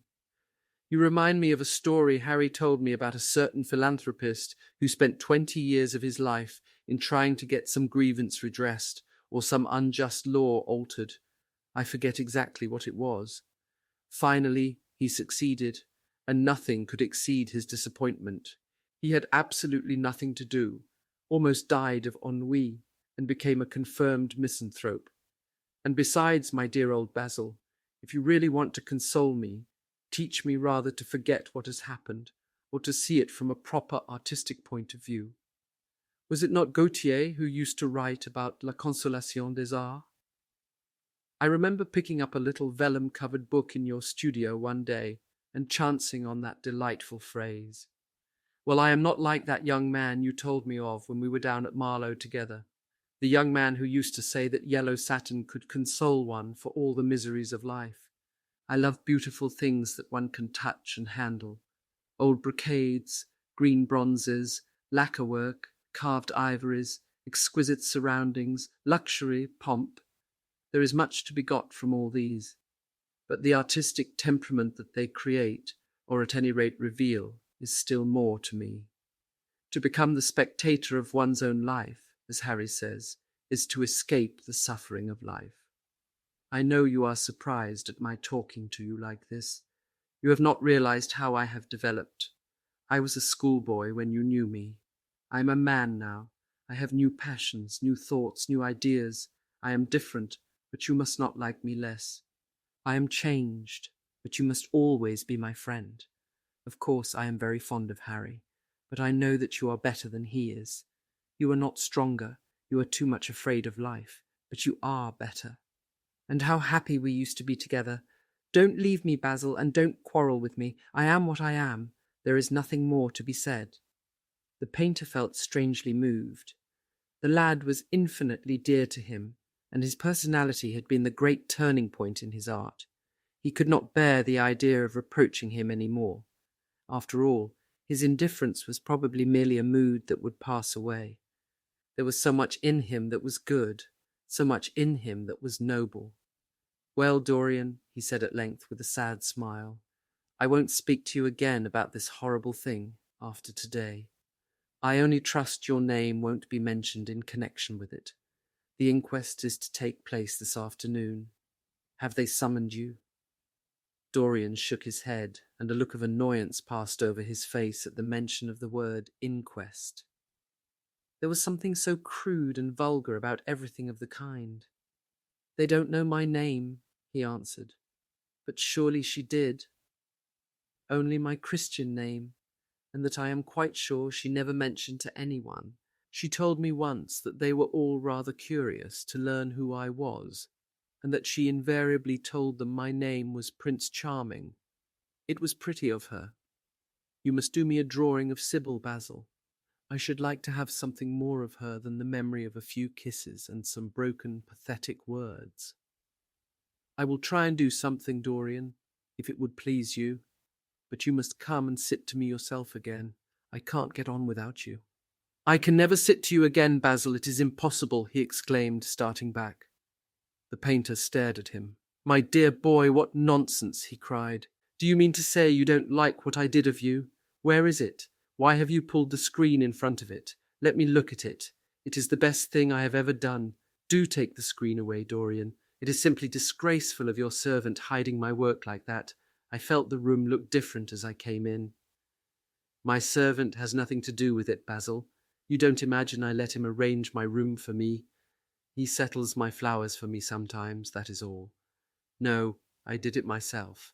The light was too strong on the portrait." "Too strong? Surely not, my dear fellow.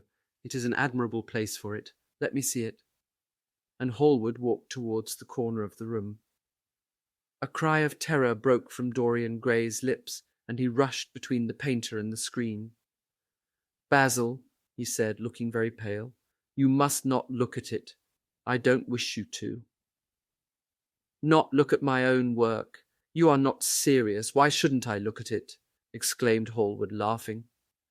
"If you try to look at it, Basil, on my word of honour, I will never speak to you again as long as I live. I am quite serious. I don't offer any explanation, and you are not to ask for any. But remember, if you touch this screen, everything is over between us." Hallward was thunderstruck. He looked at Dorian Gray in absolute amazement. He had never seen him like this before. The lad was actually pallid with rage. His hands were clenched, and the pupils of his eyes were like discs of blue fire. He was trembling all over. "Dorian! Don't speak!" "But what is the matter? Of course I won't look at it if you don't want me to," he said rather coldly, turning on his heel and going over towards the window. "But really, it seems rather absurd that I shouldn't see my own work, especially as I am going to exhibit it in Paris in the autumn. I shall probably have to give it another coat of varnish before that, so I must see it some day." "And why not today?" "To exhibit it? You want to exhibit it?" exclaimed Dorian Gray, a strange sense of terror creeping over him. Was the world going to be shown his secret? Were people to gape at the mystery of his life? That was impossible. Something, he did not know what, had to be done at once. "Yes, I don't suppose you will object to that. Georges Petit is going to collect all my best pictures for a special exhibition in the Rue de Sèze, which will open the first week in October. The portrait will only be away a month. I should think you could easily spare it for that time. In fact, you are sure to be out of town. And if you keep it always behind a screen, you can't care much about it." Dorian Gray passed his hand over his forehead. There were beads of perspiration there. He felt that he was on the brink of a horrible danger. "You told me a month ago that you would never exhibit it," he cried. "Why have you changed your mind? You people who go in for being consistent have just as many moods as others have. The only difference is that your moods are rather meaningless. You can't have forgotten that you assured me most solemnly that nothing in the world would induce you to send it to any exhibition. You told Harry exactly the same thing." He stopped suddenly, and a gleam of light came into his eyes. He remembered that Lord Henry had said to him once, half seriously and half in jest, "If you want to have a strange quarter of an hour, get Basil to tell you why he won't exhibit your picture. He told me why he wouldn't, and it was a revelation to me. Yes, perhaps Basil too had his secret. He would ask him and try. Basil, he said, coming over quite close and looking him straight in the face, we have each of us a secret. Let me know yours, and I shall tell you mine. What was your reason for refusing to exhibit my picture? The painter shuddered in spite of himself. Dorian, if I told you, you might like me less than you do, and you would certainly laugh at me. I could not bear your doing either of those two things. If you wish me never to look at your picture again, I am content. I have always you to look at. If you wish the best work I have ever done to be hidden from the world, I am satisfied. Your friendship is dearer to me than any fame or reputation. No, Basil, you must tell me, insisted Dorian Gray. I think I have a right to know. His feeling of terror had passed away and curiosity had taken its place. He was determined to find out Basil Hallward's mystery. Let us sit down, Dorian, said the painter, looking troubled. Let us sit down, and just answer me one question. Have you noticed in the picture something curious, something that probably at first did not strike you, but that revealed itself to you suddenly? Basil, cried the lad, clutching the arms of his chair with trembling hands and gazing at him with wild, startled eyes. I see you did. Don't speak. Wait till you hear what I have to say. Dorian, from the moment I met you, your personality had the most extraordinary influence over me. I was dominated soul, brain, and power by you. You became to me the visible incarnation of that unseen ideal whose memory haunts us artists like an exquisite dream. I worshipped you.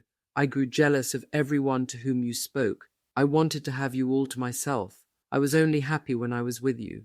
When you were away from me, you were still present in my art. Of course, I never let you know anything about this. It would have been impossible. You would not have understood it. I hardly understood it myself. I only knew that I had seen perfection face to face, and that the world had become wonderful to my eyes. Too wonderful, perhaps, for in such mad worships there is peril. The peril of losing them, no less than the peril of keeping them. Weeks and weeks went on, and I grew more and more absorbed in you. Then came a new development. I had drawn you as Paris in dainty armour, and as Adonis with huntsman's cloak and polished boar spear.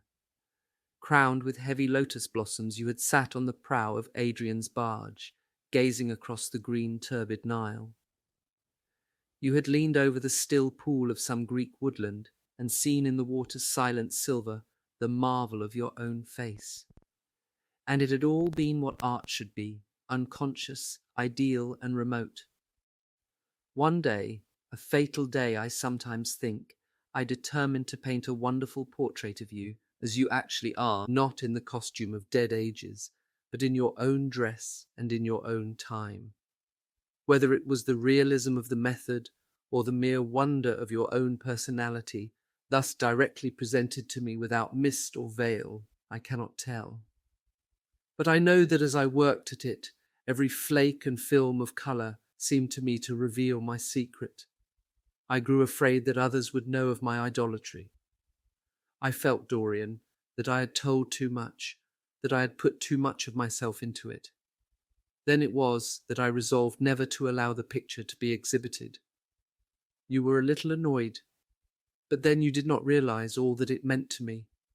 Harry, to whom I talked about it, laughed at me, but I did not mind that.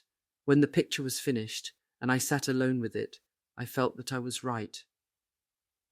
Well, after a few days the thing left my studio, and as soon as I had got rid of the intolerable fascination of its presence, it seemed to me that I had been foolish in imagining that I had seen anything in it, more than that you were extremely good-looking and that I could paint. Even now, I cannot help feeling that it is a mistake to think that the passion one feels in creation is ever really shown in the work one creates. Art is always more abstract than we fancy. Form and colour tell us of form and colour, that is all. It often seems to me that art conceals the artist far more completely than it ever reveals him. And so when I got this offer from Paris, I determined to make your portrait the principal thing in my exhibition. It never occurred to me that you would refuse. I see now that you were right. The picture cannot be shown. You must not be angry with me, Dorian, for what I have told you. As I said to Harry once, you are made to be worshipped. Dorian Gray drew a long breath. The colour came back to his cheeks, and a smile played about his lips. The peril was over. He was safe for the time. Yet he could not help feeling infinite pity for the painter who had just made this strange confession to him, and wondered if he himself would ever be so dominated by the personality of a friend. Lord Henry had the charm of being very dangerous, but that was all. He was too clever and too cynical to be really fond of. Would there ever be someone who would fill him with a strange idolatry? Was that one of the things that life had in store? "It is extraordinary to me, Dorian," said Hallward, "that you should have seen this in the portrait. Did you really see it?" "I saw something in it," he answered, "something that seemed to me very curious." "Well, you don't mind my looking at the thing now?" Dorian shook his head. "You must not ask me that, Basil. I could not possibly let you stand in front of that picture." "You will some day, surely?" "Never." "Well, perhaps you are right. And now goodbye, Dorian. You have been the one person in my life who has really influenced my art. Whatever I have done that is good, I owe to you. Ah, you don't know what it cost me to tell you all that I have told you." "My dear Basil," said Dorian, "what have you told me? Simply that you felt that you admired me too much. That is not even a compliment." "It was not intended as a compliment. It was a confession. Now that I have made it, something seems to have gone out of me. Perhaps one should never put one's worship into words." "It was a very disappointing confession." "Why? What did you expect, Dorian? You didn't see anything else in the picture, did you? There was nothing else to see?" "No, there was nothing else to see. Why do you ask? But you mustn't talk about worship. It is foolish. You and I are friends, Basil, and we must always remain so." "You have got Harry," said the painter sadly. "Oh, Harry!" cried the lad with a ripple of laughter. "Harry spends his days in saying what is incredible and his evenings in doing what is improbable. Just the sort of life I would like to lead. But still, I don't think I would go to Harry if I were in trouble. I would sooner go to you, Basil."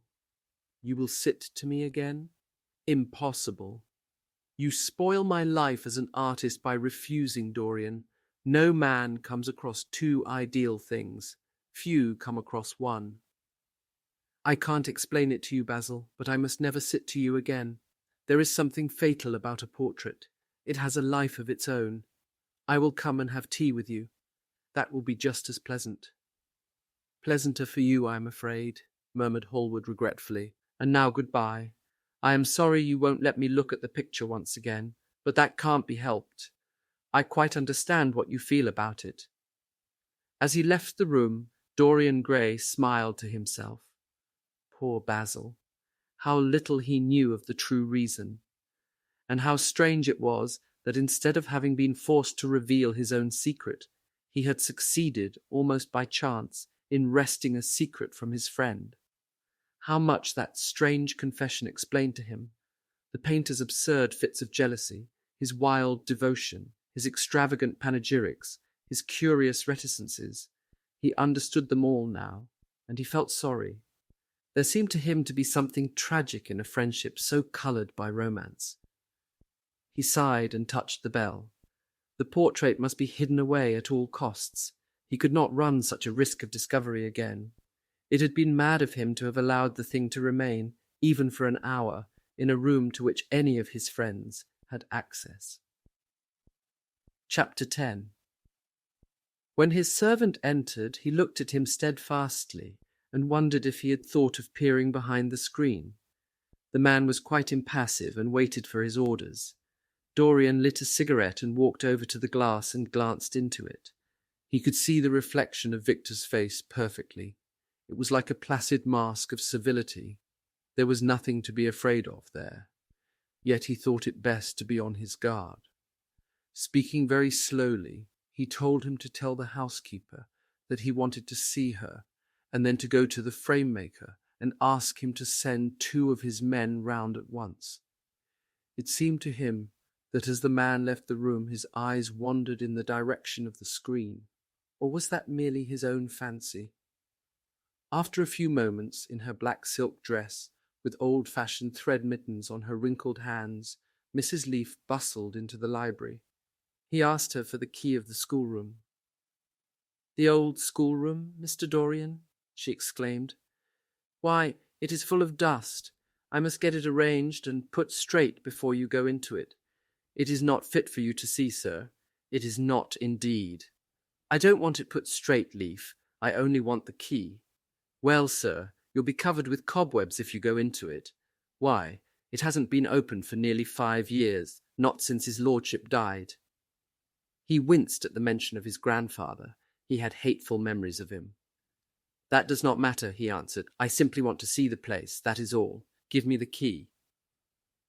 "And here is the key, sir," said the old lady, going over the contents of her bunch with tremulously uncertain hands. "Here is the key. I'll have it off the bunch in a moment.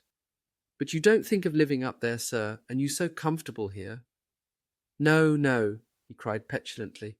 "Thank you, Leaf. That will do." She lingered for a few moments and was garrulous over some detail of the household.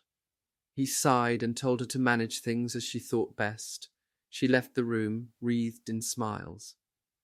As the door closed, Dorian put the key in his pocket and looked round the room. His eye fell on a large purple satin coverlet, heavily embroidered with gold, a splendid piece of late 17th century Venetian work that his grandfather had found in a convent near Bologna. Yes, that would serve to wrap the dreadful thing in. It had perhaps served often as a pall for the dead. Now it was to hide something that had a corruption of its own, worse than the corruption of death itself, something that would breed horrors and yet would never die. What the worm was to the corpse, his sins would be to the painted image on the canvas. They would mar its beauty and eat away its grace. They would defile it and make it shameful. And yet the thing would still live on. It would be always alive. He shuddered, and for a moment he regretted that he had not told Basil the true reason why he had wished to hide the picture away. Basil would have helped him to resist Lord Henry's influence, and the still more poisonous influences that came from his own temperament. The love that he bore him, for it was really love, had nothing in it that was not noble and intellectual. It was not that mere physical admiration of beauty that is born of the senses and that dies when the senses tire. It was such love as Michelangelo had known, and Montaigne and Winckelmann and Shakespeare himself. Yes, Basil could have saved him, but it was too late now. The past could always be annihilated. Regret, denial, or forgetfulness could do that, but the future was inevitable. There were passions in him that would find their terrible outlet, dreams that would make the shadow of their evil real. He took up from the couch the great purple and gold texture that covered it, and holding it in his hands, passed behind the screen. Was the face on the canvas viler than before? It seemed to him that it was unchanged, and yet his loathing of it was intensified. Gold hair, blue eyes, and rose-red lips, they all were there. It was simply the expression that had altered. That was horrible in its cruelty. Compared to what he saw in it of censure or rebuke, how shallow Basil's reproaches about Sybil Vane had been. How shallow, and of what little account. His own soul was looking out at him from the canvas and calling him to judgment. A look of pain came across him, and he flung the rich pall over the picture. As he did so, a knock came to the door. He passed out as his servant entered. "The persons are here, monsieur." He felt that the man must be got rid of at once. He must not be allowed to know where the picture was being taken to. There was something sly about him, and he had thoughtful, treacherous eyes. Sitting down at the writing table, he scribbled a note to Lord Henry, asking him to send him round something to read, and reminding him that they were to meet at 8:15 that evening. "Wait for an answer," he said, handing it to him, "and show the men in here."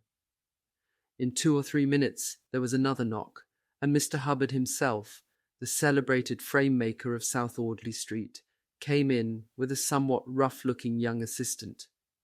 Mr. Hubbard was a florid, red-whiskered little man whose admiration for art was considerably tempered by the inveterate impecuniosity of most of the artists who dealt with him.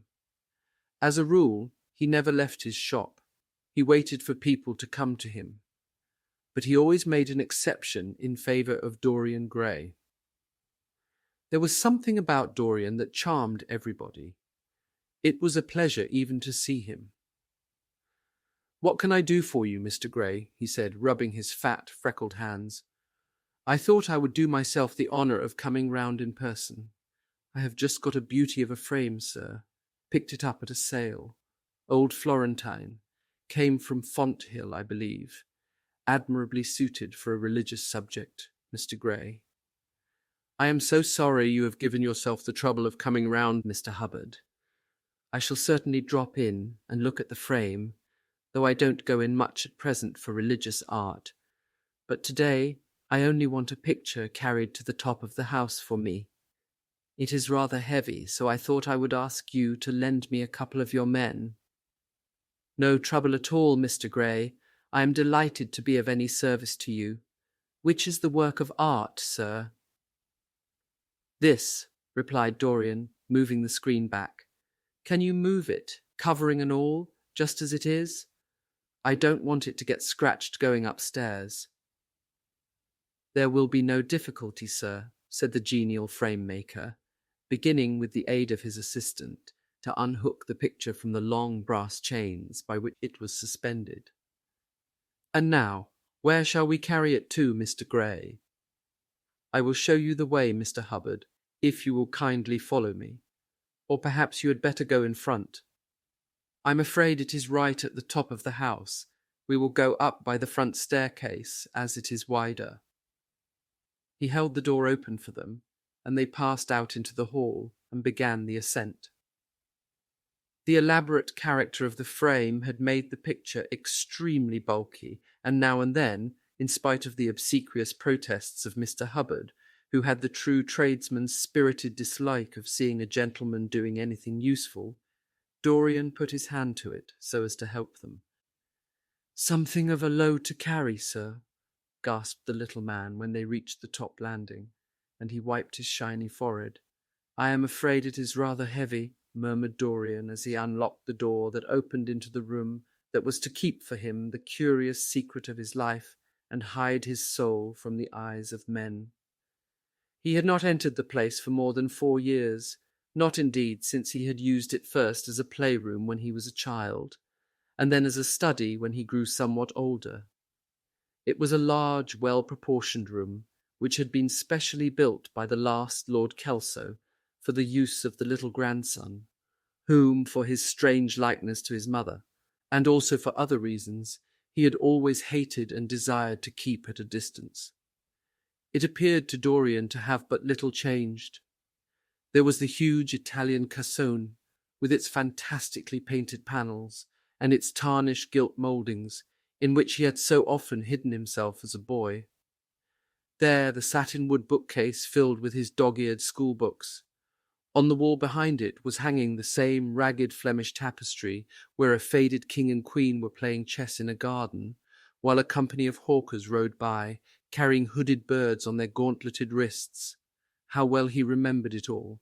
Every moment of his lonely childhood came back to him as he looked round. He recalled the stainless purity of his boyish life, and it seemed horrible to him that it was here the fatal portrait was to be hidden away. How little he had thought in those dead days of all that was in store for him.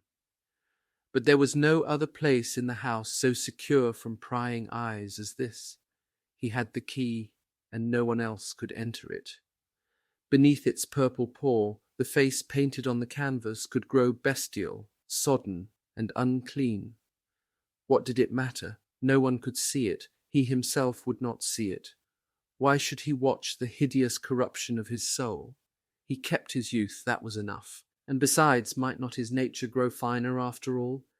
There was no reason that the future should be so full of shame. Some love might come across his life and purify him and shield him from those sins that seemed to be already stirring in spirit and in flesh, those curious, unpictured sins whose very mystery lent them their subtlety and their charm. Perhaps some day the cruel look would have passed away from the scarlet, sensitive mouth, and he might show to the world Basil Hallward's masterpiece. No, that was impossible. Hour by hour and week by week the thing upon the canvas was growing old. It might escape the hideousness of sin, but the hideousness of age was in store for it. The cheeks would become hollow or flaccid. Yellow crow's feet would creep round the fading eyes and make them horrible. The hair would lose its brightness. The mouth would gape or droop, would be foolish or gross as the mouths of old men are. There would be the wrinkled throat, the cold, blue-veined hands, the twisted body, that he remembered in the grandfather who had been so stern to him in his boyhood. The picture had to be concealed. There was no help for it. "Bring it in, Mr. Hubbard, please," he said wearily, turning round. "I am sorry I kept you so long. I was thinking of something else." "Always glad to have a rest, Mr. Gray," answered the frame-maker, who was still gasping for breath. "Where shall we put it, sir?" "Oh, anywhere. Here, this will do. I don't want to have it hung up. Just lean it against the wall. Thanks." "Might one look at the work of art, sir?" Dorian started. "It would not interest you, Mr. Hubbard," he said, keeping his eye on the man. He felt ready to leap upon him and fling him to the ground if he dared to lift the gorgeous hanging that concealed the secret of his life. "I shan't trouble you any more now. I'm much obliged for your kindness in coming round." Not at all, Mr. Gray. Ever ready to do anything for you, sir." And Mr. Hubbard tramped downstairs, followed by the assistant, who glanced back at Dorian with a look of shy wonder in his rough, uncomely face. He had never seen anyone so marvellous. When the sound of their footsteps had died away, Dorian locked the door and put the key in his pocket. He felt safe now. No one would ever look upon the horrible thing.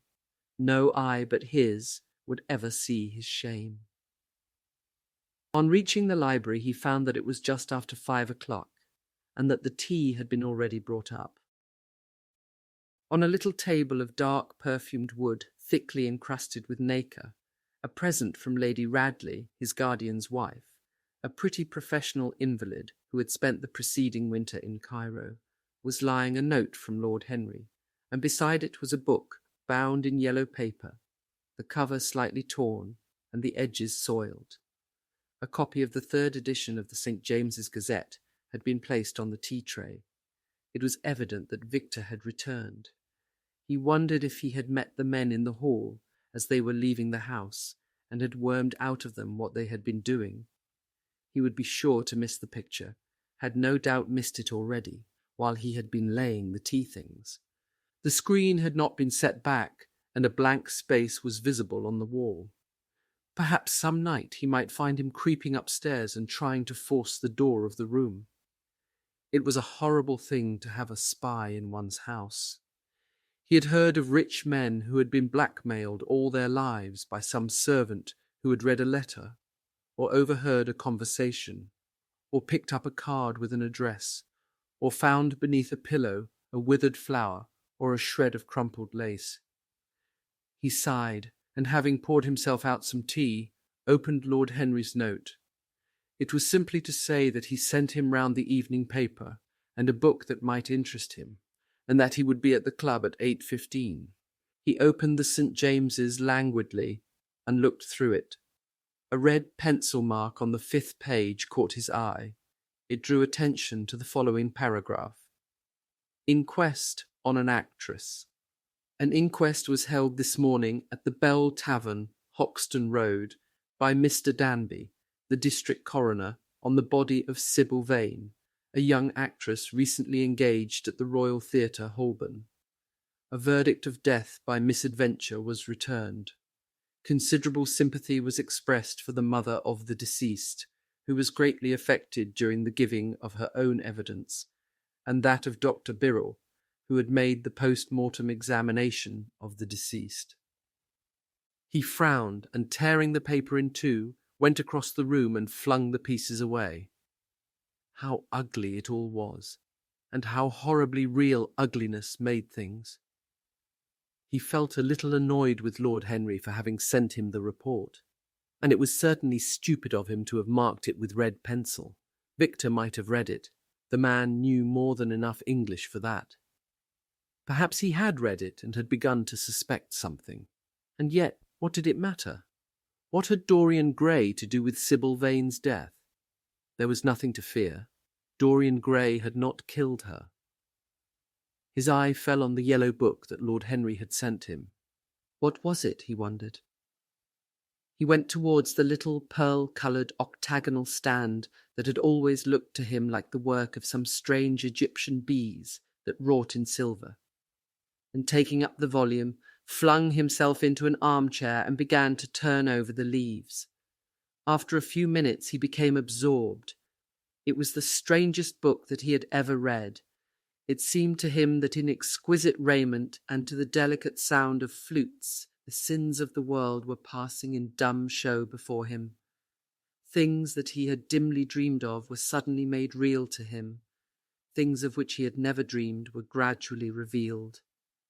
It was a novel without a plot, and with only one character, being indeed simply a psychological study of a certain young Parisian who spent his life trying to realize in the 19th century all the passions and modes of thought that belonged to every century except his own, and to sum up, as it were, in himself the various moods through which the world spirit had ever passed, loving for their mere artificiality those renunciations that men have unwisely called virtue, as much as those natural rebellions that wise men still call sin. The style in which it was written was that curious jewelled style, vivid and obscure at once, full of argot and of archaisms, of technical expressions and of elaborate paraphrases, that characterizes the work of some of the finest artists of the French school of symbolists. There were in it metaphors as monstrous as orchids and as subtle in colour. The life of the senses was described in the terms of mystical philosophy. One hardly knew at times whether one was reading the spiritual ecstasies of some medieval saint or the morbid confessions of a modern sinner. It was a poisonous book. The heavy odour of incense seemed to cling about its pages and to trouble the brain. The mere cadence of the sentences, the subtle monotony of their music, so full as it was of complex refrains and movements elaborately repeated, produced in the mind of the lad as he passed from chapter to chapter a form of reverie, a malady of dreaming that made him unconscious of the falling day and creeping shadows. Cloudless and pierced by one solitary star, a copper-green sky gleamed through the windows. He read on by its wan light till he could read no more. Then, after his valet had reminded him several times of the lateness of the hour, he got up and, going into the next room, placed the book on the little Florentine table that always stood at his bedside and began to dress for dinner. It was almost 9 o'clock before he reached the club, where he found Lord Henry sitting alone in the morning room, looking very much bored. "I am so sorry, Harry," he cried, "but really it is entirely your fault. That book you sent me so fascinated me that I forgot how the time was going." "Yes, I thought you would like it," replied his host, rising from his chair. "I didn't say I liked it, Harry. I said it fascinated me. There is a great difference." "Ah, you have discovered that?" murmured Lord Henry, and they passed into the dining-room. Chapter 11. For years Dorian Gray could not free himself from the influence of this book. Or perhaps it would be more accurate to say that he never sought to free himself from it. He procured from Paris no less than 9 large paper copies of the first edition, and had them bound in different colours, so that they might suit his various moods and the changing fancies of a nature over which he seemed at times to have almost entirely lost control. The hero, the wonderful young Parisian, in whom the romantic and the scientific temperaments were so strangely blended, became to him a kind of prefiguring type of himself, and indeed the whole book seemed to him to contain the story of his own life, written before he had lived it. In one point he was more fortunate than the novel's fantastic hero. He never knew, never indeed had any cause to know, that somewhat grotesque dread of mirrors and polished metal surfaces and still water which came upon the young Parisian so early in his life, and was occasioned by the sudden decay of a beau that had once apparently been so remarkable. It was with an almost cruel joy, and perhaps in nearly every joy, as certainly in every pleasure cruelty has its place, that he used to read the latter part of the book, with its really tragic, if somewhat over-emphasized account of the sorrow and despair of one who had himself lost what in others and the world he had most dearly valued. For the wonderful beauty that had so fascinated Basil Hallward, and many others besides him, seemed never to leave him. Even those who had heard the most evil things against him, and from time to time strange rumours about his mode of life crept through London and became the chatter of the clubs, could not believe anything to his dishonour when they saw him. He had always the look of one who had kept himself unspotted from the world. Men who talked grossly became silent when Dorian Gray entered the room. There was something in the purity of his face that rebuked them. His mere presence seemed to recall to them the memory of the innocence that they had tarnished. They wondered how one so charming and graceful as he was could have escaped the stain of an age that was at once sordid and sensual. Often, on returning home from one of those mysterious and prolonged absences that gave rise to such strange conjecture among those who were his friends or thought that they were so, he himself would creep upstairs to the locked room, open the door with the key that never left him now, and stand, with a mirror, in front of the portrait that Basil Hallward had painted of him, looking now at the evil and aging face on the canvas, and now at the fair young face that laughed back at him from the polished glass. The very sharpness of the contrast used to quicken his sense of pleasure. He grew more and more enamoured of his own beauty, more and more interested in the corruption of his own soul.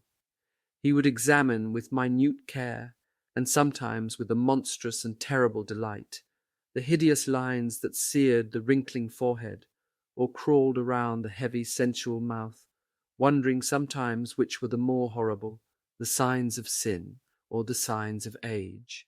He would place his white hands beside the coarse bloated hands of the picture, and smile. He mocked the misshapen body and the failing limbs. There were moments indeed at night, when lying sleepless in his own delicately scented chamber, or in the sordid room of the little ill-famed tavern near the docks, which, under an assumed name and in disguise, it was his habit to frequent, he would think of the ruin he had brought upon his soul, with a pity that was all the more poignant because it was purely selfish. But moments such as these were rare. That curiosity about life which Lord Henry had first stirred in him, as they sat together in the garden of their friend, seemed to increase with gratification. The more he knew, the more he desired to know. He had mad hungers that grew more ravenous as he fed them. Yet he was not really reckless, at any rate in his relations to society. Once or twice every month during the winter, and on each Wednesday evening while the season lasted, he would throw open to the world his beautiful house, and have the most celebrated musicians of the day to charm his guests with the wonders of their art. His little dinners, in the settling of which Lord Henry always assisted him, were noted as much for the careful selection and placing of those invited, as for the exquisite taste shown in the decoration of the table, with its subtle symphonic arrangements of exotic flowers and embroidered cloths, and antique plate of gold and silver. Indeed, there were many, especially among the very young men, who saw, or fancied that they saw, in Dorian Gray the true realization of a type of which they had often dreamed in Eton or Oxford days, a type that was to combine something of the real culture of the scholar with all the grace and distinction and perfect manner of a citizen of the world. To them he seemed to be of the company of those whom Dante describes as having sought to make themselves perfect by the worship of beauty. Like Gautier, he was one for whom the visible world existed. And certainly to him life itself was the first, the greatest of the arts, and for it all the other arts seemed to be but a preparation. Fashion, by which what is really fantastic becomes for a moment universal, and dandyism, which in its own way is an attempt to assert the absolute modernity of beauty, had of course their fascination for him. His mode of dressing, and the particular styles that from time to time he affected, had their marked influence on the young exquisites of the Mayfair balls and Pall Mall Club windows, who copied him in everything that he did, and tried to reproduce the accidental charm of his graceful, though to him only half-serious, fopperies.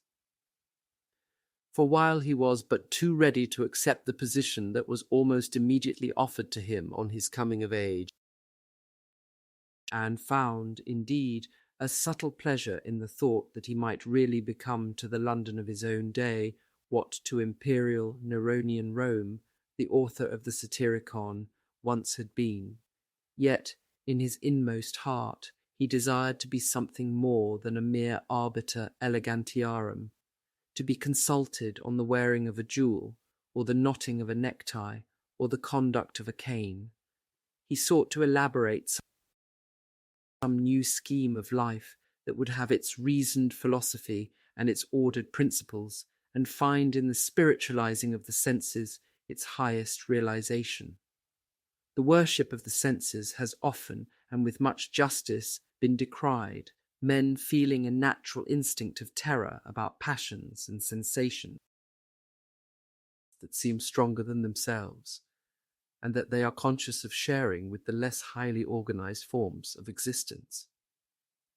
But it appeared to Dorian Gray that the true nature of the senses had never been understood, and that they had remained savage and animal merely because the world had sought to starve them into submission, or to kill them by pain, instead of aiming at making them elements of a new spirituality, of which a fine instinct for beauty was to be the dominant characteristic. As he looked back upon man moving through history, he was haunted by a feeling of loss. So much had been surrendered, and to such little purpose. There had been mad, wilful rejections, monstrous forms of self-torture and self-denial, whose origin was fear, and whose result was a degradation infinitely more terrible than that fancied degradation from which, in their ignorance, they had sought to escape.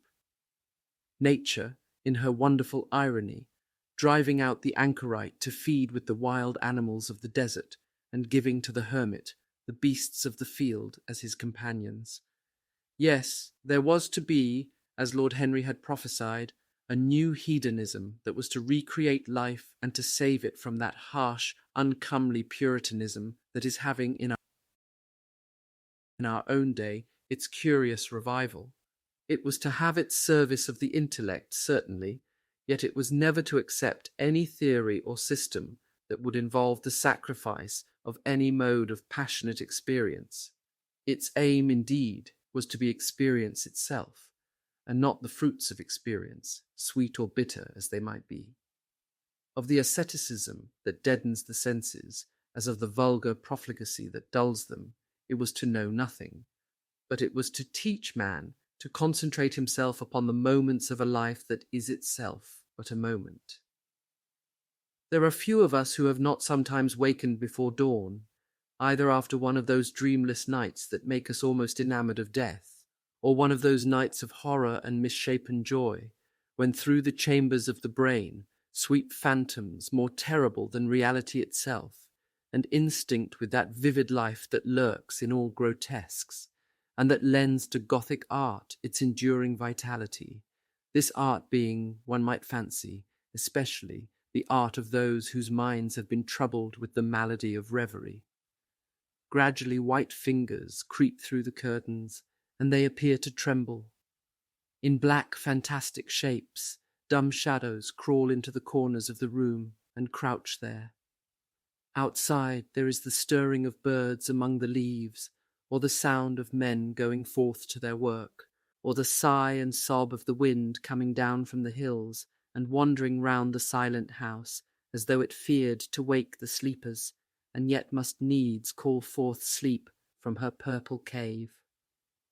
Veil after veil of thin, dusky gauze is lifted, and by degrees the forms and colours of things are restored to them, and we watch the dawn remaking the world in its antique pattern. The wan mirrors get back their mimic life. The flameless tapers stand where we had left them, and beside them lies the half-cut book that we had been studying, or the wired flower that we had worn at the ball, or the letter that we had been afraid to read, or that we had read too often. Nothing seems to us changed. Out of the unreal shadows of the night comes back the real life that we had known. We have to resume it where we had left off, and there steals over us a terrible sense of the necessity for the continuance of energy in the same wearisome round of stereotyped habits, or a wild longing, it may be, that our eyelids might open some morning upon a world that had been refashioned anew in the darkness for our pleasure, a world in which things would have fresh shapes and colours and be changed or have other secrets, a world in which the past would have little or no place, or survive, at any rate, in no conscious form of obligation or regret, the remembrance even of joy having its bitterness, and the memories of pleasure their pain. It was the creation of such worlds as these that seemed to Dorian Gray to be the true object, or amongst the true objects, of life. And in his search for sensations that would be at once new and delightful, and possess that element of strangeness that is so essential to romance, he would often adopt certain modes of thought that he knew to be really alien to his nature, abandon himself to their subtle influences, and then, having, as it were, caught their colour and satisfied his intellectual curiosity, leave them with that curious indifference that is not incompatible with a real ardour of temperament, and that indeed, according to certain modern psychologists, is often a condition of it. It was rumoured of him once that he was about to join the Roman Catholic communion, and certainly the Roman ritual had always a great attraction for him. The daily sacrifice, more awful really than all the sacrifices of the antique world, stirred him as much by its superb rejection of the evidence of the senses, as by the primitive simplicity of its elements and the eternal pathos of the human tragedy that it sought to symbolize. He loved to kneel down on the cold marble pavement and watch the priest, in his stiff flowered dalmatic, slowly and with white hands moving aside the veil of the tabernacle, or raising aloft the jewelled, lantern-shaped monstrance with that pallid wafer that at times one would fain think is indeed the panis caelestis, the bread of angels, or robed in the garments of the Passion of Christ, breaking the host into the chalice and smiting his breast for his sins. The fuming censers that the grave boys, in their lace and scarlet, tossed into the air like great gilt flowers, had their subtle fascination for him. As he passed out, he used to look with wonder at the black confessionals, and long to sit in the dim shadow of one of them, and listen to men and women whispering through the worn grating the true story of their lives.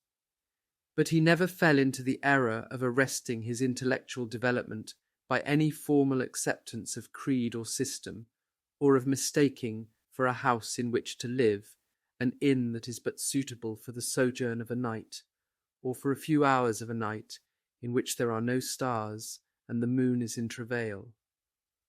Mysticism, with its marvellous power of making common things strange to us, and the subtle antinomianism that always seems to accompany it, moved him for a season. And for a season he inclined to the materialistic doctrines of the Darwinismus movement in Germany, and found a curious pleasure in tracing the thoughts and passions of men to some pearly cell in the brain or some white nerve in the body, delighting in the conception of the absolute dependence of the spirit on certain physical conditions, morbid or healthy, normal or diseased. Yet, as has been said of him before, no theory of life seemed to him to be of any importance compared with life itself. He felt keenly conscious of how barren all intellectual speculation is when separated from action and experiment. He knew that the senses, no less than the soul, have their spiritual mysteries to reveal. And so he would now study perfumes and the secrets of their manufacture, distilling heavily scented oils and burning odorous gums from the East.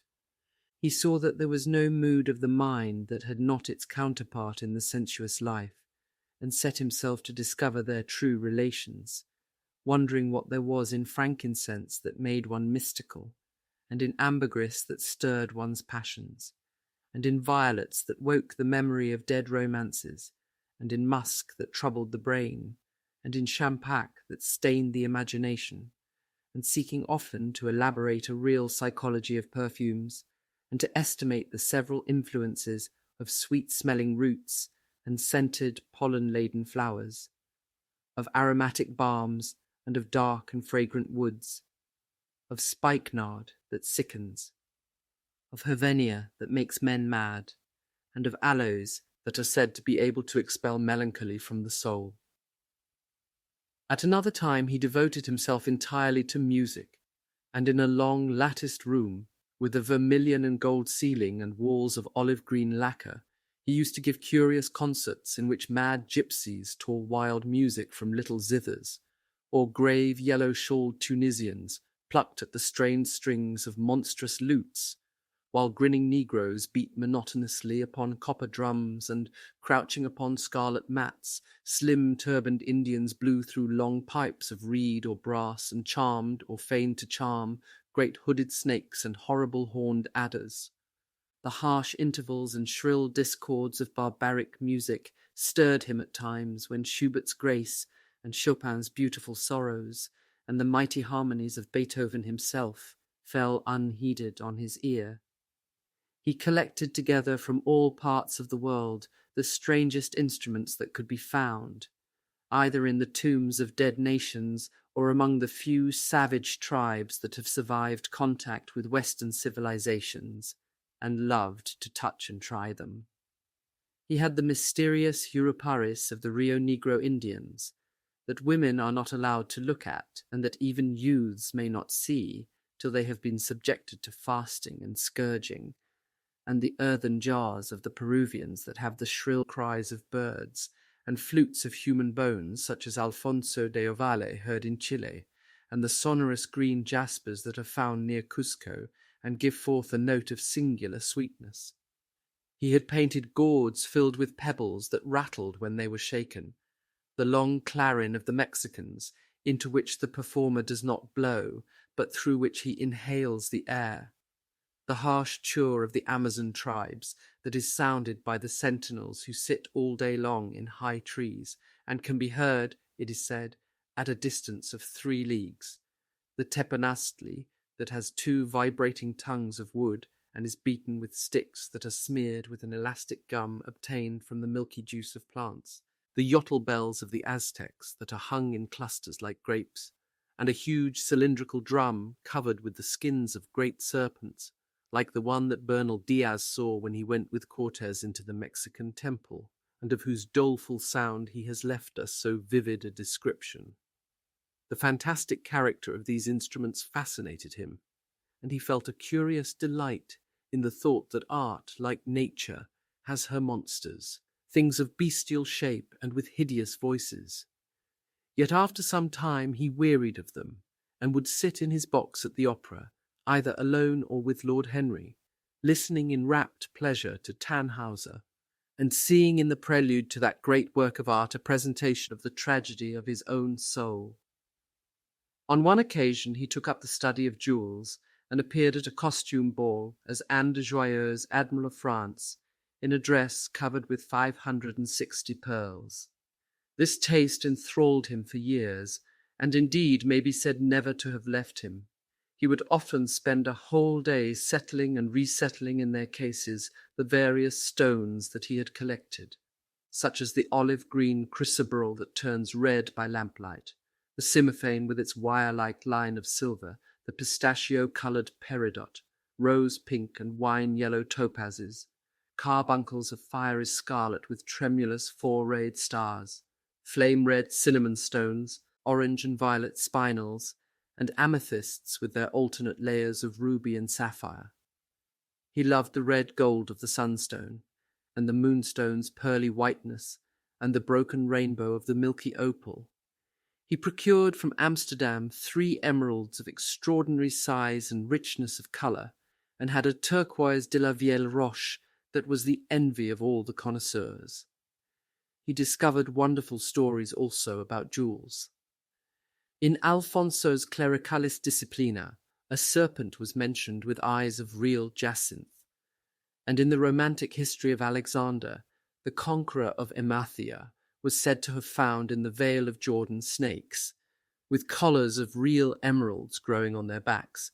There was a gem in the brain of the dragon, Philostratus told us, and by the exhibition of golden letters and a scarlet robe, the monster could be thrown into a magical sleep and slain. According to the great alchemist Pierre de Boniface, the diamond rendered a man invisible, and the agate of India made him eloquent. The cornelian appeased anger, and the hyacinth provoked sleep, and the amethyst drove away the fumes of wine. The garnet cast out demons, and the hydropicus deprived the moon of her colour. The selenite waxed and waned with the moon, and the meliseus that discovers thieves could be affected only by the blood of kids. Leonardus Camillus had seen a white stone taken from the brain of a newly killed toad that was a certain antidote against poison. The bezoar that was found in the heart of the Arabian deer was a charm that could cure the plague. In the nests of Arabian birds was the aspelates that, according to Democritus, kept the wearer from any danger by fire. The king of Ceylon rode through his city with a large ruby in his hand as the ceremony of his coronation. The gates of the palace of John the priest were made of sardius, with the horn of the horned snake inwrought, so that no man might bring poison within. Over the gable were 2 golden apples, in which were 2 carbuncles, so that the gold might shine by day and the carbuncles by night. In Lodge's strange romancer Marguerite of America, it was stated that in the chamber of the queen one could behold all the chaste ladies of the world, enchased out of silver, looking through fair mirrors of chrysolites, carbuncles, sapphires, and green emeralds. Marco Polo had seen the inhabitants of Zipangu place rose-coloured pearls in the mouths of the dead. A sea monster had been enamoured of the pearl that the diver brought to King Perozes, and had slain the thief and mourned for 7 moons over its loss. When the Huns lured the king into the great pit, he flung it away. Procopius tells the story, nor was it ever found again, though the Emperor Anastasius offered 500 weight of gold pieces for it. The king of Malabar had shown to a certain Venetian a rosary of 304 pearls, one for every god that he worshipped. When the Duke de Valentinois, son of Alexander VI, visited Louis XIV, of France, his horse was loaded with gold leaves, according to Brantôme, and his cap had double rows of rubies that threw out a great light. Charles of England had ridden in stirrups hung with 421 diamonds. Richard II had a coat valued at 30,000 marks, which was covered with balas rubies. Hall described Henry VIII on his way to the Tower previous to his coronation as wearing a jacket of raised gold, the placard embroidered with diamonds and other rich stones, and a great baldric about his neck of large balasses. The favourites of James I wore earrings of emerald set in gold filigrane. Edward II gave to Piers Gaveston a suit of red gold armour studded with jacinths, a collar of gold roses set with turquoise stones, and a skull-cap parsem with pearls. Henry II wore jewelled gloves reaching to the elbow, and had a hawk glove sewn with 12 rubies and 52 great orients. The ducal hat of Charles the Rash, the last Duke of Burgundy of his race, was hung with pear-shaped pearls and studded with sapphires. How exquisite life had once been, how gorgeous in its pomp and decoration, even to read of the luxury of the dead was wonderful. Then he turned his attention to embroideries and to the tapestries that performed the office of frescoes in the chill rooms of the northern nations of Europe. As he investigated the subject, and he always had an extraordinary faculty of becoming absolutely absorbed for the moment in whatever he took up, he was almost saddened by the reflection of the ruin that time brought on beautiful and wonderful things. He, at any rate, had escaped that. Summer followed summer, and the yellow jonquils bloomed and died many times, and nights of horror repeated the story of their shame, but he was unchanged. No winter marred his face or stained his flower-like bloom. How different it was with material things. Where had they passed to? Where was the great crocus-coloured robe on which the gods fought against the giants, that had been worked by brown girls for the pleasure of Athena?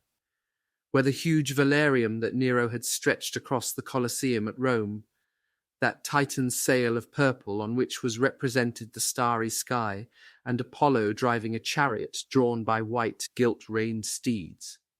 He longed to see the curious table napkins wrought for the priest of the sun, on which were displayed all the dainties and viands that could be wanted for a feast, the mortuary cloth of King Chilperic, with its 300 golden bees, the fantastic robes that excited the indignation of the Bishop of Pontus, and were figured with lions, panthers, bears, dogs, forests, rocks, hunters, all, in fact, that a painter can copy from nature.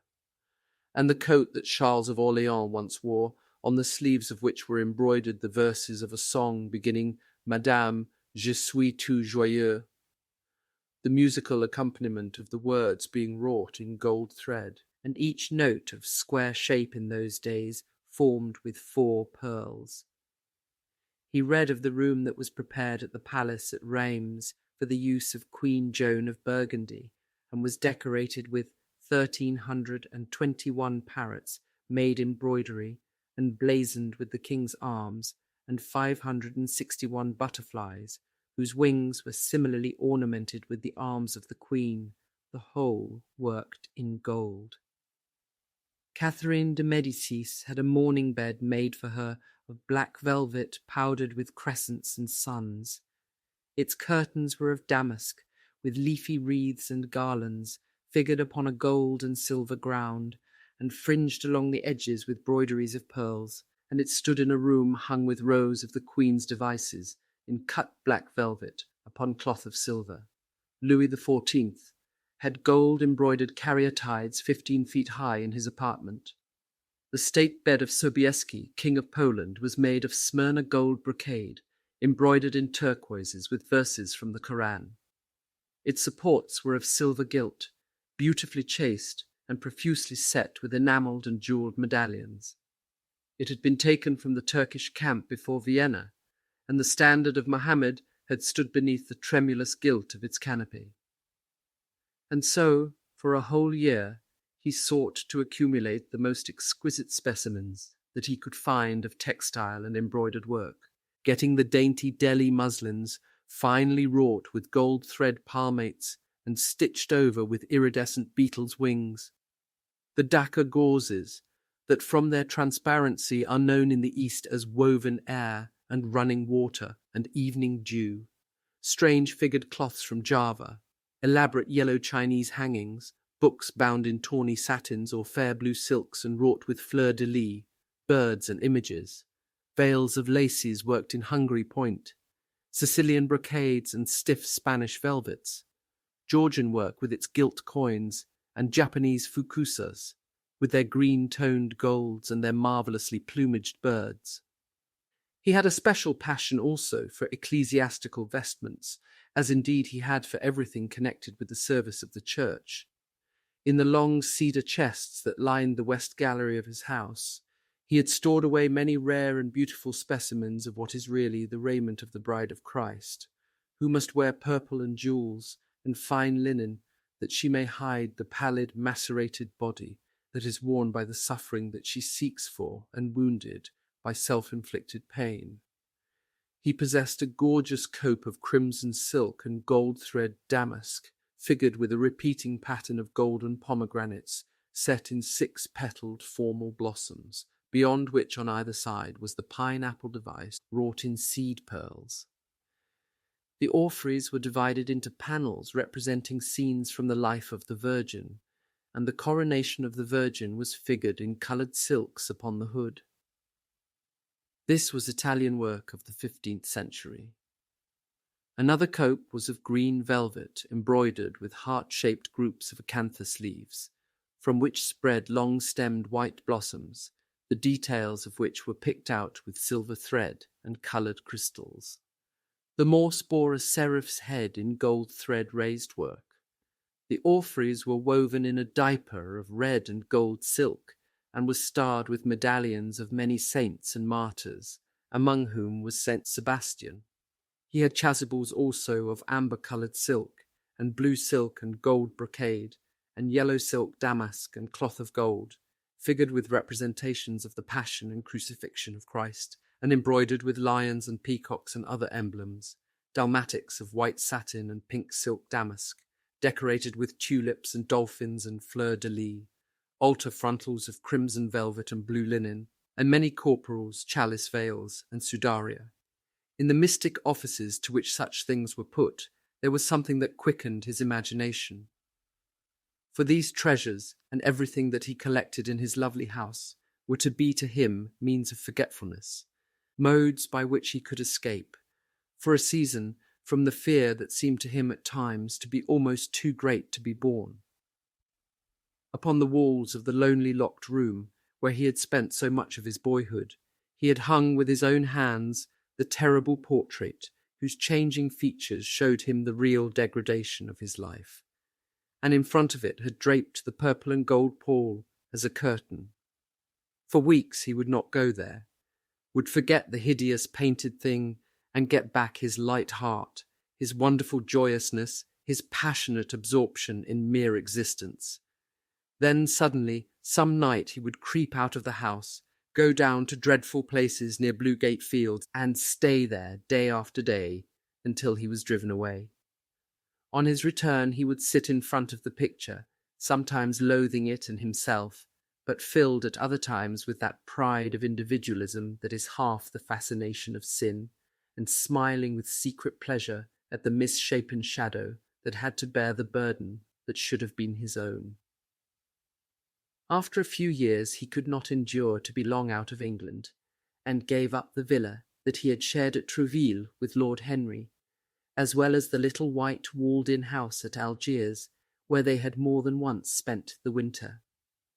He hated to be separated from the picture that was such a part of his life, and was also afraid that during his absence someone might gain access to the room, in spite of the elaborate bars that he had caused to be placed upon the door. He was quite conscious that this would tell them nothing. It was true that the portrait still preserved, under all the foulness and ugliness of the face, its marked likeness to himself. But what could they learn from that? He would laugh at anyone who tried to taunt him. He had not painted it. What was it to him how vile and full of shame it looked? Even if he told them, would they believe it? Yet he was afraid. Sometimes when he was down at his great house in Nottinghamshire, entertaining the fashionable young men of his own rank who were his chief companions, and astounding the county by the wanton luxury and gorgeous splendour of his mode of life, he would suddenly leave his guests and rush back to town to see that the door had not been tampered with, and that the picture was still there. What if it should be stolen? The mere thought made him cold with horror. Surely the world would know his secret then. Perhaps the world already suspected it. For while he fascinated many, there were not a few who distrusted him. He was very nearly blackballed at a West End club of which his birth and social position fully entitled him to become a member, and it was said that on one occasion, when he was brought by a friend into the smoking-room of the Churchill, the Duke of Berwick and another gentleman got up in a marked manner and went out. Curious stories became current about him after he had passed his 25th year. It was rumoured that he had been seen brawling with foreign sailors in a low den in the distant parts of Whitechapel, and that he consorted with thieves and coiners and knew the mysteries of their trade. His extraordinary absences became notorious, and when he used to reappear again in society, men would whisper to each other in corners, or pass him with a sneer, or look at him with cold, searching eyes, as though they were determined to discover his secret. Of such insolences and attempted slights he of course took no notice, and in the opinion of most people his frank debonair manner, his charming boyish smile, and the infinite grace of that wonderful youth that seemed never to leave him were in themselves a sufficient answer to the calumnies, for so they termed them, that were circulated about him. It was remarked, however, that some of those who had been most intimate with him appeared after a time to shun him. Women who had wildly adored him, and for his sake had braved all social censure and set convention at defiance, were seen to grow pallid with shame or horror if Dorian Gray entered the room. Yet these whispered scandals only increased in the eyes of many his strange and dangerous charm. His great wealth was a certain element of security. Society, civilized society at least, is never very ready to believe anything to the detriment of those who are both rich and fascinating.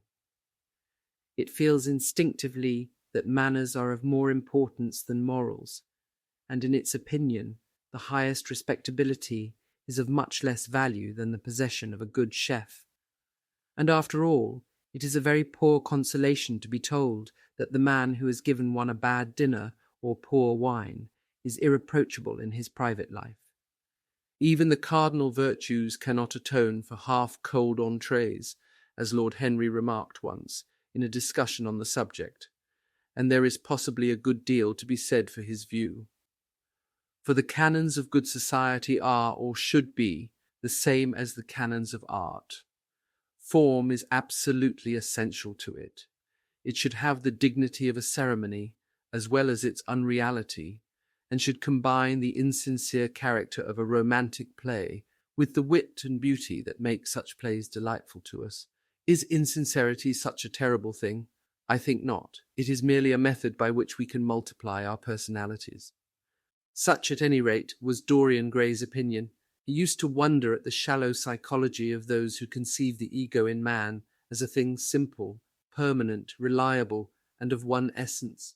To him, man was a being with myriad lives and myriad sensations, a complex, multiform creature that bore within itself strange legacies of thought and passion, and whose very flesh was tainted with the monstrous maladies of the dead. He loved to stroll through the gaunt, cold picture gallery of his country house and look at the various portraits of those whose blood flowed in his veins. Here was Philip Herbert, described by Francis Osborne in his memoirs on the reigns of Queen Elizabeth and King James, as one who was caressed by the court for his handsome face, which kept him not long company.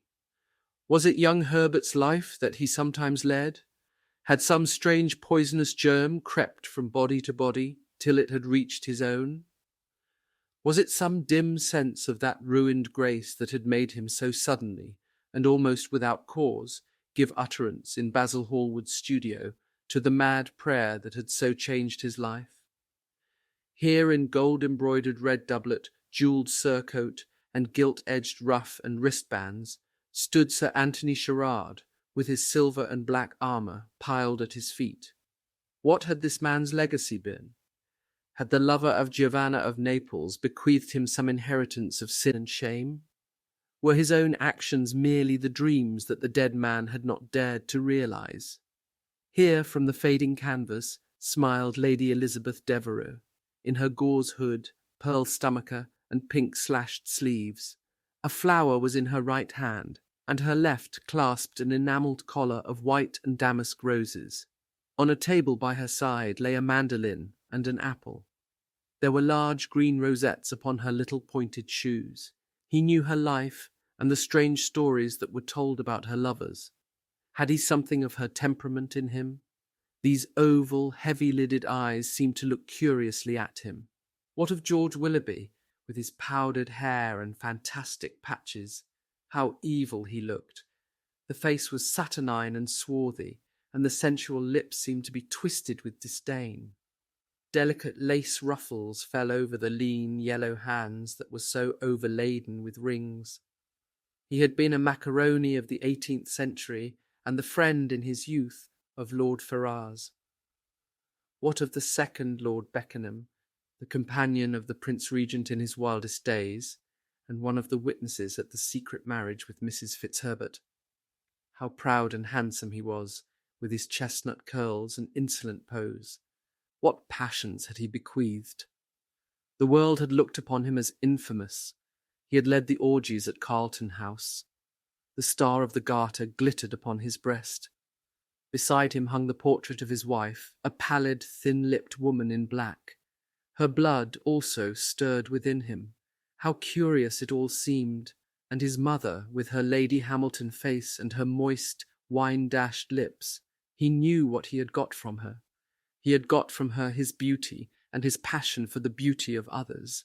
She laughed at him in her loose bacchante dress. There were vine leaves in her hair. The purple spilled from the cup she was holding. The carnations of the painting had withered, but the eyes were still wonderful in their depth and brilliancy of colour. They seemed to follow him wherever he went.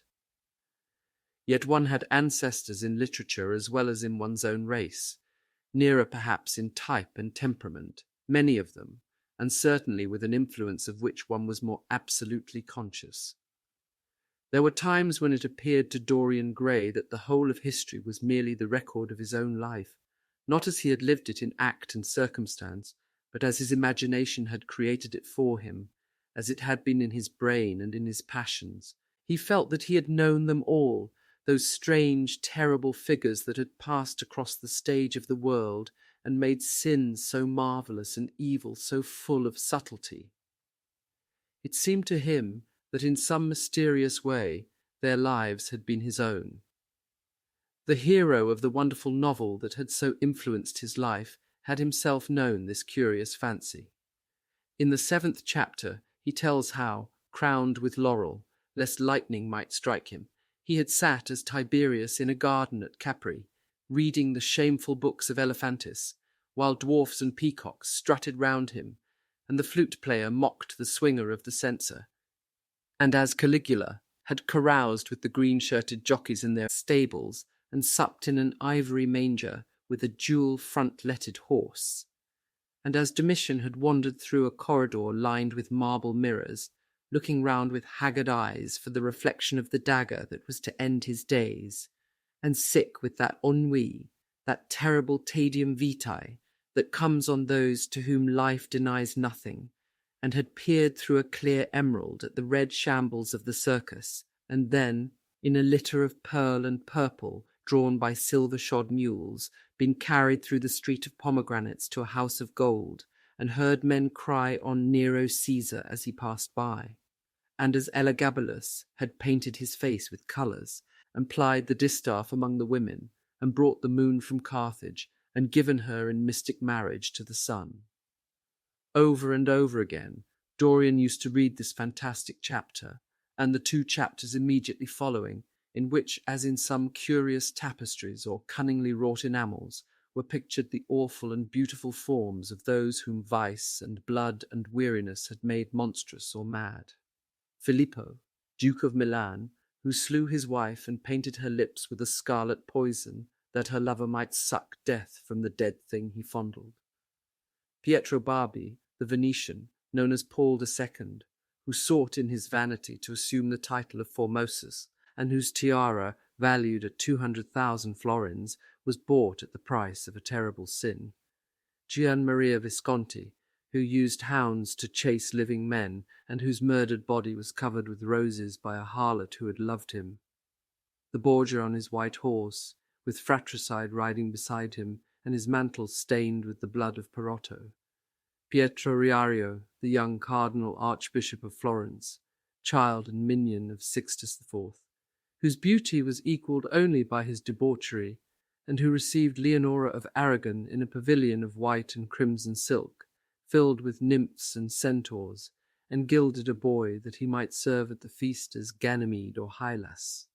Ezelin, whose melancholy could be cured only by the spectacle of death, and who had a passion for red blood, as other men have for red wine, the son of the fiend, as was reported, and one who had cheated his father at dice when gambling with him for his own soul, Giambattista Cibo, who in mockery took the name of innocent, and into whose torpid veins the blood of 3 lads was infused by a Jewish doctor, Sigismondo Malatesta, the lover of Isotta and the lord of Rimini, whose effigy was burned at Rome as the enemy of God and man, who strangled Polyssena with a napkin, and gave poison to Ginevra d'Este in a cup of emerald, and in honour of a shameful passion built a pagan church for Christian worship, Charles VI, who had so wildly adored his brother's wife that a leper had warned him of the insanity that was coming on him, and who, when his brain had sickened and grown strange, could only be soothed by Saracen cards painted with the images of love and death and madness, and in his trimmed jerkin and jewelled cap and acanthus-like curls, Griffonetto Baglioni, who slew a story with his bride, and Simonetto with his page, and whose comeliness was such that, as he lay dying in the yellow piazza of Perugia, those who had hated him could not choose but weep, and Atalanta, who had cursed him, blessed him. There was a horrible fascination in them all. He saw them at night, and they troubled his imagination in the day. The Renaissance knew of strange manners of poisoning by a helmet and a lighted torch, by an embroidered glove and a jewelled fan, by a gilded pomander and by an amber chain. Dorian Gray had been poisoned by a book. There were moments when he looked on evil simply as a mode through which he could realize his conception of the beautiful. Chapter 12. It was on the 9th of November, the eve of his own 38th birthday, as he often remembered afterwards. He was walking home about 11 o'clock from Lord Henry's, where he had been dining, and was wrapped in heavy furs, as the night was cold and foggy. At the corner of Grosvenor Square and South Audley Street, a man passed him in the mist, walking very fast, and with the collar of his grey ulster turned up. He had a bag in his hand. Dorian recognized him. It was Basil Hallward. A strange sense of fear, for which he could not account, came over him. He made no sign of recognition and went on quickly in the direction of his own house. But Hallward had seen him.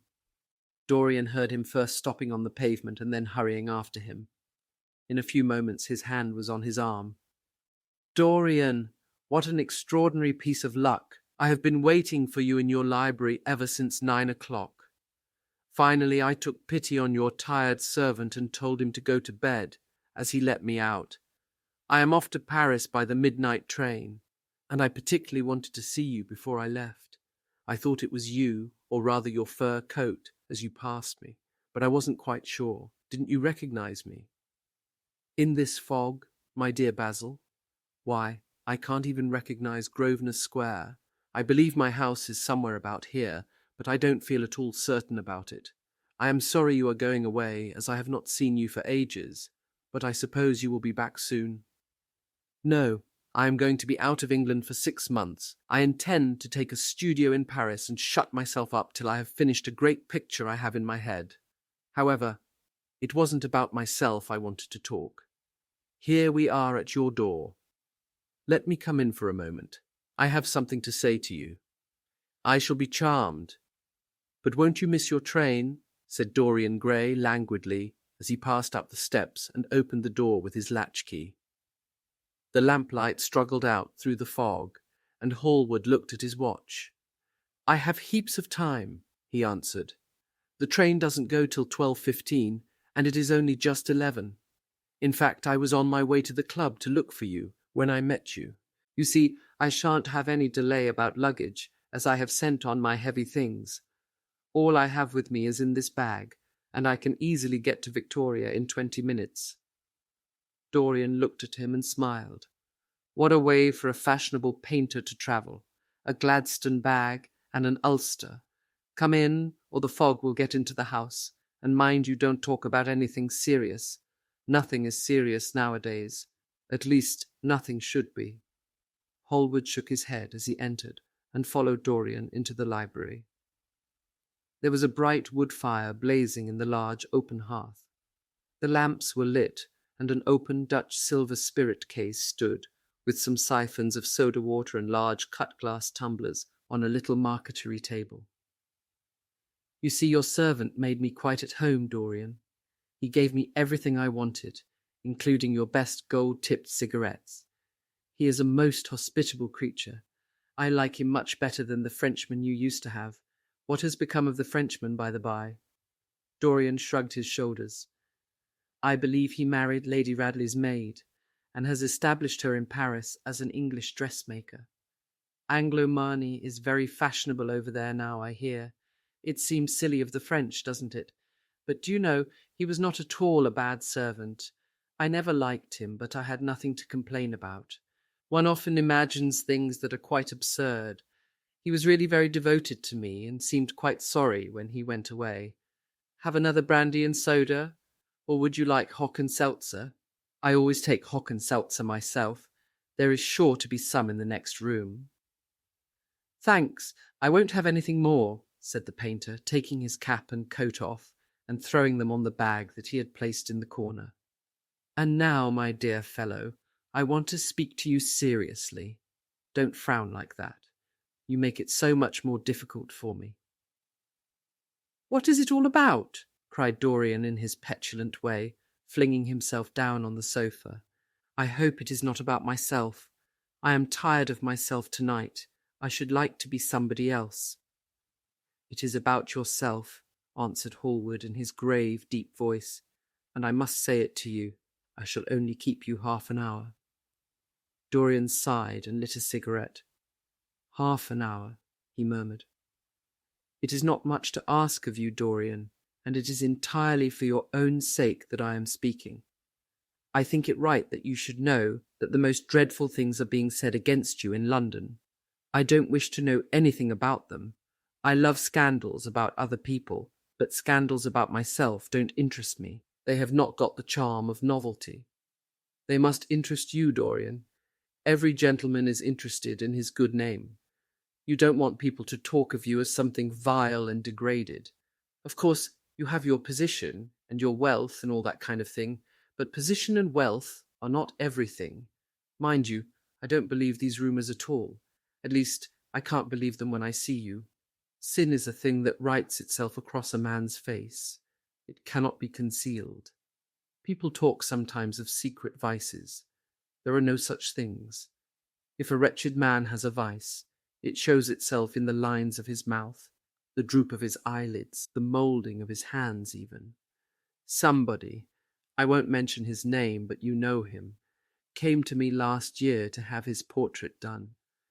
I had never seen him before, and had never heard anything about him at the time, though I have heard a good deal since. He offered an extravagant price. I refused him. There was something in the shape of his fingers that I hated. I know now that I was quite right in what I fancied about him. His life is dreadful, but you, Dorian, with your pure, bright, innocent face, and your marvellous, untroubled youth, I can't believe anything against you. And yet I see you very seldom, and you never come down to the studio now, and when I am away from you, and I hear all these hideous things that people are whispering about you, I don't know what to say. Why is it, Dorian, that a man like the Duke of Berwick leaves the room of a club when you enter it? Why is it that so many gentlemen in London will neither go to your house or invite you to theirs? You used to be a friend of Lord Staveley. I met him at dinner last week. Your name happened to come up in conversation in connection with the miniatures you have lent to the exhibition at the Dudley. Staveley curled his lip and said that you might have the most artistic tastes, but that you were a man whom no pure-minded girl should be allowed to know, and whom no chaste woman should sit in the same room with. I reminded him that I was a friend of yours, and asked him what he meant. He told me right out before everybody. It was horrible. Why is your friendship so fatal to young men? There was that wretched boy in the Guards who committed suicide. You were his great friend. There was Sir Henry Ashton, who had to leave England with a tarnished name. You and he were inseparable. What about Adrian Singleton and his dreadful end? What about Lord Kent's only son and his career? I met his father yesterday in St. James's Street. He seemed broken with shame and sorrow. What about the young Duke of Perth? What sort of life has he got now? What gentleman would associate with him? Stop, Basil. You are talking about things of which you know nothing, said Dorian Gray, biting his lip, and with a note of infinite contempt in his voice. You ask me why Berwick leaves a room when I enter it. It is because I know everything about his life, not because he knows anything about mine. With such blood as he has in his veins, how could his record be clean? You ask me about Henry Ashton and young Perth. Did I teach the one his vices and the other his debauchery? If Kent's silly son takes his wife from the streets, what is that to me? If Adrian Singleton writes his friend's name across a bill, am I his keeper? I know how people chatter in England. The middle classes air their moral prejudices over their gross dinner tables and whisper about what they call the profligacies of their betters in order to try and pretend that they are in smart society and on intimate terms with the people they slander. In this country, it is enough for a man to have distinction and brains for every common tongue to wag against him.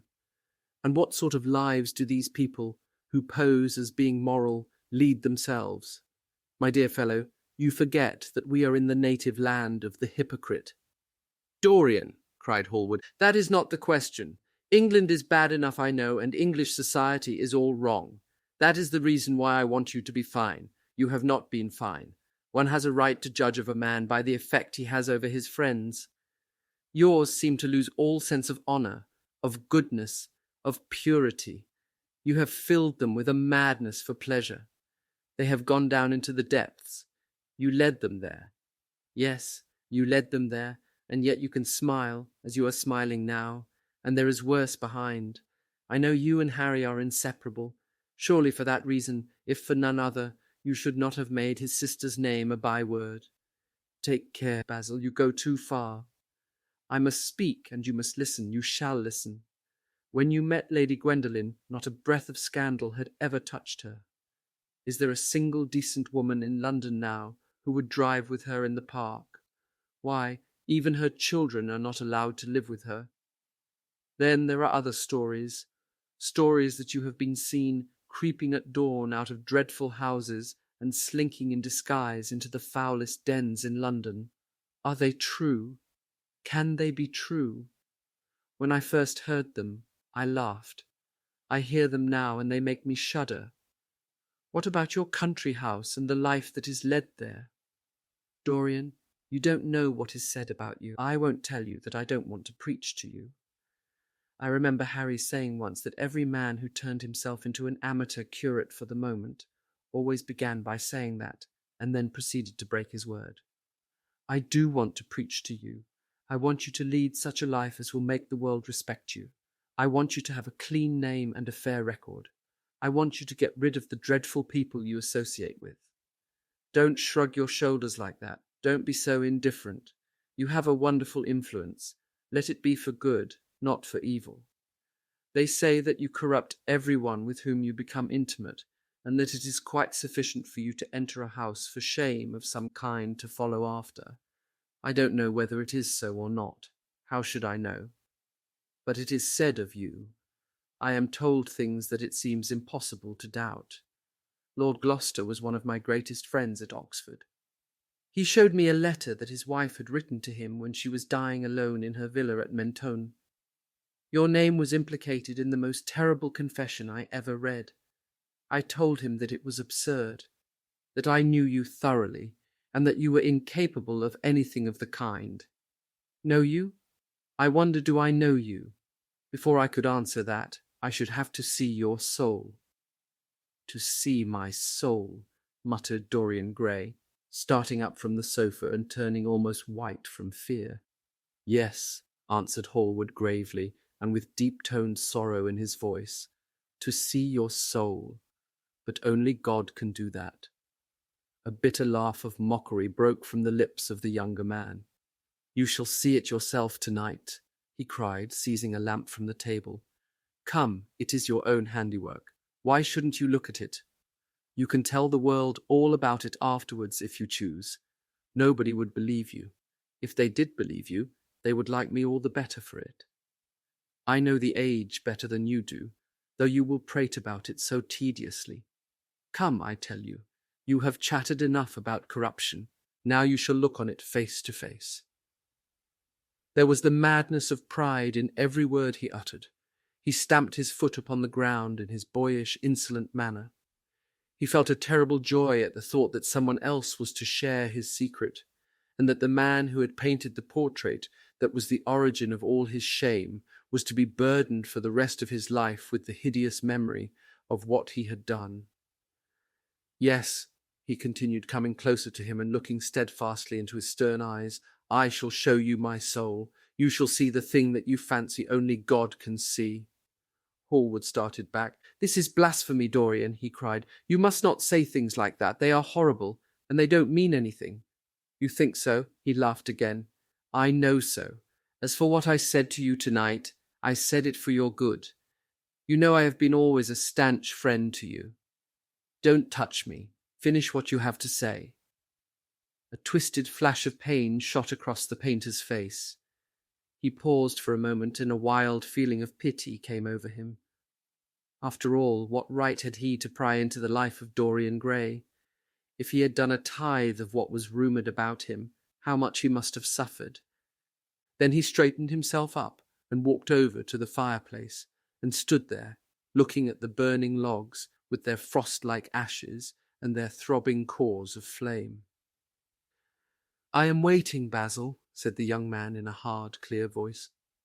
He turned round. What I have to say is this, he cried. You must give me some answer to these horrible charges that are made against you. If you tell me that they are absolutely untrue from beginning to end, I shall believe you. Deny them, Dorian, deny them. Can't you see what I am going through? My God, don't tell me that you are bad and corrupt and shameful. Dorian Gray smiled. There was a curl of contempt in his lips. Come upstairs, Basil, he said quietly. I keep a diary of my life from day to day, and it never leaves the room in which it is written.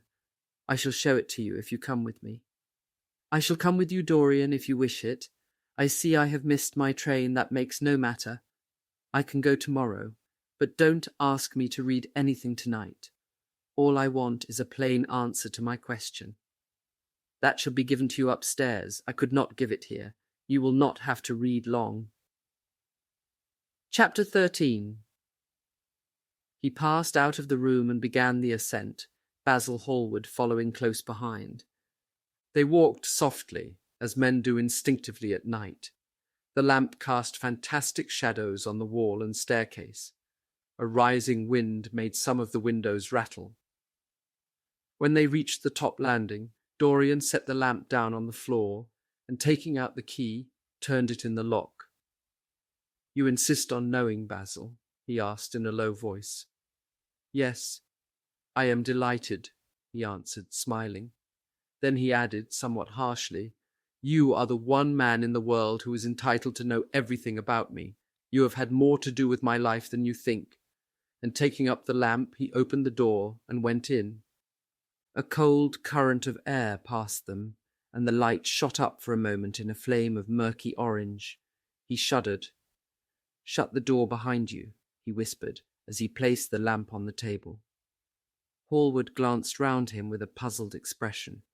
The room looked as if it had not been lived in for years. A faded Flemish tapestry, a curtained picture, an old Italian cassone, and an almost empty bookcase. That was all that it seemed to contain, besides a chair and a table. As Dorian Gray was lighting a half-burned candle that was standing on the mantel-shelf, he saw that the whole place was covered with dust and that the carpet was in holes. A mouse ran scuffling behind the wainscoting. There was a damp odour of mildew. So you think that it is only God who sees the soul, Basil? Draw that curtain back, and you will see mine. The voice that spoke was cold and cruel. You are mad, Dorian, or playing a part, muttered Hallward, frowning. You won't? Then I must do it myself, said the young man, and he tore the curtain from its rod and flung it on the ground. An exclamation of horror broke from the painter's lips as he saw in the dim light the hideous face on the canvas grinning at him. There was something in its expression that filled him with disgust and loathing. Good heavens, it was Dorian Gray's own face that he was looking at. The horror, whatever it was, had not yet entirely spoiled that marvellous beauty. There was still some gold in the thinning hair and some scarlet on the sensual mouth. The sodden eyes had kept something of the loveliness of their blue. The noble curves had not yet completely passed away from chiselled nostrils and from plastic throat. Yes, it was Dorian himself. But who had done it? He seemed to recognize his own brushwork, and the frame was his own design. The idea was monstrous, yet he felt afraid. He seized the lighted candle and held it to the picture. In the left-hand corner was his own name, traced in long letters of bright vermilion. It was some foul parody, some infamous, ignoble satire. He had never done that. Still, it was his own picture, he knew it, and he felt as if his blood had changed in a moment from fire to sluggish ice. His own picture. What did it mean? Why had it altered? He turned and looked at Dorian Gray with the eyes of a sick man. His mouth twitched, and his parched tongue seemed unable to articulate. He passed his hand across his forehead. It was dank with clammy sweat. The young man was leaning against the mantel-shelf, watching him with that strange expression that one sees on the faces of those who are absorbed in a play when some great artist is acting. There was neither real sorrow in it nor real joy. There was simply the passion of the spectator, with perhaps a flicker of triumph in his eyes. He had taken the flower out of his coat and was smelling it, or pretending to do so. "What does this mean?" cried Hallward at last. His own voice sounded shrill and curious in his ears. "Years ago, when I was a boy," said Dorian Gray, crushing the flower in his hand, "you met me, flattered me, and taught me to be vain of my good looks. One day you introduced me to a friend of yours, who explained to me the wonder of youth, and you finished a portrait of me that revealed to me the wonder of beauty. In a mad moment that even now, I don't know whether I regret or not, I made a wish. Perhaps you would call it a prayer. I remember it. Oh, how well I remember it. No, the thing is impossible. The room is damp. Mildew has got into the canvas. The paints I used had some wretched mineral poison in them. I tell you, the thing is impossible." "Ah, what is impossible?" murmured the young man, going over to the window and leaning his forehead against the cold, mist-stained glass. "You told me you had destroyed it. I was wrong. It has destroyed me. I don't believe it is my picture." "Can't you see your ideal in it?" said Dorian bitterly. "My ideal, as you call it. As you called it. There was nothing evil in it, nothing shameful. You were to me such an ideal as I shall never meet again. This is the face of a satyr. It is the face of my soul. Christ, what a thing I must have worshipped. It has the eyes of a devil." "Each of us has heaven and hell in him, Basil," cried Dorian with a wild gesture of despair. Hallward turned again to the portrait and gazed at it. "My God, if it is true," he exclaimed, "and this is what you have done with your life, why, you must be worse even than those who talk against you fancy you to be." He held the light up again to the canvas and examined it. The surface seemed to be quite undisturbed, and as he had left it. It was from within, apparently, that the foulness and horror had come. Through some strange quickening of inner life, the leprosies of sin were slowly eating the thing away. The rotting of a corpse in a watery grave was not so fearful. His hand shook, and the candle fell from its socket on the floor and lay there sputtering. He placed his foot on it and put it out. Then he flung himself into the rickety chair that was standing by the table and buried his face in his hands. Good God, Dorian, what a lesson, what an awful lesson. There was no answer, but he could hear the young man sobbing at the window. Pray, Dorian, pray, he murmured. What is it that one was taught to say in one's boyhood? Lead us not into temptation. Forgive us our sins. Wash away our iniquities. Let us say that together. The prayer of your pride has been answered. The prayer of your repentance will be answered also. I worshipped you too much. I am punished for it. You worshipped yourself too much. We are both punished. Dorian Gray turned slowly around and looked at him with tear-dimmed eyes. It is too late, Basil, he faltered. It is never too late, Dorian. Let us kneel down and try if we cannot remember a prayer. Isn't there a verse somewhere? Though your sins be as scarlet, yet I will make them as white as snow. Those words mean nothing to me now. Hush, don't say that. You have done enough evil in your life. My God, don't you see that accursed thing leering at us? Dorian Gray glanced at the picture, and suddenly an uncontrollable feeling of hatred for Basil Hallward came over him, as though it had been suggested to him by the image on the canvas, whispered into his ear by those grinning lips.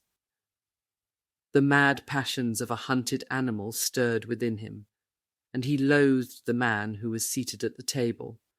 More than in his whole life he had ever loathed anything. He glanced wildly around. Something glimmered on the top of the painted chest that faced him. His eye fell on it. He knew what it was. It was a knife that he had brought up some days before to cut a piece of cord and had forgotten to take away with him. He moved slowly towards it, passing Hallward as he did so. As soon as he got behind him, he seized it and turned round. Hallward stirred in his chair as if he was going to rise. He rushed at him and dug the knife into the great vein that is behind the ear, crushing the man's head down on the table and stabbing again and again. There was a stifled groan and the horrible sound of someone choking with blood. 3 times the outstretched arms shot up convulsively, waving grotesque, stiff-fingered hands in the air. He stabbed him twice more, but the man did not move. Something began to trickle on the floor. He waited for a moment, still pressing the head down. Then he threw the knife on the table and listened. He could hear nothing but the drip, drip on the threadbare carpet. He opened the door and went out on the landing. The house was absolutely quiet. No one was about. For a few seconds he stood bending over the balustrade and peering down into the black, seething well of darkness. Then he took out the key and returned to the room, locking himself in as he did so. The thing was still seated in the chair, straining over the table with bowed head and humped back and long, fantastic arms. Had it not been for the red, jagged tear in the neck and the clotted black pool that was slowly widening on the table, one would have said that the man was simply asleep. How quickly it had all been done! He felt strangely calm, and walking over to the window, opened it and stepped out on the balcony. The wind had blown the fog away, and the sky was like a monstrous peacock's tail, starred with myriads of golden eyes. He looked down and saw the policeman going his rounds and flashing the long beam of his lantern on the doors of the silent houses.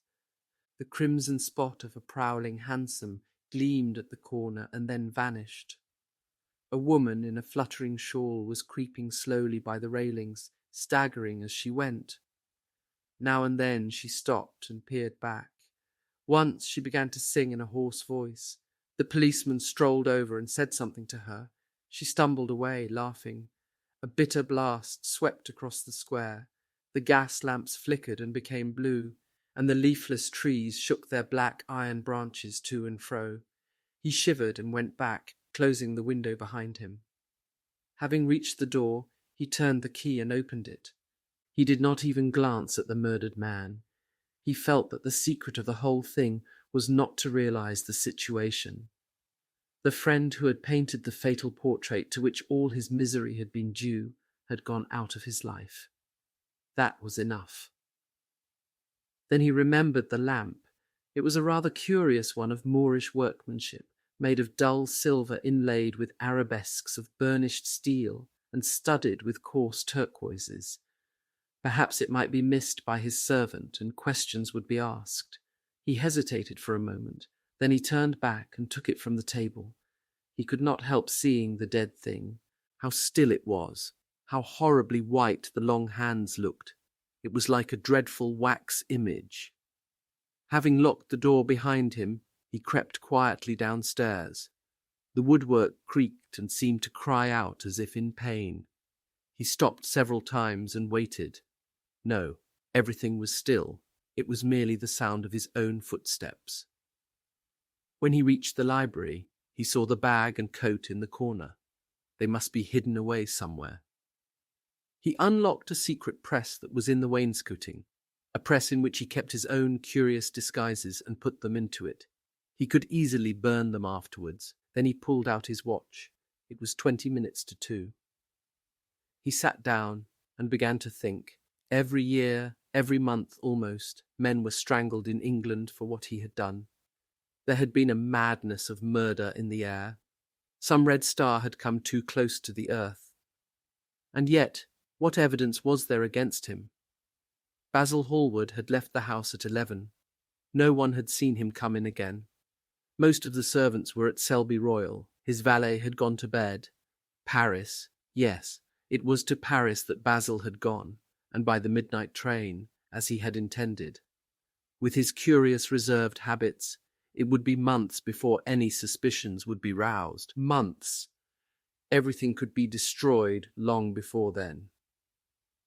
A sudden thought struck him. He put on his fur coat and hat and went out into the hall. There he paused, hearing the slow, heavy tread of the policeman on the pavement outside, and seeing the flash of the bull's-eye reflected in the window. He waited and held his breath. After a few moments he drew back the latch and slipped out, shutting the door very gently behind him. Then he began ringing the bell. In about 5 minutes his valet appeared, half-dressed and looking very drowsy. "I am sorry to have had to wake you up, Francis," he said, stepping in, "but I had forgotten my latchkey. What time is it?" 10 minutes past 2, sir," answered the man, looking at the clock and blinking. 10 minutes past 2? How horribly late. You must wake me at 9 tomorrow. I have some work to do." "All right, sir." "Did anyone call this evening?" "Mr. Hallward, sir. He stayed here till 11, and then he went away to catch his train." "Oh, I am sorry I didn't see him. Did he leave any message?" "No, sir, except that he would write to you from Paris if he did not find you at the club." "That will do, Francis. Don't forget to call me at 9 tomorrow." "No, sir." The man shambled down the passage in his slippers. Dorian Gray threw his hat and coat upon the table and passed into the library. For a quarter of an hour he walked up and down the room, biting his lip and thinking. Then he took down the blue book from one of the shelves and began to turn over the leaves. Alan Campbell, 152, Hertford Street, Mayfair. Yes, that was the man he wanted. Chapter 14. At 9 o'clock the next morning his servant came in with a cup of chocolate on a tray and opened the shutters. Dorian was sleeping quite peacefully, lying on his right side, with one hand underneath his cheek. He looked like a boy who had been tired out with play or study. The man had to touch him twice on the shoulder before he woke, and as he opened his eyes a faint smile passed across his lips, as though he had been lost in some delightful dream. Yet he had not dreamed at all. His night had been untroubled by any images of pleasure or of pain. But youth smiles without any reason. It is one of its chiefest charms. He turned round, and leaning upon his elbow began to sip his chocolate. The mellow November sun came streaming into the room. The sky was bright, and there was a genial warmth in the air. It was almost like a morning in May. Gradually the events of the preceding night crept with silent, blood-stained feet into his brain and reconstructed themselves there with terrible distinctness. He winced at the memory of all that he had suffered, and for a moment the same curious feeling of loathing for Basil Hallward that had made him kill him as he sat in the chair came back to him, and he grew cold with passion. The dead man was still sitting there too, and in the sunlight now. How horrible that was! Such hideous things were for the darkness, not for the day. He felt that if he brooded on what he had gone through, he would sicken or grow mad. There were sins whose fascination was more in the memory than in the doing of them, strange triumphs that gratified the pride more than the passions, and gave to the intellect a quickened sense of joy, greater than any joy they brought, or could ever bring, to the senses. But this was not one of them. It was a thing to be driven out of the mind, to be drugged with poppies, to be strangled, lest it might strangle one itself. When the half-hour struck, he passed his hand across his forehead, and then got up hastily and dressed himself with even more than his usual care, giving a good deal of attention to the choice of his necktie and scarf pin, and changing his rings more than once. He spent a long time also over breakfast, tasting the various dishes, talking to his valet about some new liveries that he was thinking of getting made for the servants at Selby, and going through his correspondence. At some of the letters he smiled. 3 of them bored him. One he read several times over, and then tore up with a slight look of annoyance in his face. That awful thing, a woman's memory, as Lord Henry had once said. After he had drunk his cup of black coffee, he wiped his lips slowly with a napkin, motioned to his servant to wait, and going over to the table, sat down and wrote 2 letters. One he put in his pocket, the other he handed to the valet. Take this round to 152, Hertford Street, Francis, and if Mr. Campbell is out of town, get his address. As soon as he was alone, he lit a cigarette and began sketching upon a piece of paper, drawing first flowers and bits of architecture, and then human faces. Suddenly he remarked that every face that he drew seemed to have a fantastic likeness to Basil Hallward. He frowned, and getting up, went over to the bookcase and took out a volume at hazard. He was determined that he would not think about what had happened until it became absolutely necessary that he should do so. When he had stretched himself on the sofa, he looked at the title page of the book. It was Gautier's Émaux et Camée, Charpentier's Japanese paper edition, with the Jacquemart etching. The binding was of citron green leather, with a design of gilt trellis work and dotted pomegranates. It had been given to him by Adrian Singleton. As he turned over the pages, his eye fell on the poem about the hand of Lacenaire, the cold yellow hand du supplice encore mal lavé, with its downy red hairs and its doigt de faune. He glanced at his own white taper fingers, shuddering slightly in spite of himself, and passed on, till he came to those lovely stanzas upon Venice. Sur une gamme chromatique, le sein de perles ruisselant, la Vénus de l'Adriatique sort de l'eau son corps rosé et blanc. Les dômes, sur l'azur des ondes suivant la phrase au pur contour, s'enflant comme des gorges rondes qui soulèvent un soupir d'amour. L'esquif aborde et me dépose, jetant son amarre au pilier, devant une façade rosée sur le marbre d'un escalier. How exquisite they were! As one read them, one seemed to be floating down the green waterways of the pink and pearl city, seated in a black gondola with silver prow and trailing curtains. The mere lines looked to him like those straight lines of turquoise blue that follow one as one pushes out to the Lido. The sudden flashes of colour reminded him of the gleam of the opal and iris-throated birds that flutter round the tall honeycombed campanile or stalk with such stately grace through the dim, dust-stained arcades. Leaning back with half-closed eyes, he kept saying over and over to himself, devant une façade rose sur le marbre d'un escalier. The whole of Venice was in those 2 lines. He remembered the autumn that he had passed there, and a wonderful love that had stirred him to mad, delightful follies. There was romance in every place. But Venice, like Oxford, had kept the background for romance, and to the true romantic, background was everything, or almost everything. Basil had been with him part of the time, and had gone wild over Tintoret. Poor Basil! What a horrible way for a man to die! He sighed, and took up the volume again, and tried to forget.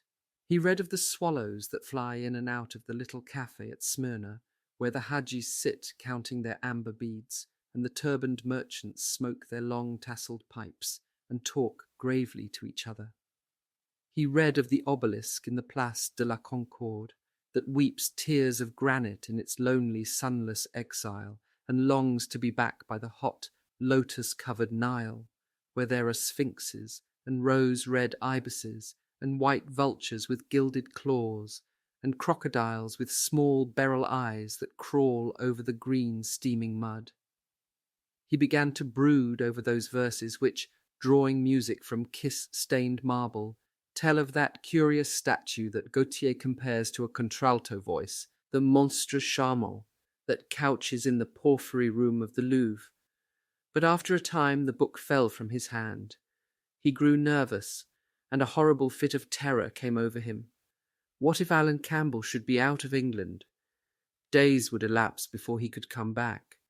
Perhaps he might refuse to come. What could he do then? Every moment was of vital importance. They had been great friends once, 5 years before, almost inseparable indeed. Then the intimacy had come suddenly to an end. When they met in society now, it was only Dorian Gray who smiled. Alan Campbell never did. He was an extremely clever young man, though he had no real appreciation of the visible arts, and whatever little sense of the beauty of poetry he possessed, he had gained entirely from Dorian. His dominant intellectual passion was for science. At Cambridge he had spent a great deal of his time working in the laboratory, and had taken a good class in the natural science tripos of his year. Indeed, he was still devoted to the study of chemistry, and had a laboratory of his own in which he used to shut himself up all day long, greatly to the annoyance of his mother, who had set her heart on his standing for Parliament, and had a vague idea that a chemist was a person who made up prescriptions. He was an excellent musician, however, as well, and played both the violin and the piano better than most amateurs. In fact, it was music that had first brought him and Dorian Gray together. Music and that indefinable attraction that Dorian seemed to be able to exercise whenever he wished, and indeed exercised often without being conscious of it. They had met at Lady Berkshire's the night that Rubinstein played there, and after that used to be always seen together at the opera and wherever good music was going on. For 18 months their intimacy lasted. Campbell was always either at Selby Royal or in Grosvenor Square. To him, as to many others, Dorian Gray was the type of everything that is wonderful and fascinating in life. Whether or not a quarrel had taken place between them, no one ever knew. But suddenly people remarked that they scarcely spoke when they met, and that Campbell seemed always to go away early from any party at which Dorian Gray was present. He had changed too, was strangely melancholy at times, appeared almost to dislike hearing music, and would never himself play, giving as his excuse when he was called upon that he was so absorbed in science that he had no time left in which to practice, and this was certainly true. Every day he seemed to become more interested in biology, and his name appeared once or twice in some of the scientific reviews in connection with certain curious experiments. This was the man Dorian Gray was waiting for. Every second he kept glancing at the clock. As the minutes went by, he became horribly agitated. At last he got up and began to pace up and down the room, looking like a beautiful caged thing. He took long, stealthy strides. His hands were curiously cold. The suspense became unbearable. Time seemed to him to be crawling with feet of lead, while he, by monstrous winds, was being swept towards the jagged edge of some black cleft of precipice. He knew what was waiting for him there, saw it indeed, and shuddering, crushed with dank hands, his burning lids as though he would have robbed the very brain of sight and driven the eyeballs back into their cave. It was useless. The brain had its own food on which it battened, and the imagination, made grotesque by terror, twisted and distorted as a living thing by pain, danced like some foul puppet on a stand, and grinned through moving masks. Then suddenly, time stopped for him. Yes, that blind, slow-breathing thing crawled no more, and horrible thoughts, time being dead, raced nimbly on in front, and dragged a hideous future from its grave, and showed it to him. He stared at it. Its very horror made him stone. At last the door opened, and his servant entered. He turned glazed eyes upon him. "Mr. Campbell, sir," said the man. A sigh of relief broke from his parched lips, and the colour came back to his cheeks. "Ask him to come in at once, Francis." He felt that he was himself again. His mood of cowardice had passed away. The man bowed and retired. In a few moments Alan Campbell walked in, looking very stern and rather pale, his pallor being intensified by his coal-black hair and dark eyebrows. "Alan, this is kind of you. I thank you for coming." "I had intended never to enter your house again, Gray, but you said it was a matter of life and death." His voice was hard and cold. He spoke with slow deliberation. There was a look of contempt in the steady, searching gaze that he turned on Dorian. He kept his hands in the pockets of his astrakhan coat, and seemed not to have noticed the gesture with which he had been greeted. "Yes, it is a matter of life and death, Alan, and to more than one person. Sit down." Campbell took a chair by the table, and Dorian sat opposite to him. The two men's eyes met. In Dorian's there was infinite pity. He knew that what he was going to do was dreadful. After a strained moment of silence, he leaned across and said, very quietly, but watching the effect of each word upon the face of him he had sent for, "Alan, in a locked room at the top of this house, a room to which nobody but myself has access, a dead man is seated at a table. He has been dead 10 hours now. Don't stir, and don't look at me like that. Who the man is, why he died, how he died, are matters that do not concern you. What you have to do is this. Stop, Gray. I don't want to know anything further. Whether what you have told me is true or not true doesn't concern me. I entirely decline to be mixed up in your life. Keep your horrible secrets to yourself. They don't interest me any more. Alan, they will have to interest you.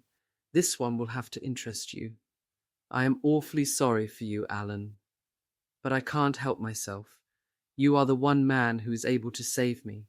I am forced to bring you into the matter. I have no option. Alan, you are scientific. You know about chemistry and things of that kind. You have made experiments.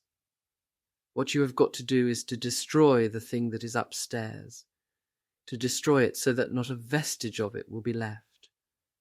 Nobody saw this person come into the house. Indeed, at the present moment he is supposed to be in Paris. He will not be missed for months. When he is missed, there must be no trace of him found here. You, Alan, you must change him, and everything that belongs to him, into a handful of ashes that I may scatter in the air. You are mad, Dorian. Ah, I was waiting for you to call me Dorian. You are mad, I tell you, mad to imagine that I would raise a finger to help you, mad to make this monstrous confession. I will have nothing to do with this matter, whatever it is. Do you think I am going to peril my reputation for you? What is it to me, what devil's work you are up to? It was suicide, Alan. I am glad of that. But who drove him to it? You, I should fancy.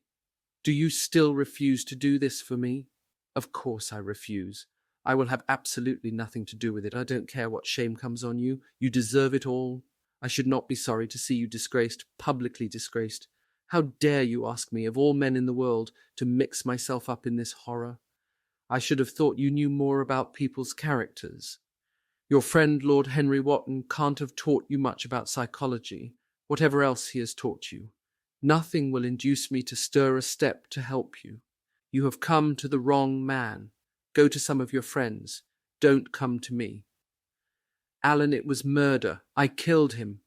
You don't know what he had made me suffer. Whatever my life is, He had more to do with the making or the marring of it than poor Harry has had. He may not have intended it. The result was the same. Murder? Good God, Dorian, is that what you have come to?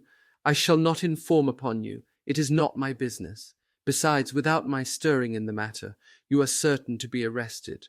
Nobody ever commits a crime without doing something stupid, but I will have nothing to do with it. You must have something to do with it. Wait a moment. Listen to me. Only listen, Alan. All I ask of you is to perform a certain scientific experiment. You go to hospitals and dead houses, and the horrors that you do there don't affect you. If in some hideous dissecting room or fetid laboratory you found this man lying on a leaden table with red gutters scooped out in it for the blood to flow through, you would simply look upon him as an admirable subject. You would not turn a hair. You would not believe that you were doing anything wrong. On the contrary, you would probably feel that you were benefiting the human race, or increasing the sum of knowledge in the world, or gratifying intellectual curiosity, or something of that kind. What I want you to do is merely what you have often done before. Indeed, to destroy a body must be far less horrible than what you are accustomed to work at. And remember, it is the only piece of evidence against me. If it is discovered, I am lost, and it is sure to be discovered unless you help me. I have no desire to help you. You forget that. I am simply indifferent to the whole thing. It has nothing to do with me. Alan, I entreat you, think of the position I am in. Just before you came, I almost fainted with terror. You may know terror yourself some day. No, don't think of that. Look at the matter purely from the scientific point of view. You don't inquire where the dead things on which you experiment come from. Don't inquire now. I have told you too much as it is, but I beg of you to do this. We were friends once, Alan. Don't speak about those days, Dorian. They are dead. The dead linger sometimes. The man upstairs will not go away. He is sitting at the table with bowed head and outstretched arms. Alan, if you don't come to my assistance, I am ruined. Why, they will hang me, Alan, don't you understand? They will hang me for what I have done. There is no good in prolonging this scene. I absolutely refuse to do anything in the matter. It is insane of you to ask me. You refuse? Yes. I entreat you, Alan. It is useless. The same look of pity came into Dorian Gray's eyes. Then he stretched out his hand, took a piece of paper, and wrote something on it. He read it over twice, folded it carefully, and pushed it across the table. Having done this, he got up and went over to the window. Campbell looked at him in surprise, and then took up the paper and opened it. As he read it, his face became ghastly pale, and he fell back in his chair. A horrible sense of sickness came over him. He felt as if his heart was beating itself to death in some empty hollow. After 2 or 3 minutes of terrible silence, Dorian turned round and came and stood behind him, putting his hand upon his shoulder. "I am so sorry for you, Alan," he murmured, "but you leave me no alternative. I have a letter written already. Here it is. You see the address. If you don't help me, I must send it. If you don't help me, I will send it. You know what the result will be, but you are going to help me. It is impossible for you to refuse now. I tried to spare you. You will do me the justice to admit that. You were stern, harsh, offensive. You treated me as no man has ever dared to treat me. No living man, at any rate. I bore it all. Now it is for me to dictate terms." Campbell buried his face in his hands, and a shudder passed through him. "Yes, it is my turn to dictate terms, Alan. You know what they are. The thing is quite simple. Come, don't work yourself into this fever. The thing has to be done. Face it, and do it." A groan broke from Campbell's lips, and he shivered all over. The ticking of the clock on the mantelpiece seemed to him to be dividing time into separate atoms of agony, each of which was too terrible to be borne. He felt as if an iron ring was being slowly tightened round his forehead, as if the disgrace with which he was threatened had already come upon him. The hand upon his shoulder weighed like a hand of lead. It was intolerable. It seemed to crush him. Come, Alan, you must decide at once. I cannot do it, he said mechanically, as though words could alter things. You must. You have no choice. Don't delay. He hesitated a moment. Is there a fire in the room upstairs? Yes, there is a gas fire with asbestos. I shall have to go home and get some things from the laboratory. No, Alan, you must not leave the house. Write out on a sheet of notepaper what you want, and my servant will take a cab and bring the things back to you. Campbell scrawled a few lines, blotted them, and addressed an envelope to his assistant. Dorian took the note up and read it carefully. Then he rang the bell and gave it to his valet, with orders to return as soon as possible and to bring the things with him. As the hall door shut, Campbell started nervously, and having got up from the chair, went over to the chimney-piece. He was shivering with a kind of ague. For nearly 20 minutes neither of the men spoke. A fly buzzed noisily about the room, and the ticking of the clock was like the beat of a hammer. As the chime struck one, Campbell turned round, and looking at Dorian Gray saw that his eyes were filled with tears.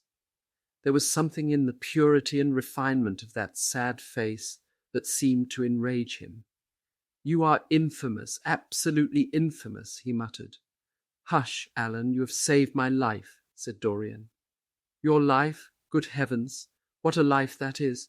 You have gone from corruption to corruption, and now you have culminated in crime. In doing what I am going to do, what you force me to do, it is not of your life that I am thinking. Ah, Alan, murmured Dorian with a sigh, I wish you had 1,000th part of the pity for me that I have for you. He turned away as he spoke and stood looking out at the garden. Campbell made no answer. After about 10 minutes, a knock came to the door, and the servant entered, carrying a large mahogany chest of chemicals, with a long coil of steel and platinum wire, and 2 rather curiously shaped iron clamps. Shall I leave the things here, sir? He asked Campbell.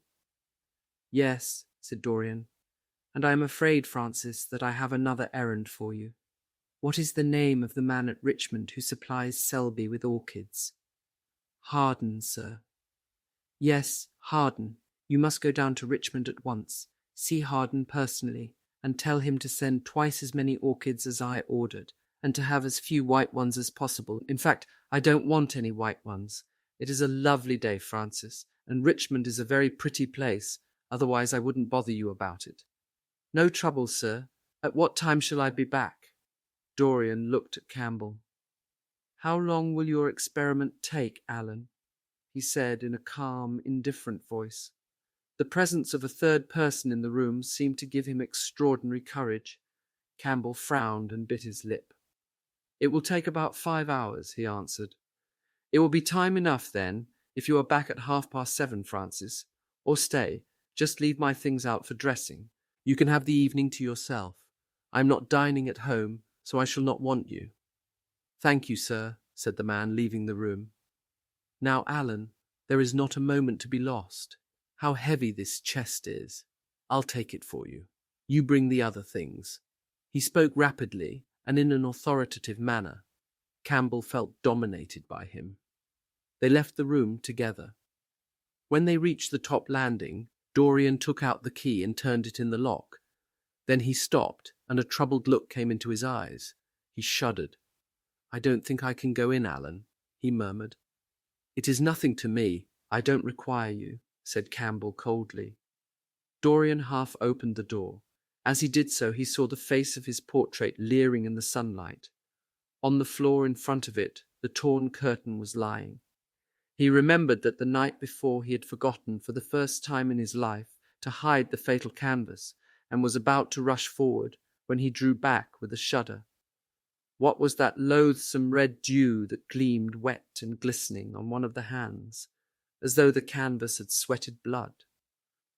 How horrible it was! More horrible it seemed to him for the moment than the silent thing that he knew was stretched across the table, the thing whose grotesque misshapen shadow on the spotted carpet showed him that it had not stirred, but was still there as he had left it.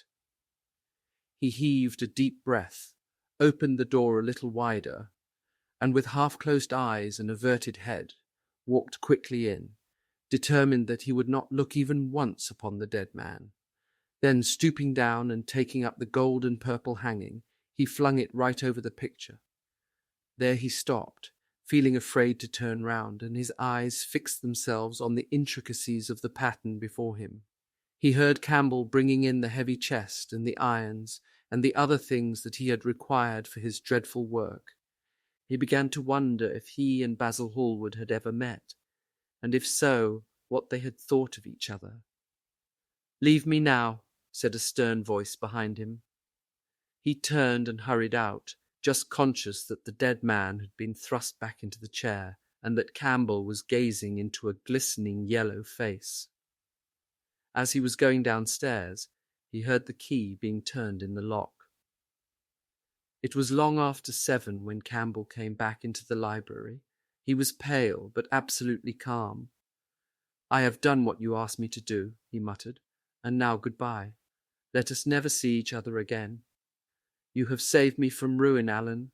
I cannot forget that," said Dorian simply. As soon as Campbell had left, he went upstairs. There was a horrible smell of nitric acid in the room, but the thing that had been sitting at the table was gone. Chapter 15. That evening at 8:30, exquisitely dressed and wearing a large buttonhole of Parma violets, Dorian Gray was ushered into Lady Narborough's drawing-room by bowing servants. His forehead was throbbing with maddened nerves, and he felt wildly excited, but his manner as he bent over his hostess's hand was as easy and graceful as ever. Perhaps one never seems so much at one's ease as when one has to play a part. Certainly no one looking at Dorian Gray that night could have believed that he had passed through a tragedy as horrible as any tragedy of our age. Those finely shaped fingers could never have clutched a knife for sin, nor those smiling lips have cried out on God and goodness. He himself could not help wondering at the calm of his demeanour, and for a moment felt keenly the terrible pleasure of a double life. It was a small party, got up rather in a hurry by Lady Narborough, who was a very clever woman, with what Lord Henry used to describe as the remains of really remarkable ugliness. She had proved an excellent wife to one of our most tedious ambassadors, and having buried her husband properly in a marble mausoleum which she had herself designed, and married off her daughters to some rich, rather elderly men, she devoted herself now to the pleasures of French fiction, French cookery, and French esprit when she could get it. Dorian was one of her especial favourites, and she always told him that she was extremely glad she had not met him in early life. "I know, my dear, I should have fallen madly in love with you," she used to say, "and thrown my bonnet right over the mills for your sake. It is most fortunate that you were not thought of at the time. As it was, our bonnets were so unbecoming, and the mills were so occupied in trying to raise the wind, that I never had even a flirtation with anybody. However, that was all Narborough's fault. He was dreadfully short-sighted, and there is no pleasure in taking in a husband who never sees anything." Her guests this evening were rather tedious. The fact was, as she explained to Dorian, behind a very shabby fan, one of her married daughters had come up quite suddenly to stay with her, and to make matters worse, had actually brought her husband with her. "I think it is most unkind of her, my dear," she whispered. "Of course I go and stay with them every summer after I come from Homburg, but then an old woman like me must have fresh air sometimes, and besides, I really wake them up. You don't know what an existence they lead down there. It is pure, unadulterated country life. They get up early because they have so much to do, and go to bed early because they have so little to think about. There has not been a scandal in the neighbourhood since the time of Queen Elizabeth, and consequently they all fall asleep after dinner. You shan't sit next either of them. You shall sit by me and amuse me." Dorian murmured a graceful compliment and looked round the room. Yes, it was certainly a tedious party. 2 of the people he had never seen before, and the others consisted of Ernest Harrowden, one of those middle-aged mediocrities so common in London clubs, who have no enemies, but are thoroughly disliked by their friends. Lady Ruxton, an overdressed woman of 47, with a hooked nose, who was always trying to get herself compromised, but was so peculiarly plain that to her great disappointment no one would ever believe anything against her. Mrs. Erlynne, a pushing nobody, with a delightful lisp and Venetian red hair. Lady Alice Chapman, his hostess's daughter, a dowdy, dull girl, with one of those characteristic British faces that, once seen, are never remembered, and her husband, a red-cheeked, white-whiskered creature who, like so many of his class, was under the impression that inordinate joviality can atone for an entire lack of ideas. He was rather sorry he had come, till Lady Narborough, looking at the great ormolu gilt clock that sprawled in gaudy curves on the mauve-draped mantel-shelf, exclaimed, "How horrid of Henry Wotton to be so late!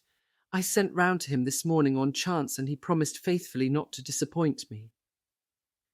It was some consolation that Harry was to be there, and when the door opened and he heard his slow, musical voice lending charm to some insincere apology, he ceased to feel bored. But at dinner he could not eat anything. Plate after plate went away untasted. Lady Narborough kept scolding him for what she called an insult to poor Adolphe, who invented the menu specially for you. And now and then Lord Henry looked across at him, wondering at his silence and abstracted manner. From time to time the butler filled his glass with champagne. He drank eagerly, and his thirst seemed to increase. "Dorian," said Lord Henry at last, as the chaud-froid was being handed round, "what is the matter with you tonight? You are quite out of sorts." "I believe he is in love," cried Lady Narborough, "and that he is afraid to tell me for fear I should be jealous. He is quite right. I certainly should." "Dear Lady Narborough," murmured Dorian, smiling, "I have not been in love for a whole week. Not, in fact, since Madame de Ferrol left town." "How you men can fall in love with that woman," exclaimed the old lady, "I really cannot understand it." "It is simply because she remembers you when you were a little girl, Lady Narborough," said Lord Henry.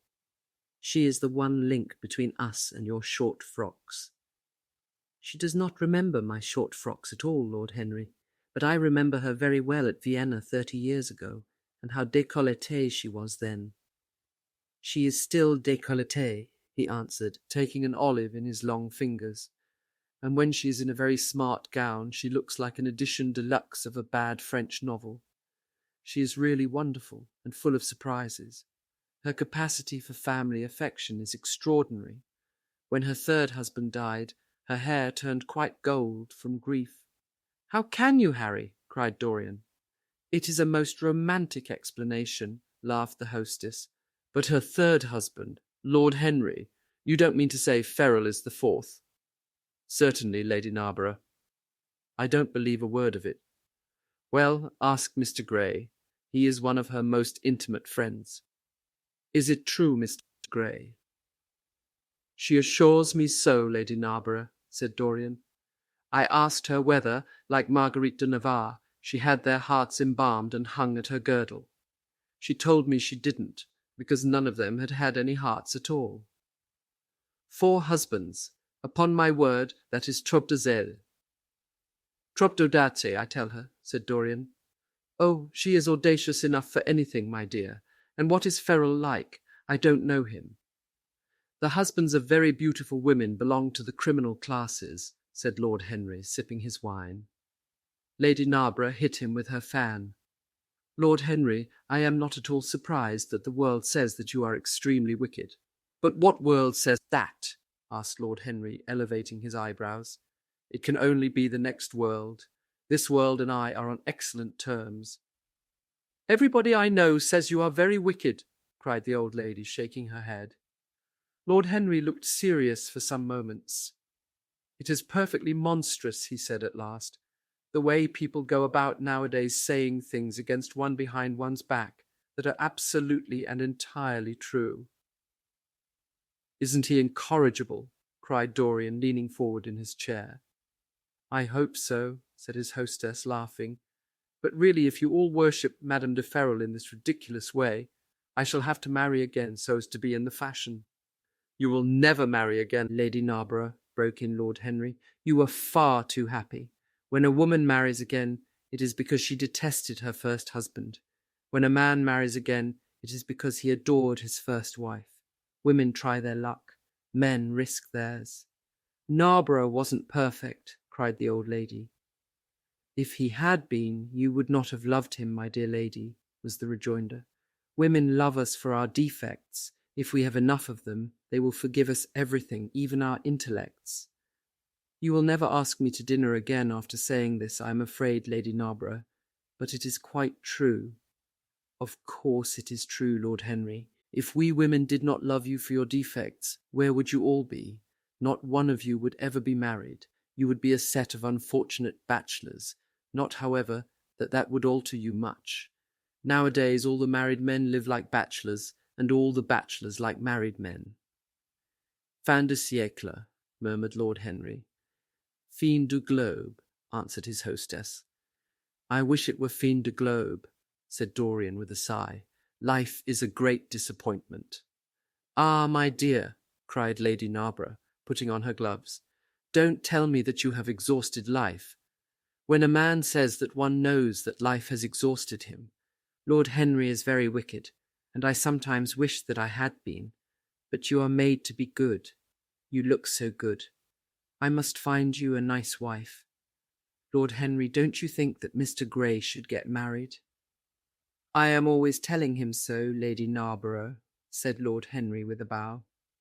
"Well, we must look out for a suitable match for him. I shall go through Debrett carefully tonight and draw out a list of all the eligible young ladies." "With their ages, Lady Narborough?" asked Dorian. "Of course, with their ages, slightly edited, but nothing must be done in a hurry. I want it to be what the Morning Post calls a suitable alliance, and I want you both to be happy." "What nonsense people talk about happy marriages!" exclaimed Lord Henry. "A man can be happy with any woman as long as he does not love her." "Ah, what a cynic you are!" cried the old lady, pushing back her chair and nodding to Lady Ruxton. "You must come and dine with me soon again. You are really an admirable tonic, much better than what Sir Andrew prescribes for me. You must tell me what people you would like to meet, though. I want it to be a delightful gathering." "I like men who have a future and women who have a past," he answered. "Or do you think that would make it a petticoat party?" "I fear so," she said, laughing as she stood up. "1,000 pardons, my dear Lady Ruxton," she added. "I didn't see you hadn't finished your cigarette." "Never mind, Lady Narborough. I smoke a great deal too much. I am going to limit myself for the future." "Pray don't, Lady Ruxton," said Lord Henry. "Moderation is a fatal thing. Enough is as bad as a meal. More than enough is as good as a feast." Lady Ruxton glanced at him curiously. "You must come and explain that to me some afternoon, Lord Henry. It sounds a fascinating theory," she murmured as she swept out of the room. "Now, mind you don't stay too long over your politics and scandal," cried Lady Narborough from the door. "If you do, we are sure to squabble upstairs." The men laughed, and Mr. Chapman got up solemnly from the foot of the table and came up to the top. Dorian Gray changed his seat and went and sat by Lord Henry. Mr. Chapman began to talk in a loud voice about the situation in the House of Commons. He guffawed at his adversaries. The word doctrinaire, word full of terror to the British mind, reappeared from time to time between his explosions. An alliterative prefix served as an ornament of oratory. He hoisted the Union Jack on the pinnacles of thought. The inherited stupidity of the race, sound English common sense he jovially termed it, was shown to be the proper bulwark for society. A smile curved Lord Henry's lips, and he turned round and looked at Dorian. "Are you better, my dear fellow?" he asked. "You seemed rather out of sorts at dinner." "I am quite well, Harry. I am tired, that is all." "You were charming last night. The little Duchess is quite devoted to you. She tells me she is going down to Selby. She has promised to come on the 20th. Is Monmouth to be there too?" Oh yes, Harry. He bores me dreadfully, almost as much as he bores her. She is very clever, too clever for a woman. She lacks the indefinable charm of weakness. It is the feet of clay that make the gold of the image precious. Her feet are very pretty, but they are not feet of clay. White porcelain feet, if you like. They have been through the fire, and what fire does not destroy, it hardens. She has had experiences. How long has she been married? Asked Dorian. An eternity, she tells me. I believe, according to the peerage, it is 10 years, but 10 years with Monmouth must have been like eternity, with time thrown in. Who else is coming? Oh, the Willoughbys, Lord Rugby and his wife, our hostess, Geoffrey Clouston, the usual set. I have asked Lord Grotrian. I like him, said Lord Henry. A great many people don't, but I find him charming. He atones for being occasionally somewhat overdressed by being always absolutely overeducated. He is a very modern type. I don't know if he will be able to come, Harry. He may have to go to Monte Carlo with his father. Ah, what a nuisance people's people are. Try and make him come. By the way, Dorian, you ran off very early last night. You left before 11. What did you do afterwards? Did you go straight home? Dorian glanced at him hurriedly and frowned. No, Harry, he said at last. I did not get home till nearly 3. Did you go to the club? Yes, he answered. Then he bit his lip. No, I don't mean that. I didn't go to the club. I walked about. I forget what I did. How inquisitive you are, Harry. You always want to know what one has been doing. I always want to forget what I have been doing. I came in at 2:30 if you wish to know the exact time. I had left my latchkey at home and my servant had to let me in. If you want any corroborative evidence on the subject, you can ask him. Lord Henry shrugged his shoulders. My dear fellow, as if I cared. Let us go up to the drawing-room. No sherry, thank you, Mr. Chapman. Something has happened to you, Dorian. Tell me what it is. You are not yourself tonight. Don't mind me, Harry. I am irritable and out of temper. I shall come round and see you tomorrow, or next day. Make my excuses to Lady Narborough. I shan't go upstairs. I shall go home. I must go home. All right, Dorian. I dare say I shall see you tomorrow at tea-time. The Duchess is coming. I will try to be there, Harry, he said, leaving the room. As he drove back to his own house, he was conscious that the sense of terror he thought he had strangled had come back to him. Lord Henry's casual questioning had made him lose his nerve for the moment, and he wanted his nerve still. Things that were dangerous had to be destroyed. He winced. He hated the idea of even touching them.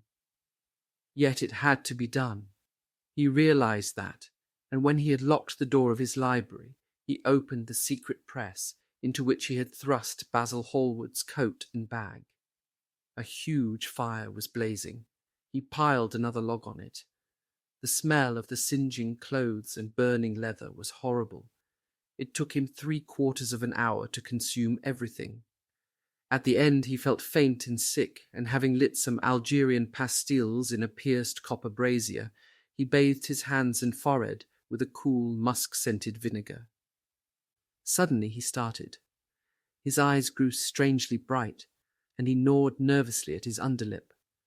Between 2 of the windows stood a large Florentine cabinet, made out of ebony and inlaid with ivory and blue lapis.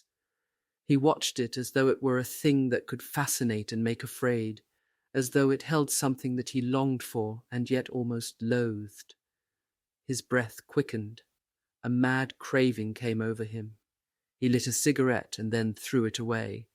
His eyelids drooped till the long, fringed lashes almost touched his cheek, but he still watched the cabinet. At last he got up from the sofa on which he had been lying, went over to it, and having unlocked it, touched some hidden spring. A triangular drawer passed slowly out. His fingers moved instinctively towards it, dipped in, and closed on something. It was a small Chinese box of black and gold dust lacquer, elaborately wrought, the sides patterned with curved waves, and the silken cords hung with round crystals and tasselled in plaited metal threads. He opened it. Inside was a green paste, waxy in lustre, the odour curiously heavy and persistent. He hesitated for some moments, with a strangely immobile smile upon his face. Then, shivering, though the atmosphere of the room was terribly hot, he drew himself up and glanced at the clock. It was 20 minutes to 12. He put the box back, shutting the cabinet doors as he did so, and went into his bedroom. As midnight was striking bronze blows upon the dusky air, Dorian Gray, dressed commonly, and with a muffler wrapped round his throat, crept quietly out of his house. In Bond Street he found a hansom with a good horse. He hailed it, and in a low voice gave the driver an address. The man shook his head.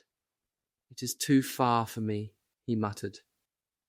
"Here is a sovereign for you," said Dorian. "You shall have another if you drive fast." "All right, sir," answered the man. "You will be there in an hour." And after his fare had got in, he turned his horse round and drove rapidly towards the river. Chapter 16. A cold rain began to fall, and the blurred street lamps looked ghastly in the dripping mist.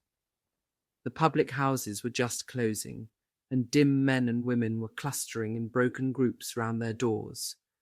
From some of the bars came the sound of horrible laughter. In others, drunkards brawled and screamed.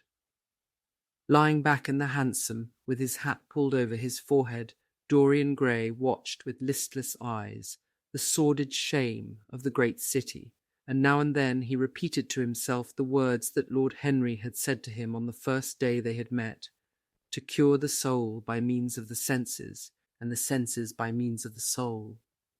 Yes, that was the secret. He had often tried it, and would try it again now.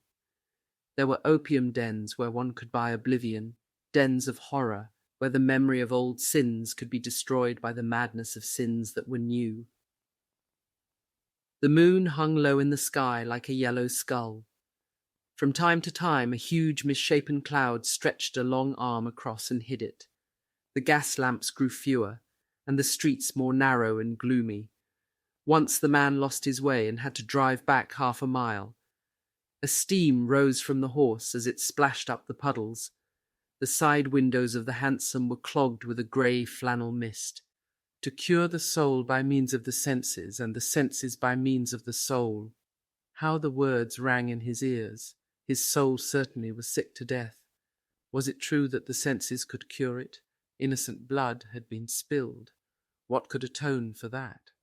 Ah, for that there was no atonement. But though forgiveness was impossible, forgetfulness was possible still, and he was determined to forget, to stamp the thing out, to crush it as one would crush the adder that had stung one. Indeed, what right had Basil to have spoken to him as he had done? Who had made him a judge over others? He had said things that were dreadful, horrible, not to be endured. On and on plodded the hansom, going slower, it seemed to him, at each step. He thrust up the trap and called to the man to drive faster. The hideous hunger for opium began to gnaw at him. His throat burned and his delicate hands twitched nervously together. He struck at the horse madly with his stick. The driver laughed and whipped up. He laughed in answer, and the man was silent. The way seemed interminable, and the streets like the black web of some sprawling spider. The monotony became unbearable, and as the mist thickened, he felt afraid. Then they passed by lonely brickfields. The fog was lighter here, and he could see the strange bottle-shaped kilns with their orange fan-like tongues of fire. A dog barked as they went by, and far away in the darkness some wandering seagull screamed. The horse stumbled in a rut, then swerved aside and broke into a gallop. After some time they left the clay road and rattled again over rough paven streets. Most of the windows were dark, but now and then fantastic shadows were silhouetted against some lamplit blind. He watched them curiously. They moved like monstrous marionettes and made gestures like live things. He hated them. A dull rage was in his heart. As they turned a corner, a woman yelled something at them from an open door, and two men ran after the hansom for about 100 yards. The driver beat at them with his whip. It is said that passion makes one think in a circle. Certainly with hideous iteration, the bitten lips of Dorian Gray shaped and reshaped those subtle words that dealt with soul and sense, till he had found in them the full expression, as it were, of his mood, and justified, by intellectual approval, passions that without such justification would still have dominated his temper. From cell to cell of his brain crept the one thought, and the wild desire to live, most terrible of all man's appetites, quickened into force each trembling nerve and fibre. Ugliness that had once been hateful to him because it made things real, became dear to him now for that very reason. Ugliness was the one reality. The coarse brawl, the loathsome den, the crude violence of disordered life, the very vileness of thief and outcast, were more vivid in their intense actuality of impression than all the gracious shapes of art, the dreamy shadows of song. They were what he needed for forgetfulness. In 3 days he would be free. Suddenly the man drew up with a jerk at the top of a dark lane. Over the low roofs and jagged chimney stacks of the houses rose the black masts of ships. Wreaths of white mist clung like ghostly sails to the yards. "Somewhere about here, sir, ain't it?" he asked huskily through the trap. Dorian started and peered round. "This will do," he answered, and having got out hastily and given the driver the extra fare he had promised him, he walked quickly in the direction of the quay. Here and there a lantern gleamed at the stern of some huge merchantman. The light shook and splintered in the puddles. A red glare came from an outward-bound steamer that was coaling. The slimy pavement looked like a wet mackintosh. He hurried on towards the left, glancing back now and then to see if he was being followed. In about 7 or 8 minutes, he reached a small, shabby house that was wedged in between two gaunt factories. In one of the top windows stood a lamp. He stopped and gave a peculiar knock. After a little time he heard steps in the passage and the chain being unhooked. The door opened quietly, and he went in without saying a word to the squat, misshapen figure that flattened itself into the shadow as he passed. At the end of the hall hung a tattered green curtain that swayed and shook in the gusty wind which had followed him in from the street. He dragged it aside and entered a long, low room which looked as if it had once been a third-rate dancing saloon. Shrill, flaring gas jets, dulled and distorted in the fly-blown mirrors that faced them, were ranged round the walls. Greasy reflectors of ribbed tin backed them, making quivering discs of light. The floor was covered with ochre-coloured sawdust, trampled here and there into mud, and stained with dark rings of spilled liquor. Some Malays were crouching by a little charcoal stove, playing with bone counters and showing their white teeth as they chattered. In one corner, with his head buried in his arms, a sailor sprawled over a table, and by the tawdrily painted bar that ran across one complete side stood 2 haggard women, mocking an old man who was brushing the sleeves of his coat with an expression of disgust. "He thinks he's got red ants on him," laughed one of them as Dorian passed by. The man looked at her in terror and began to whimper. At the end of the room there was a little staircase leading to a darkened chamber. As Dorian hurried up its 3 rickety steps, the heavy odour of opium met him. He heaved a deep breath, and his nostrils quivered with pleasure. When he entered, a young man with smooth yellow hair, who was bending over a lamp lighting a long, thin pipe, looked up at him and nodded in a hesitating manner. "You here, Adrian?" muttered Dorian. "Where else should I be?" he answered listlessly. "None of the chaps will speak to me now." "I thought you had left England." "Darlington is not going to do anything. My brother paid the bill at last. George doesn't speak to me either. I don't care," he added with a sigh. "As long as one has this stuff, one doesn't want friends.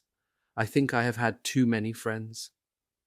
Dorian winced and looked round at the grotesque things that lay in such fantastic postures on the ragged mattresses. The twisted limbs, the gaping mouths, the staring lustreless eyes fascinated him. He knew in what strange heavens they were suffering, and what dull hells were teaching them the secret of some new joy. They were better off than he was. He was prisoned in thought. Memory, like a horrible malady, was eating his soul away. From time to time he seemed to see the eyes of Basil Hallward looking at him. Yet he felt he could not stay. The presence of Adrian Singleton troubled him. He wanted to be where no one would know who he was. He wanted to escape from himself. "I am going on to the other place," he said after a pause. "On the wharf?" "Yes. That mad cat is sure to be there. They won't have her in this place now." Dorian shrugged his shoulders. "I am sick of women who love one. Women who hate one are much more interesting. Besides, the stuff is better. Much the same. I like it better. Come and have something to drink. I must have something." "I don't want anything," murmured the young man. "Never mind." Adrian Singleton rose up wearily and followed Dorian to the bar. A half-caste in a ragged turban and a shabby ulster grinned a hideous greeting as he thrust a bottle of brandy and 2 tumblers in front of them. The women sidled up and began to chatter. Dorian turned his back on them and said something in a low voice to Adrian Singleton. A crooked smile like a Malay crease writhed across the face of one of the women. "We are very proud tonight," she sneered. "For God's sake, don't talk to me," cried Dorian, stamping his foot on the ground. "What do you want? Money? Here it is. Don't ever talk to me again." 2 red sparks flashed for a moment in the woman's sodden eyes, then flickered out and left them dull and glazed. She tossed her head and raked the coins off the counter with greedy fingers. Her companion watched her enviously. "It's no use," sighed Adrian Singleton. "I don't care to go back. What does it matter? I am quite happy here." "You will write to me if you want anything, won't you?" said Dorian after a pause. "Perhaps. Good night, then." "Good night," answered the young man, passing up the steps and wiping his parched mouth with a handkerchief. Dorian walked to the door with a look of pain in his face. As he drew the curtain aside, a hideous laugh broke from the painted lips of the woman who had taken his money. "There goes the devil's bargain," she hiccuped in a hoarse voice. "Curse you," he answered. "Don't call me that." She snapped her fingers. "Prince Charming is what you like to be called, ain't it?" she yelled after him. The drowsy sailor leaped to his feet as she spoke and looked wildly round. The sound of the shutting of the hall door fell on his ear. He rushed out as if in pursuit. Dorian Gray hurried along the quay through the drizzling rain. His meeting with Adrian Singleton had strangely moved him, and he wondered if the ruin of that young life was really to be laid at his door, as Basil Hallward had said to him with such infamy of insult. He bit his lip, and for a few seconds his eyes grew sad. Yet after all, what did it matter to him? One's days were too brief to take the burden of another's errors on one's shoulders. Each man lived his own life and paid his own price for living it. The only pity was one had to pay so often for a single fault. One had to pay over and over again, indeed. In her dealings with man, destiny never closed her accounts. There are moments, psychologists tell us, when the passion for sin, or for what the world calls sin, so dominates a nature that every fibre of the body, as every cell of the brain, seems to be instinct with fearful impulses. Men and women at such moments lose the freedom of their will. They move to their terrible end as automatons move. Choice is taken from them, and conscience is either killed or, if it lives at all, lives but to give rebellion its fascination and disobedience its charm. For all sins, as theologians weary not of reminding us, are sins of disobedience. When that high spirit, that morning star of evil, fell from heaven, it was as a rebel that he fell. Callous, concentrated on evil, with stained mind and soul hungry for rebellion, Dorian Gray hastened on, quickening his step as he went, but as he darted aside into a dim archway that had served him often as a shortcut to the ill-famed place where he was going, he felt himself suddenly seized from behind, and before he had time to defend himself, he was thrust back against the wall, with a brutal hand round his throat.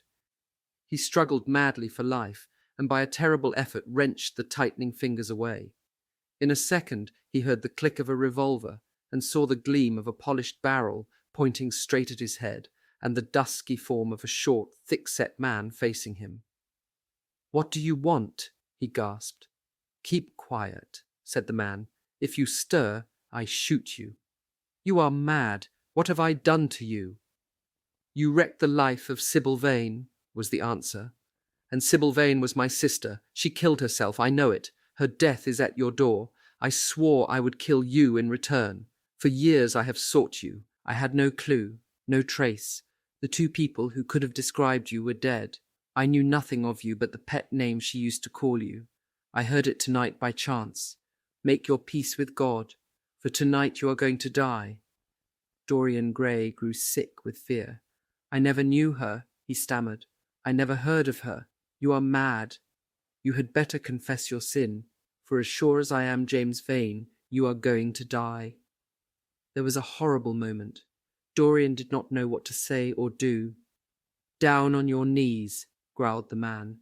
"I give you 1 minute to make your peace, no more. I go on board tonight for India, and I must do my job first." 1 minute, that's all. Dorian's arms fell to his side. Paralyzed with terror, he did not know what to do. Suddenly, a wild hope flashed across his brain. "Stop!" he cried. "How long ago is it since your sister died? Quick, tell me." 18 years, said the man. "Why do you ask me? What do years matter?" 18 years, laughed Dorian Gray, with a touch of triumph in his voice. 18 years. Set me under the lamp and look at my face. James Vane hesitated for a moment, not understanding what was meant. Then he seized Dorian Gray and dragged him from the archway. Dim and wavering as was the wind-blown light, yet it served to show him the hideous error, as it seemed, into which he had fallen. For the face of the man he had sought to kill had all the bloom of boyhood, all the unstained purity of youth.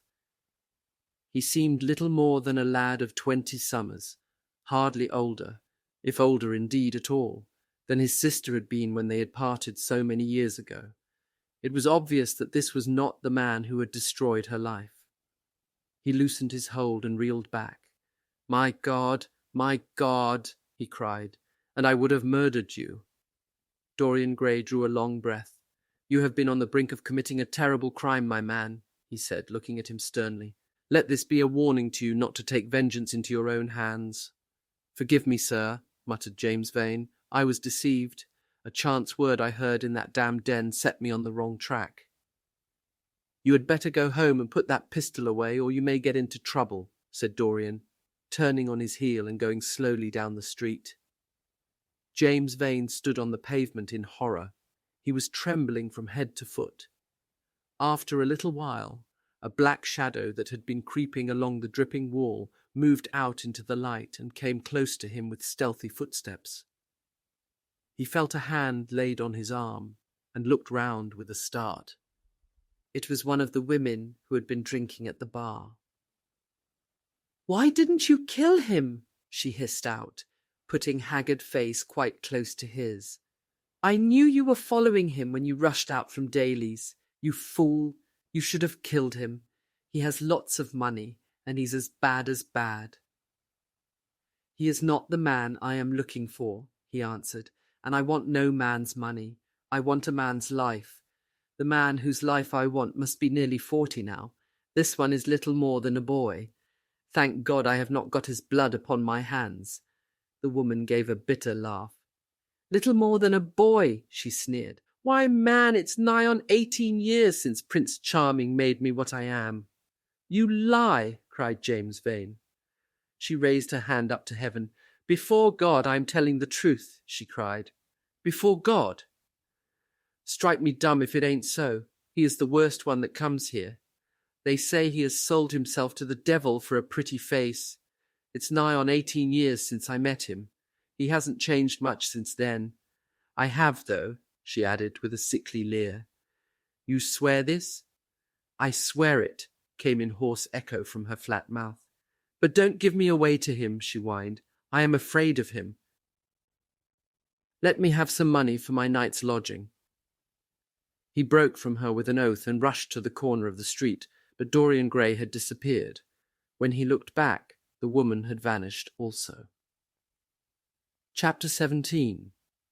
A week later, Dorian Gray was sitting in the conservatory at Selby Royal, talking to the pretty Duchess of Monmouth, who with her husband, a jaded-looking man of 60, was amongst his guests. It was tea-time, and the mellow light of the huge, lace-covered lamp that stood on the table lit up the delicate china and hammered silver of the service at which the Duchess was presiding. Her white hands were moving daintily among the cups, and her full red lips were smiling at something that Dorian had whispered to her. Lord Henry was lying back in a silk-draped wicker chair, looking at them. On a peach-coloured divan sat Lady Narborough, pretending to listen to the Duke's description of the last Brazilian beetle that he had added to his collection. 3 young men in elaborate smoking suits were handing tea cakes to some of the women. The house party consisted of 12 people, and there were more expected to arrive on the next day. "What are you two talking about?" said Lord Henry, strolling over to the table and putting his cup down. "I hope Dorian has told you about my plan for rechristening everything, Gladys. It is a delightful idea." "But I don't want to be rechristened, Harry," rejoined the Duchess, looking up at him with her wonderful eyes. "I am quite satisfied with my own name, and I am sure Mr. Gray should be satisfied with his." "My dear Gladys, I would not alter either name for the world. They are both perfect. I was thinking chiefly of flowers. Yesterday I cut an orchid for my buttonhole. It was a marvellous spotted thing, as effective as the 7 deadly sins. In a thoughtless moment I asked one of the gardeners what it was called. He told me it was a fine specimen of Robinsoniana, or something dreadful of that kind. It is a sad truth, but we have lost the faculty of giving lovely names to things. Names are everything. I never quarrel with actions. My one quarrel is with words. That is the reason I hate vulgar realism in literature. The man who could call a spade should be compelled to use one. It is the only thing he is fit for. "Then what should we call you, Harry?" she asked. "His name is Prince Paradox," said Dorian. "I recognize him in a flash," exclaimed the Duchess. "I won't hear of it," laughed Lord Henry, sinking into a chair. "From a label there is no escape. I refuse the title." "Royalties may not abdicate," fell as a warning from pretty lips. "You wish me to defend my throne, then?" "Yes." "I give the truths of tomorrow." "I prefer the mistakes of today," she answered. "You disarm me, Gladys," he cried, catching the wilfulness of her mood. "Of your shield, Harry, not of your spear." "I never tilt against beauty," he said with a wave of his hand. "That is your error, Harry. Believe me, you value beauty far too much." "How can you say that? I admit that I think that it is better to be beautiful than to be good. But on the other hand, no one is more ready than I am to acknowledge that it is better to be good than to be ugly." "Ugliness is one of the 7 deadly sins, then?" cried the Duchess. "What becomes of your simile about the orchid?" "Ugliness is one of the 7 deadly virtues, Gladys. You, as a good Tory, must not underrate them. Beer, the Bible, and the 7 deadly virtues have made our England what she is." "You don't like your country, then?" she asked. "I live in it. That you may censure it the better." "Would you have me take the verdict of Europe on it?" he inquired. "What do they say of us?" "That Tartuffe has emigrated to England and opened a shop. Is that yours, Harry? I give it to you. I could not use it. It is too true. You need not be afraid. Our countrymen never recognize a description. They are practical. They are more cunning than practical. When they make up their ledger, they balance stupidity by wealth and vice by hypocrisy. Still, we have done great things. Great things have been thrust on us, Gladys. We have carried their burden. Only as far as the stock exchange. She shook her head. Their burden. Only as far as the stock exchange. She shook her head. I believe in the race, she cried. It represents the survival of the pushing. It has development. Decay fascinates me more. What of art? She asked. It is a malady. Love, an illusion. Religion, the fashionable substitute for belief. You are a skeptic. Never. Skepticism is the beginning of faith. What are you? To define is to limit. Give me a clue. Threads snap. You would lose your way in the labyrinth. You bewilder me. Let us talk of someone else. Our host is a delightful topic. Years ago he was christened Prince Charming. Ah, don't remind me of that, cried Dorian Gray. Our host is rather horrid this evening, answered the Duchess, colouring. I believe he thinks that Monmouth married me on purely scientific principles as the best specimen he could find of a modern butterfly. Well, I hope he won't stick pins into you, Duchess, laughed Dorian. Oh, my maid does that already, Mr. Gray, when she is annoyed with me. And what does she get annoyed with you about, Duchess? For the most trivial things, Mr. Gray, I assure you. Usually because I come in at 10 minutes to 9 and tell her that I must be dressed by 8:30. How unreasonable of her. You should give her warning. I daren't, Mr. Gray. Why, she invents hats for me. You remember the one I wore at Lady Hilstone's garden party? You don't, but it is nice of you to pretend that you do. Well, she made it out of nothing. All good hats are made out of nothing. Like all good reputations, Gladys, interrupted Lord Henry, every effect that one produces gives one an enemy. To be popular, one must be a mediocrity. Not with women, said the Duchess, shaking her head, and women rule the world. I assure you we can't bear mediocrities. We women, as someone says, love with our ears, just as you men love with your eyes, if you ever love at all. It seems to me that we never do anything else, murmured Dorian. Ah, then, you never really loved Mr. Gray, answered the Duchess with mock sadness. My dear Gladys, cried Lord Henry, how can you say that? Romance lives by repetition, and repetition converts an appetite into an art. Besides, each time that one loves is the only time one has ever loved. Difference of object does not alter singleness of passion. It merely intensifies it. We can have in life but one great experience at best, and the secret of life is to reproduce that experience as often as possible. Even when one has been wounded by it, Harry, asked the Duchess after a pause. Especially when one has been wounded by it, answered Lord Henry. The Duchess turned and looked at Dorian Gray with a curious expression in her eyes. What do you say to that, Mr. Gray? She inquired. Dorian hesitated for a moment. Then he threw his head back and laughed. I always agree with Harry, Duchess. Even when he is wrong. Harry is never wrong, Duchess.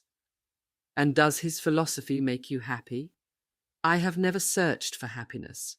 Who wants happiness? I have searched for pleasure. And found it, Mr. Gray. Often, too often, the Duchess sighed. I am searching for peace, she said, and if I don't go and dress, I shall have none this evening. Let me get you some orchids, Duchess, cried Dorian, starting to his feet and walking down the conservatory. You are flirting disgracefully with him, said Lord Henry to his cousin. You had better take care. He is very fascinating. If he were not, there would be no battle. Greek meets Greek, then? I am on the side of the Trojans. They fought for a woman. They were defeated. There are worse things than capture, she answered. You gallop with a loose rein. Pace gives life, was the riposte. I shall write it in my diary tonight. What? that a burnt child loves the fire. I am not even singed, my wings are untouched. You use them for everything except flight. Courage has passed from men to women. It is a new experience for us. You have a rival. Who? He laughed. Lady Narborough, he whispered. She perfectly adores him. You fill me with apprehension. The appeal to antiquity is fatal to us who are romanticists. Romanticists, you have all the methods of science. Men have educated us, but not explained you. Describe us as a sex, was her challenge. Sphinxes without secrets. She looked at him, smiling. How long Mr. Gray is, she said. Let us go and help him. I have not yet told him the colour of my frock. Ah, you must suit your frock to his flowers, Gladys. That would be a premature surrender. Romantic art begins with its climax. I must keep an opportunity for retreat. In the Parthian manner, they found safety in the desert. I could not do that. Women are not always allowed a choice, he answered. But hardly had he finished the sentence before, from the far end of the conservatory came a stifled groan, followed by the dull sound of a heavy fall. Everybody started up. The Duchess stood motionless in horror, and with fear in his eyes, Lord Henry rushed through the flapping palms to find Dorian Gray lying face downwards on the tiled floor in a death-like swoon. He was carried at once into the blue drawing-room and laid upon one of the sofas. After a short time he came to himself and looked round with a dazed expression. "What has happened?" he asked. "Oh, I remember. Am I safe here, Harry?" He began to tremble. "My dear Dorian," answered Lord Henry, "you merely fainted. That was all. You must have overtired yourself. You had better not come down to dinner. I will take your place." "No, I will come down," he said, struggling to his feet. "I would rather come down. I must not be alone." He went to his room and dressed. There was a wild recklessness of gaiety in his manner as he sat at table, but now and then a thrill of terror ran through him when he remembered that, pressed against the window of the conservatory, like a white handkerchief, he had seen the face of James Vane watching him. Chapter 18. The next day he did not leave the house, and indeed spent most of the time in his own room, sick with a wild terror of dying, and yet indifferent to life itself. The consciousness of being hunted, snared, tracked down, had begun to dominate him. If the tapestry did but tremble in the wind, he shook. The dead leaves that were blown against the leaded panes seemed to him like his own wasted resolutions and wild regrets. When he closed his eyes, he saw again the sailor's face peering through the mist-stained glass, and horror seemed once more to lay its hand upon his heart. But perhaps it had been only his fancy that had called vengeance out of the night and set the hideous shapes of punishment before him. Actual life was chaos, but there was something terribly logical in the imagination. It was the imagination that set remorse to dog the feet of sin. It was the imagination that made each crime bear its misshapen brood. In the common world of fact, the wicked were not punished, nor the good rewarded. Success was given to the strong, failure thrust upon the weak. That was all. Besides, had any stranger been prowling round the house, he would have been seen by the servants or the keepers. Had any footmarks been found on the flower beds, the gardeners would have reported it. Yes, it had been merely fancy. Sybil Vane's brother had not come back to kill him. He had sailed away in his ship to founder in some winter sea. From him, at any rate, he was safe. Why, the man did not know who he was, could not know who he was. The mask of youth had saved him. And yet if it had been merely an illusion, how terrible it was to think that conscience could raise such fearful phantoms and give them visible form, and make them move before one. What sort of life would his be if, day and night, shadows of his crime were to peer at him from silent corners, to mock him from secret places, to whisper in his ear as he sat at the feast, to wake him with icy fingers as he lay asleep? As the thought crept through his brain, he grew pale with terror, and the air seemed to him to have become suddenly colder. Oh, in what a wild hour of madness he had killed his friend! How ghastly the mere memory of the scene! He saw it all again. Each hideous detail came back to him with added horror. Out of the black cave of time, terrible and swathed in scarlet, rose the image of his sin. When Lord Henry came in at 6 o'clock, he found him crying as one whose heart will break. It was not till the third day that he ventured to go out. There was something in the clear, pine-scented air of that winter morning that seemed to bring him back his joyousness and his ardour for life. But it was not merely the physical conditions of environment that had caused the change. His own nature had revolted against the excess of anguish that had sought to maim and mar the perfection of its calm. With subtle and finely wrought temperaments it is always so. Their strong passions must either bruise or bend. They either slay the man or themselves die. Shallow sorrows and shallow loves live on. The loves and sorrows that are great are destroyed by their own plenitude. Besides, he had convinced himself that he had been the victim of a terror-stricken imagination, and looked back now on his fears with something of pity and not a little of contempt. After breakfast he walked with the Duchess for an hour in the garden, and then drove across the park to join the shooting party. The crisp frost lay like salt upon the grass. The sky was an inverted cup of blue metal. A thin film of ice bordered the flat, reed-grown lake. At the corner of the pine wood he caught sight of Sir Geoffrey Clouston, the Duchess's brother, jerking 2 spent cartridges out of his gun. He jumped from the cart, and having told the groom to take the mare home, made his way towards his guest through the withered bracken and rough undergrowth. "Have you had good sport, Geoffrey?" he asked. "Not very good, Dorian. I think most of the birds have gone to the open.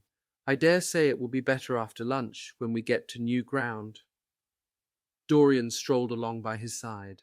The keen aromatic air, the brown and red lights that glimmered in the wood, the hoarse cries of the beaters ringing out from time to time, and the sharp snaps of the guns that followed, fascinated him and filled him with a sense of delightful freedom.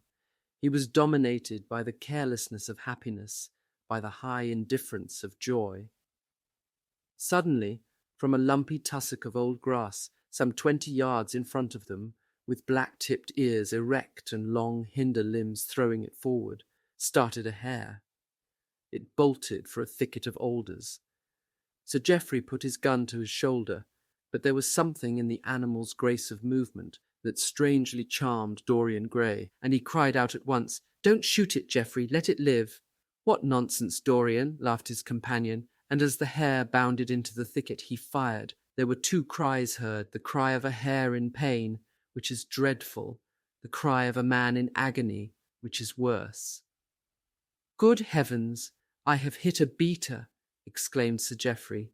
"What an ass the man was to get in front of the guns. Stop shooting there," he called out at the top of his voice. "A man is hurt." The headkeeper came running up with a stick in his hand. "Where, sir? Where is he?" he shouted. At the same time, the firing ceased along the line. "Here," answered Sir Geoffrey angrily, hurrying towards the thicket. "Why on earth don't you keep your men back? Spoiled my shooting for the day." Dorian watched them as they plunged into the alder clump, brushing the lithe, swinging branches aside. In a few moments they emerged, dragging a body after them into the sunlight. He turned away in horror. It seemed to him that misfortune followed wherever he went. He heard Sir Geoffrey ask if the man was really dead, and the affirmative answer of the keeper. The wood seemed to him to have become suddenly alive with faces. There was the trampling of myriad feet and the low buzz of voices. A great copper-breasted pheasant came beating through the boughs overhead. After a few moments, that were to him, in his perturbed state, like endless hours of pain, he felt a hand laid on his shoulder. He started and looked round. "Dorian," said Lord Henry, "I had better tell them that the shooting is stopped for today. It would not look well to go on." "I wish it was stopped forever, Harry," he answered bitterly. "The whole thing is hideous and cruel. Is the man—" He could not finish the sentence. "I am afraid so," rejoined Lord Henry. "He got the whole charge of shot in his chest. He must have died almost instantaneously. Come, let us go home." They walked side by side in the direction of the avenue for nearly 50 yards without speaking. Then Dorian looked at Lord Henry and said with a heavy sigh, "It is a bad omen, Harry, a very bad omen." "What is?" asked Lord Henry. "Oh, this accident, I suppose. My dear fellow, it can't be helped. It was the man's own fault. Why did he get in front of the guns? Besides, it is nothing to us. It is rather awkward for Geoffrey, of course. It does not do to pepper beaters.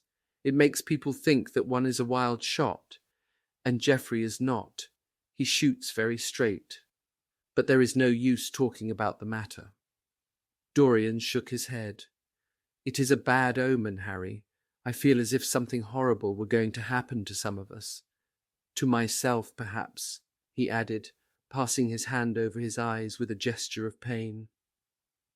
The elder man laughed. "The only horrible thing in the world is ennui, Dorian. That is the one sin for which there is no forgiveness. But we are not likely to suffer from it unless these fellows keep chattering about this thing at dinner. I must tell them that the subject is to be tabooed. As for omens, there is no such thing as an omen. Destiny does not send us heralds. She is too wise or too cruel for that. Besides, what on earth could happen to you, Dorian? You have everything in the world that a man can want. There is no one who would not be delighted to change places with you." "There is no one with whom I would not change places, Harry. Don't laugh like that. I am telling you the truth. The wretched peasant who has just died is better off than I am. I have no terror of death. It is the coming of death that terrifies me. Its monstrous wings seem to wheel in the leaden air around me. Good heavens, don't you see a man moving behind the trees there, watching me, waiting for me?" Lord Henry looked in the direction in which the trembling gloved hand was pointing. "Yes," he said, smiling, "I see the gardener waiting for you.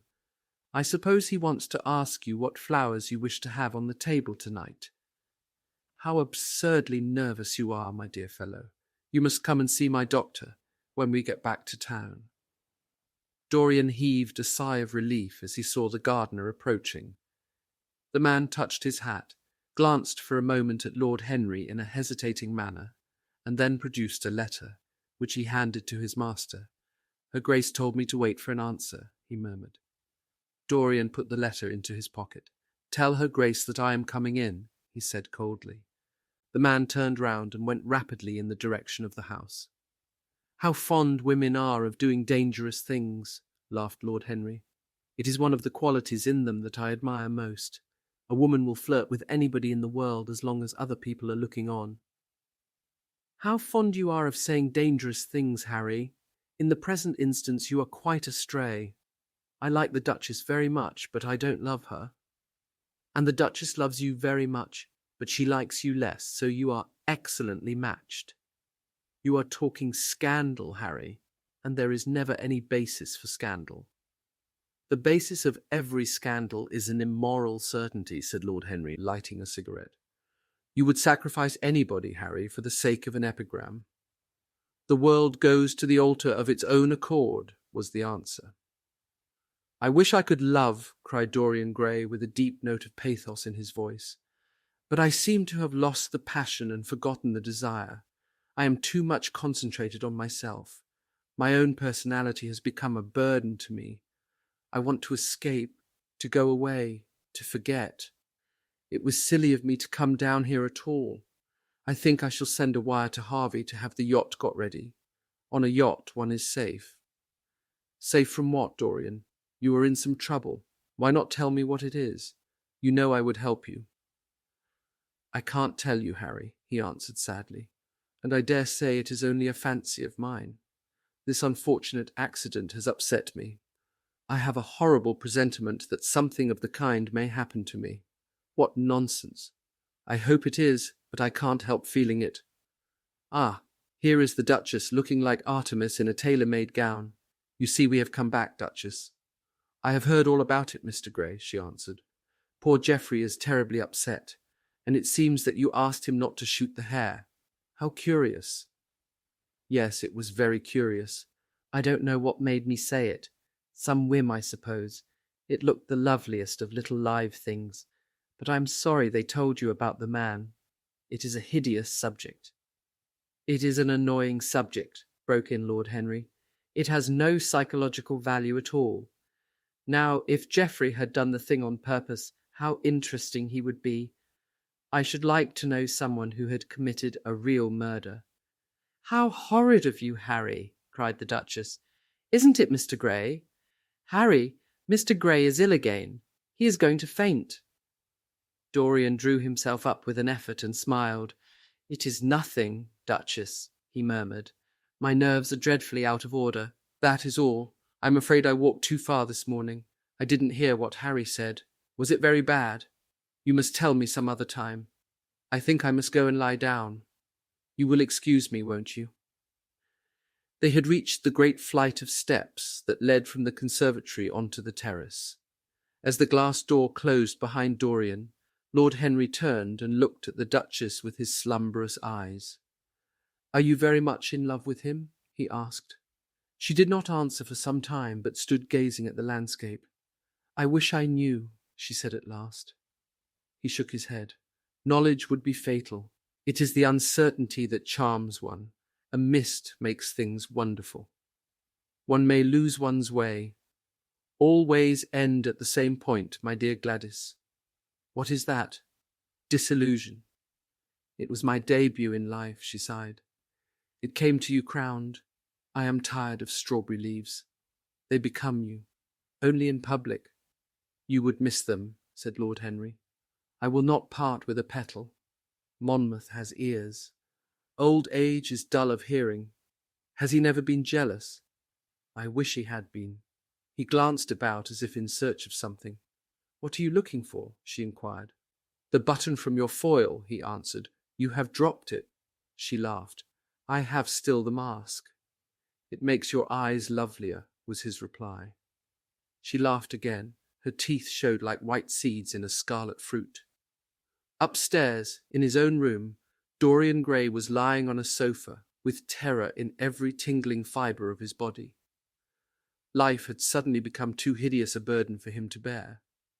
The dreadful death of the unlucky beater, shot in the thicket like a wild animal, had seemed to him to prefigure death for himself also.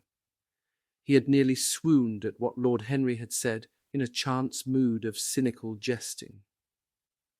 At 5 o'clock he rang his bell for his servant and gave him orders to pack his things for the night express to town, and to have the brougham at the door by 8:30. He was determined not to sleep another night at Selby Royal. It was an ill-omened place. Death walked there in the sunlight. The grass of the forest had been spotted with blood. Then he wrote a note to Lord Henry, telling him that he was going up to town to consult his doctor, and asking him to entertain his guests in his absence.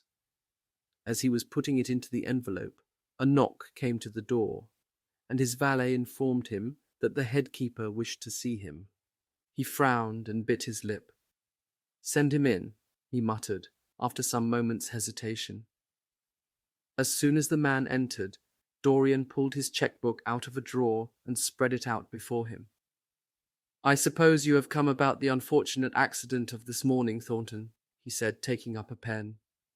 "Yes, sir," answered the gamekeeper. "Was the poor fellow married? Had he any people dependent on him?" asked Dorian, looking bored. "If so, I should not like them to be left in want, and will send them any sum of money you may think necessary." "We don't know who he is, sir. That is what I took the liberty of coming to you about." "Don't know who he is?" said Dorian listlessly. "What do you mean? Wasn't he one of your men?" "No, sir. Never saw him before. Seems like a sailor, sir." The pen dropped from Dorian Gray's hand, and he felt as if his heart had suddenly stopped beating. "A sailor?" he cried out. "Did you say a sailor?" "Yes, sir. He looks as if he had been a sort of sailor, tattooed on both arms and that kind of thing." "Was there anything found on him?" said Dorian, leaning forward and looking at the man with startled eyes. Anything that would tell his name? Some money, sir, not much, and a 6-shooter. There was no name of any kind. A decent-looking man, sir, but rough-like. A sort of sailor, we think. Dorian started to his feet. A terrible hope fluttered past him. He clutched at it madly. "Where is the body?" he exclaimed. "Quick, I must see it at once." "It is in an empty stable in the home farm, sir. The folk don't like to have that sort of thing in their houses. They say a corpse brings bad luck." "The home farm. Go there at once and meet me. Tell one of the grooms to bring my horse round. No, never mind. I'll go to the stables myself. It will save time." In less than a quarter of an hour, Dorian Gray was galloping down the long avenue as hard as he could go. The trees seemed to sweep past him in spectral procession, and wild shadows to fling themselves across his path. Once the mare swerved at a white gatepost and nearly threw him.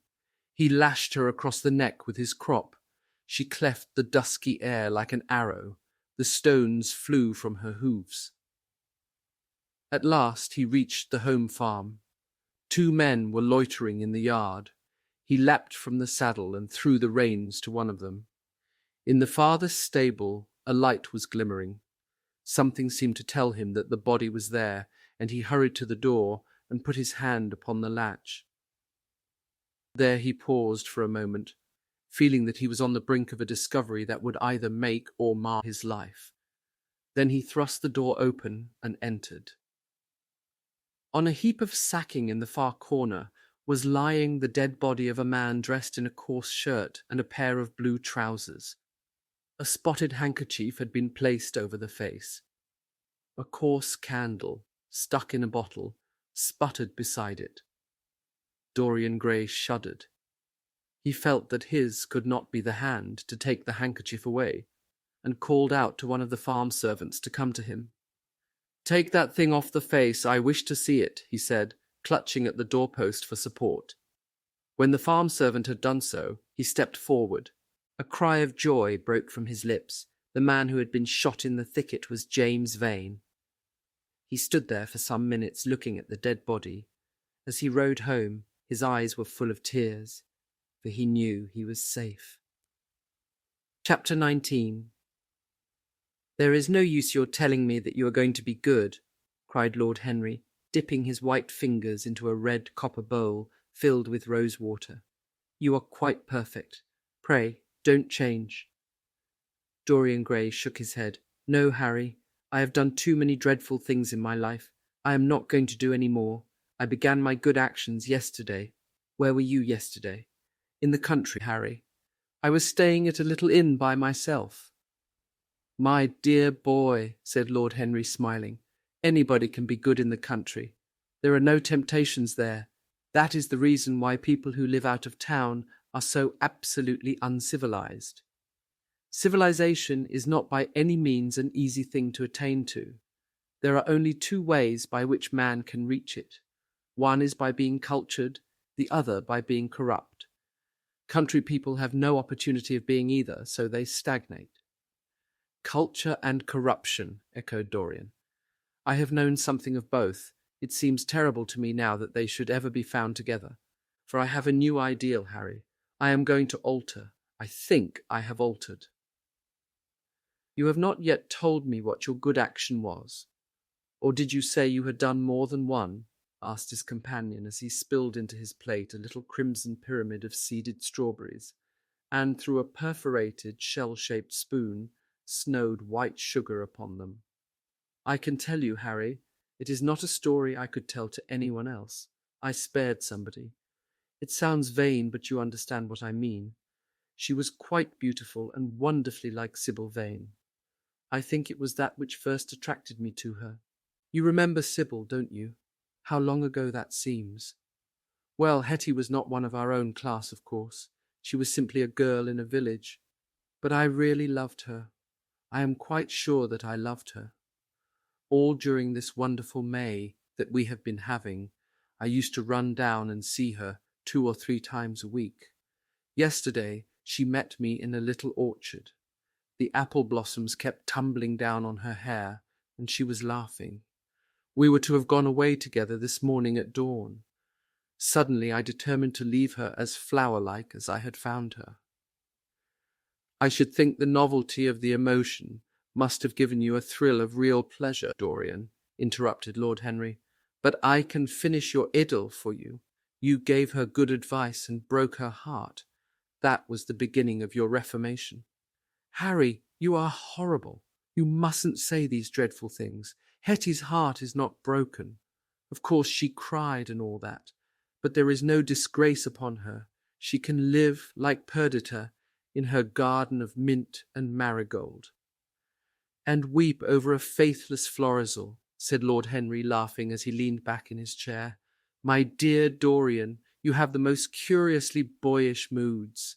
Do you think this girl will ever be really content now with any one of her own rank?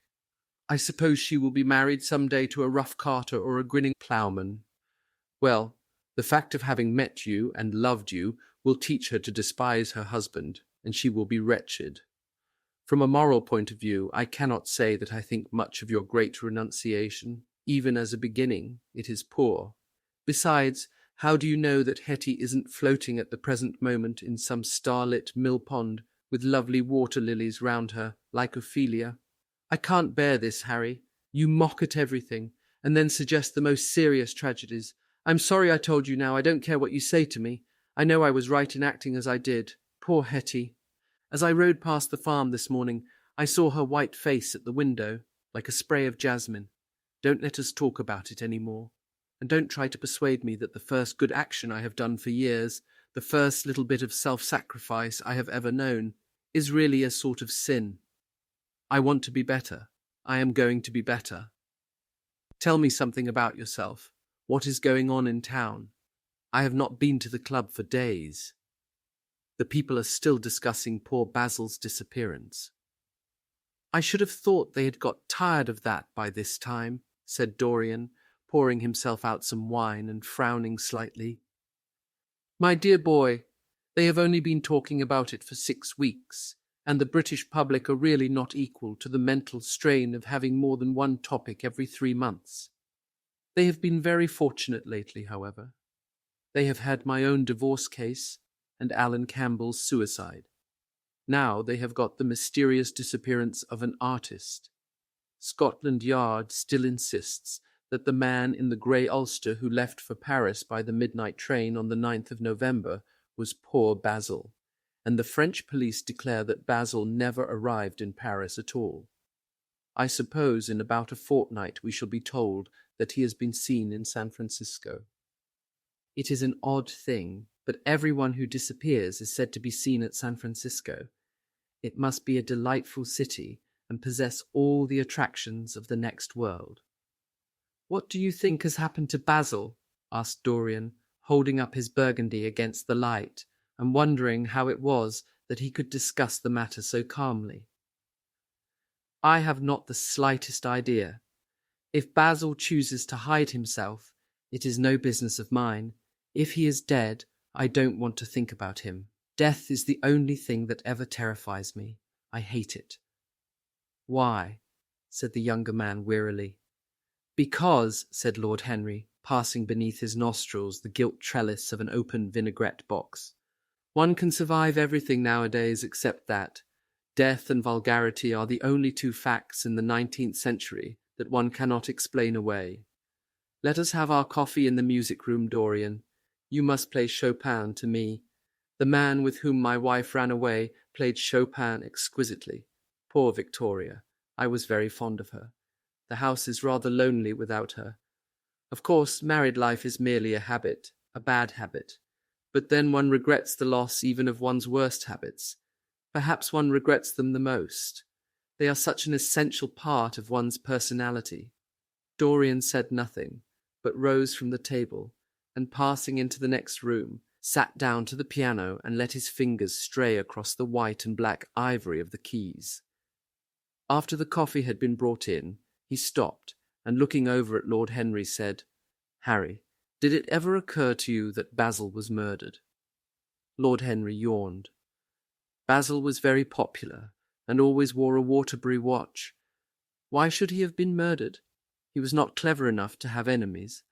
Of course, he had a wonderful genius for painting, but a man can paint like Velasquez and yet be as dull as possible. Basil was really rather dull. He only interested me once, and that was when he told me years ago that he had a wild adoration for you and that you were the dominant motive of his art. I was very fond of Basil, said Dorian, with a note of sadness in his voice. But don't people say that he was murdered? Oh, some of the papers do. It does not seem to me to be at all probable. I know there are dreadful places in Paris, but Basil was not the sort of man to have gone to them. He had no curiosity. It was his chief defect. What would you say, Harry, if I told you that I had murdered Basil? Said the younger man. He watched him intently after he had spoken. I would say, my dear fellow, that you were posing for a character that doesn't suit you. All crime is vulgar, just as all vulgarity is crime. It is not in you, Dorian, to commit a murder. I am sorry if I hurt your vanity by saying so, but I assure you it is true. Crime belongs exclusively to the lower orders. I don't blame them in the smallest degree. I should fancy that crime was to them what art is to us, simply a method of procuring extraordinary sensations. A method of procuring sensations. Do you think, then, that a man who has once committed a murder could possibly do the same crime again? Don't tell me that. Oh, anything becomes a pleasure if one does it too often, cried Lord Henry, laughing. That is one of the most important secrets of life. I should fancy, however, that murder is always a mistake. One should never do anything that one cannot talk about after dinner. But let us pass from poor Basil. I wish I could believe that he had come to such a really romantic end as you suggest, but I can't. I dare say he fell into the Seine off an omnibus, and that the conductor hushed up the scandal. Yes, I should fancy that was his end. I see him lying now on his back, under those dull green waters, with the heavy barges floating over him, and long weeds catching in his hair. Do you know, I don't think he would have done much more good work. During the last 10 years his painting had gone off very much.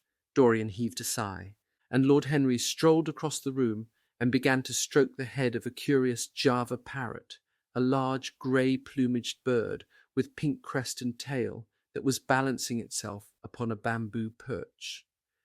As his pointed fingers touched it, it dropped the white scurf of crinkled lids over black glass-like eyes and began to sway backwards and forwards. Yes, he continued, turning round and taking his handkerchief out of his pocket. His painting had quite gone off. It seemed to me to have lost something. It had lost an ideal.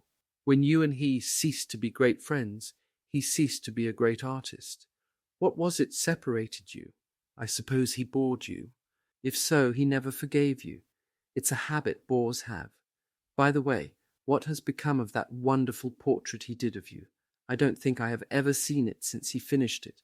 Oh, I remember your telling me years ago that you had sent it down to Selby, and that it had got mislaid or stolen on the way. You never got it back. What a pity. It was really a masterpiece. I remember I wanted to buy it. I wish I had now. It belonged to Basil's best period. Since then his work was that curious mixture of bad painting and good intentions that always entitles a man to be called a representative British artist. Did you advertise for it? You should. I forget, said Dorian. I suppose I did, but I never really liked it. I'm sorry I sat for it. The memory of the thing is hateful to me. Why do you talk of it? It used to remind me of those curious lines in some play. Hamlet, I think. How do they run? Like the painting of a sorrow, a face without a heart. Yes, that is what it was like. Lord Henry laughed. If a man treats life artistically, his brain is his heart, he answered, sinking into an armchair. Dorian Gray shook his head and struck some soft chords on the piano. Like the painting of a sorrow, he repeated, a face without a heart. The elder man lay back and looked at him with half-closed eyes. By the way, Dorian, he said after a pause, what does it profit a man if he gain the whole world and lose, how does the quotation run, his own soul? The music jarred, and Dorian Gray started and stared at his friend. Why do you ask me that, Harry?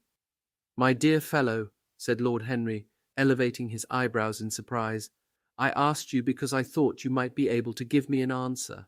That is all. I was going through the park last Sunday, and close by the Marble Arch there stood a little crowd of shabby-looking people listening to some vulgar street preacher. As I passed by, I heard the man yelling out that question to his audience. It struck me as being rather dramatic. London is very rich in curious effects of that kind. A wet Sunday, an uncouth Christian in a mackintosh, a ring of sickly white faces under a broken roof of dripping umbrellas, and a wonderful phrase flung into the air by shrill, hysterical lips.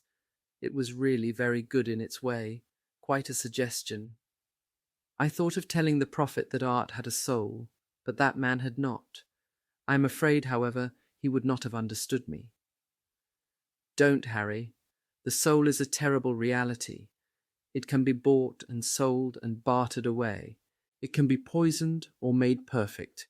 There is a soul in each one of us. I know it. Do you feel quite sure of that, Dorian? Quite sure. Ah, then it must be an illusion. The things one feels absolutely certain about are never true. That is the fatality of faith and the lesson of romance. How grave you are. Don't be so serious. What have you or I to do with the superstitions of our age? No, we have given up our belief in the soul. Play me something. Play me a nocturne, Dorian, and as you play, tell me, in a low voice, how you have kept your youth. You must have some secret. I am only 10 years older than you are, and I am wrinkled and worn and yellow. You are really wonderful, Dorian. You have never looked more charming than you do tonight. You remind me of the day I saw you first. You were rather cheeky, very shy, and absolutely extraordinary. You have changed, of course, but not in appearance. I wish you would tell me your secret. To get back my youth, I would do anything in the world, except take exercise, get up early, or be respectable. Youth, there is nothing like it. It's absurd to talk of the ignorance of youth. The only people to whose opinions I listen now with any respect are people much younger than myself. They seem in front of me. Life has revealed to them her latest wonder. As for the aged, I always contradict the aged. I do it on principle. If you ask them their opinion on something that happened yesterday, they solemnly give you the opinions current in 1820, when people wore high stocks, believed in everything, and knew absolutely nothing. How lovely that thing you are playing is. I wonder, did Chopin write it at Majorca, with the sea weeping round the villa and the salt spray dashing against the panes? It is marvellously romantic. What a blessing it is that there is one art left to us that is not imitative. Don't stop. I want music tonight. It seems to me that you are the young Apollo, and that I am Marsyas listening to you. I have sorrows, Dorian, of my own, that even you know nothing of. The tragedy of old age is not that one is old, but that one is young. I am amazed sometimes at my own sincerity. Ah, Dorian, how happy you are. What an exquisite life you have had. You have drunk deeply of everything. You have crushed the grapes against your palate. Nothing has been hidden from you. And it has all been to you no more than the sound of music. It has not marred you. You are still the same. I am not the same, Harry. Yes, you are the same. I wonder what the rest of your life will be. Don't spoil it by renunciations. At present you are a perfect type. Don't make yourself incomplete. You are quite flawless now. You need not shake your head. You know you are. Besides, Dorian, don't deceive yourself. Life is not governed by will or intention. Life is a question of nerves and fibres and slowly built-up cells in which thought hides itself and passion has its dreams. You may fancy yourself safe and think yourself strong. But a chance tone of colour in a room or a morning sky, a particular perfume that you had once loved and that brings subtle memories with it, a line from a forgotten poem that you had come across again, a cadence from a piece of music that you had ceased to play. I tell you, Dorian, that it is on things like these that our lives depend. Browning writes about that somewhere, but our own senses will imagine them for us. There are moments when the odour of lilas blanc, passes suddenly across me, and I have to live the strangest month of my life over again. I wish I could change places with you, Dorian. The world has cried out against us both, but it has always worshipped you. It always will worship you. You are the type of what the age is searching for, and what it is afraid it has found. I am so glad that you have never done anything, never carved a statue, or painted a picture, or produced anything outside of yourself. Life has been your art. You have set yourself to music. Your days are your sonnets. Dorian rose up from the piano and passed his hand through his hair. Yes, life has been exquisite, he murmured. But I am not going to have the same life, Harry. And you must not say these extravagant things to me. You don't know everything about me. I think that if you did, even you would turn from me. You laugh. Don't laugh. Why have you stopped playing, Dorian? Go back and give me the nocturne over again. Look at that great honey-coloured moon that hangs in the dusky air. She is waiting for you to charm her, and if you play, she will come closer to the earth. You won't? Let us go to the club then. It has been a charming evening, and we must end it charmingly. There is someone at White's who wants immensely to know you, young Lord Poole, Bournemouth's eldest son. He has already copied your neckties and has begged me to introduce him to you. He is quite delightful and rather reminds me of you. I hope not, said Dorian with a sad look in his eyes. But I am tired tonight, Harry. I shan't go to the club. It is nearly 11 and I want to go to bed early. Do stay. You have never played so well as tonight.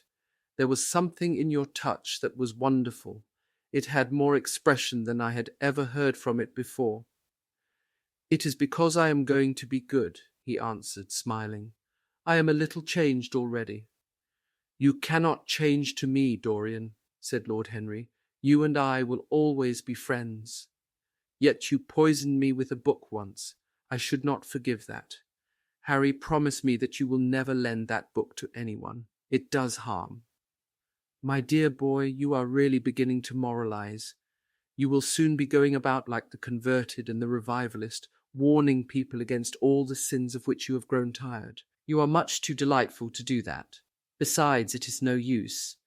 You and I are what we are, and will be what we will be. As for being poisoned by a book, there is no such thing as that. Art has no influence upon action. It annihilates the desire to act. It is superbly sterile. The books that the world calls immoral are books that show the world its own shame. That is all. But we won't discuss literature. Come round tomorrow. I am going to ride at 11. We might go together and I will take you to lunch afterwards with Lady Branksome. She is a charming woman and wants to consult you about some tapestries she is thinking of buying. Mind you come. Or shall we lunch with our little Duchess? She says she never sees you now. Perhaps you are tired of Gladys. I thought you would be. Her clever tongue gets on one's nerves. Well, in any case, be here at 11. Must I really come, Harry? Certainly. The park is quite lovely now. I don't think there have been such lilacs since the year I met you. Very well. I shall be here at 11, said Dorian. Good night, Harry. As he reached the door, he hesitated for a moment, as if he had something more to say. Then he sighed and went out. Chapter 20. It was a lovely night, so warm that he threw his coat over his arm and did not even put his silk scarf round his throat. As he strolled home, smoking his cigarette, 2 young men in evening dress passed him. He heard one of them whisper to the other, "That is Dorian Gray." He remembered how pleased he used to be when he was pointed out, or stared at, or talked about. He was tired of hearing his own name now. Half the charm of the little village where he had been so often lately was that no one knew who he was. He had often told the girl whom he had lured to love him that he was poor, and she had believed him. He had told her once that he was wicked, and she had laughed at him, and answered that wicked people were always very old and very ugly. What a laugh she had, just like a thrush singing. And how pretty she had been in her cotton dresses and her large hats. She knew nothing. but she had everything that he had lost. When he reached home, he found his servant waiting up for him. He sent him to bed and threw himself down on the sofa in the library and began to think over some of the things that Lord Henry had said to him. Was it really true that one could never change? He felt a wild longing for the unstained purity of his boyhood, his rose-white boyhood, as Lord Henry had once called it. He knew that he had tarnished himself, filled his mind with corruption, and given horror to his fancy, that he had been an evil influence to others, and had experienced a terrible joy in being so, and that of the lives that had crossed his own, it had been the fairest and the most full of promise that he had brought to shame. But was it all irretrievable? Was there no hope for him? Ah, in what a monstrous moment of pride and passion he had prayed that the portrait should bear the burden of his days, and he keep the unsullied splendour of eternal youth. All his failure had been due to that. Better for him that each sin of his life had brought its sure, swift penalty along with it. There was purification in punishment, not "forgive us our sins, but smite us for our iniquities," should be the prayer of man to a most just God. The curiously carved mirror that Lord Henry had given to him so many years ago now was standing on the table, and the white-limbed cupids laughed round it as of old. He took it up as he had done on that night of horror when he had first noted the change in the fatal picture, and with wild, tear-dimmed eyes looked into its polished shield. Once, someone who had terribly loved him had written to him a mad letter, ending with these idolatrous words: "The world is changed because you are made of ivory and gold. The curves of your lips rewrite history." The phrases came back to his memory, and he repeated them over and over to himself. Then he loathed his own beauty, and flinging the mirror on the floor, crushed it into silver splinters beneath his heel. It was his beauty that had ruined him, his beauty and the youth that he had prayed for. But for those two things, his life might have been free from stain. His beauty had been to him but a mask, his youth but a mockery. What was youth at best? A green, an unripe time, a time of shallow moods and sickly thoughts. Why had he worn its livery? Youth had spoiled him. It was better not to think of the past. Nothing could alter that. It was of himself and of his own future that he had to think. James Vane was hidden in a nameless grave in Selby churchyard. Alan Campbell had shot himself one night in his laboratory, but had not revealed the secret that he had been forced to know. The excitement, such as it was, over Basil Hallward's disappearance would soon pass away. It was already waning. He was perfectly safe there. Nor, indeed, was it the death of Basil Hallward that weighed most upon his mind. It was the living death of his own soul that troubled him. Basil had painted the portrait that had marred his life. He could not forgive him that. It was the portrait that had done everything. Basil had said things to him that were unbearable, and that he had yet borne with patience. The murder had been simply the madness of a moment. As for Alan Campbell, his suicide had been his own act. He had chosen to do it. It was nothing to him. A new life, that was what he wanted. That was what he was waiting for. Surely he had begun it already. He had spared one innocent thing at any rate. He would never again tempt innocence. He would be good. As he thought of Hetty Merton, he began to wonder if the portrait in the locked room had changed. Surely it was not still so horrible as it had been. Perhaps if his life became pure, he would be able to expel every sign of evil passion from the face. Perhaps the signs of evil had already gone away. He would go and look. He took the lamp from the table and crept upstairs.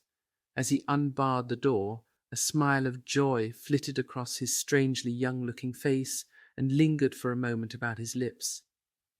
Yes, he would be good, and the hideous thing that he had hidden away would no longer be a terror to him.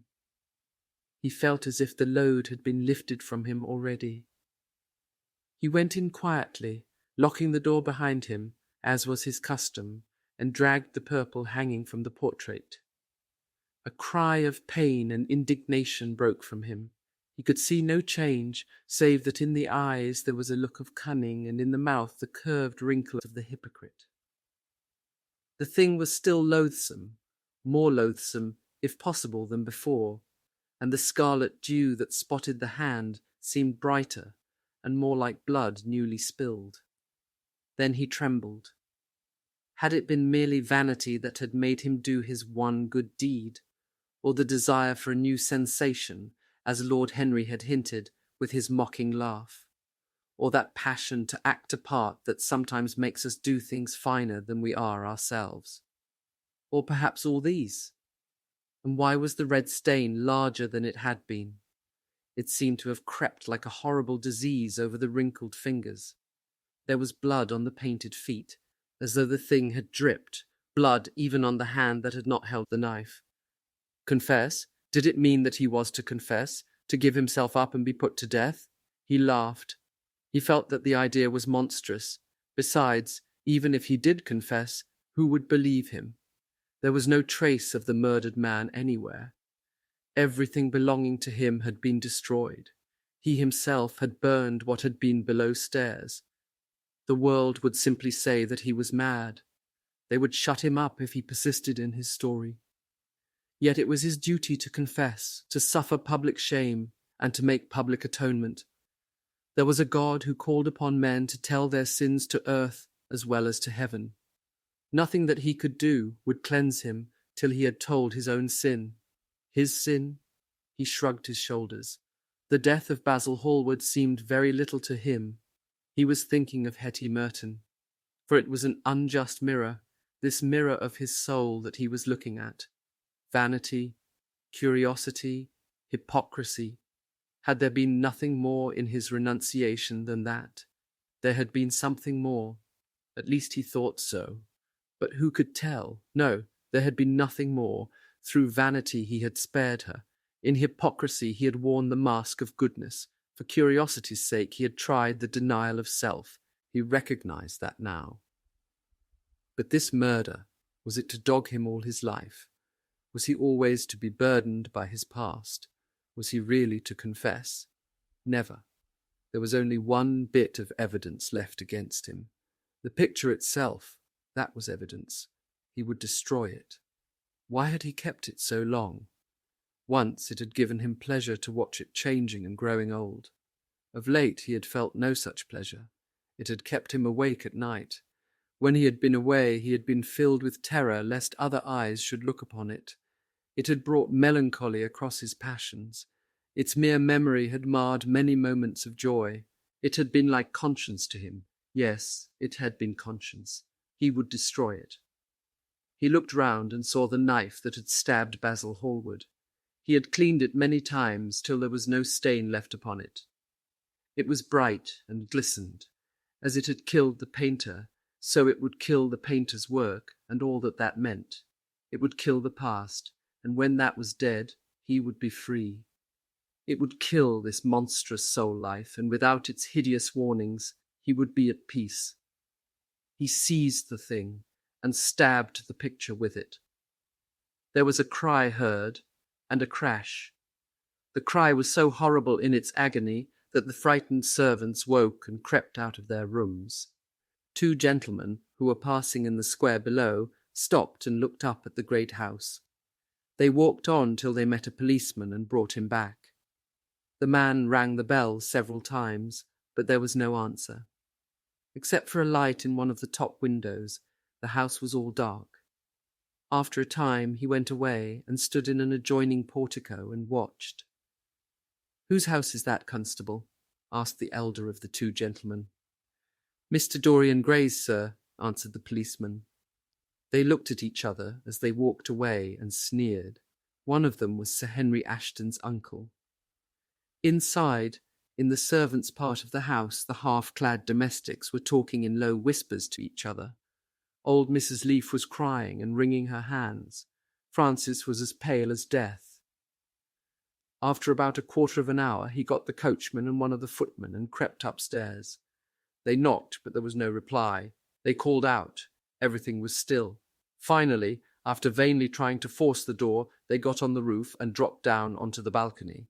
The windows yielded easily. Their bolts were old. When they entered, they found hanging upon the wall a splendid portrait of their master, as they had last seen him, in all the wonder of his exquisite youth and beauty. Lying on the floor was a dead man, in evening dress, with a knife in his heart. He was withered, wrinkled, and loathsome of visage. It was not till they had examined the rings that they recognized who it was. The end.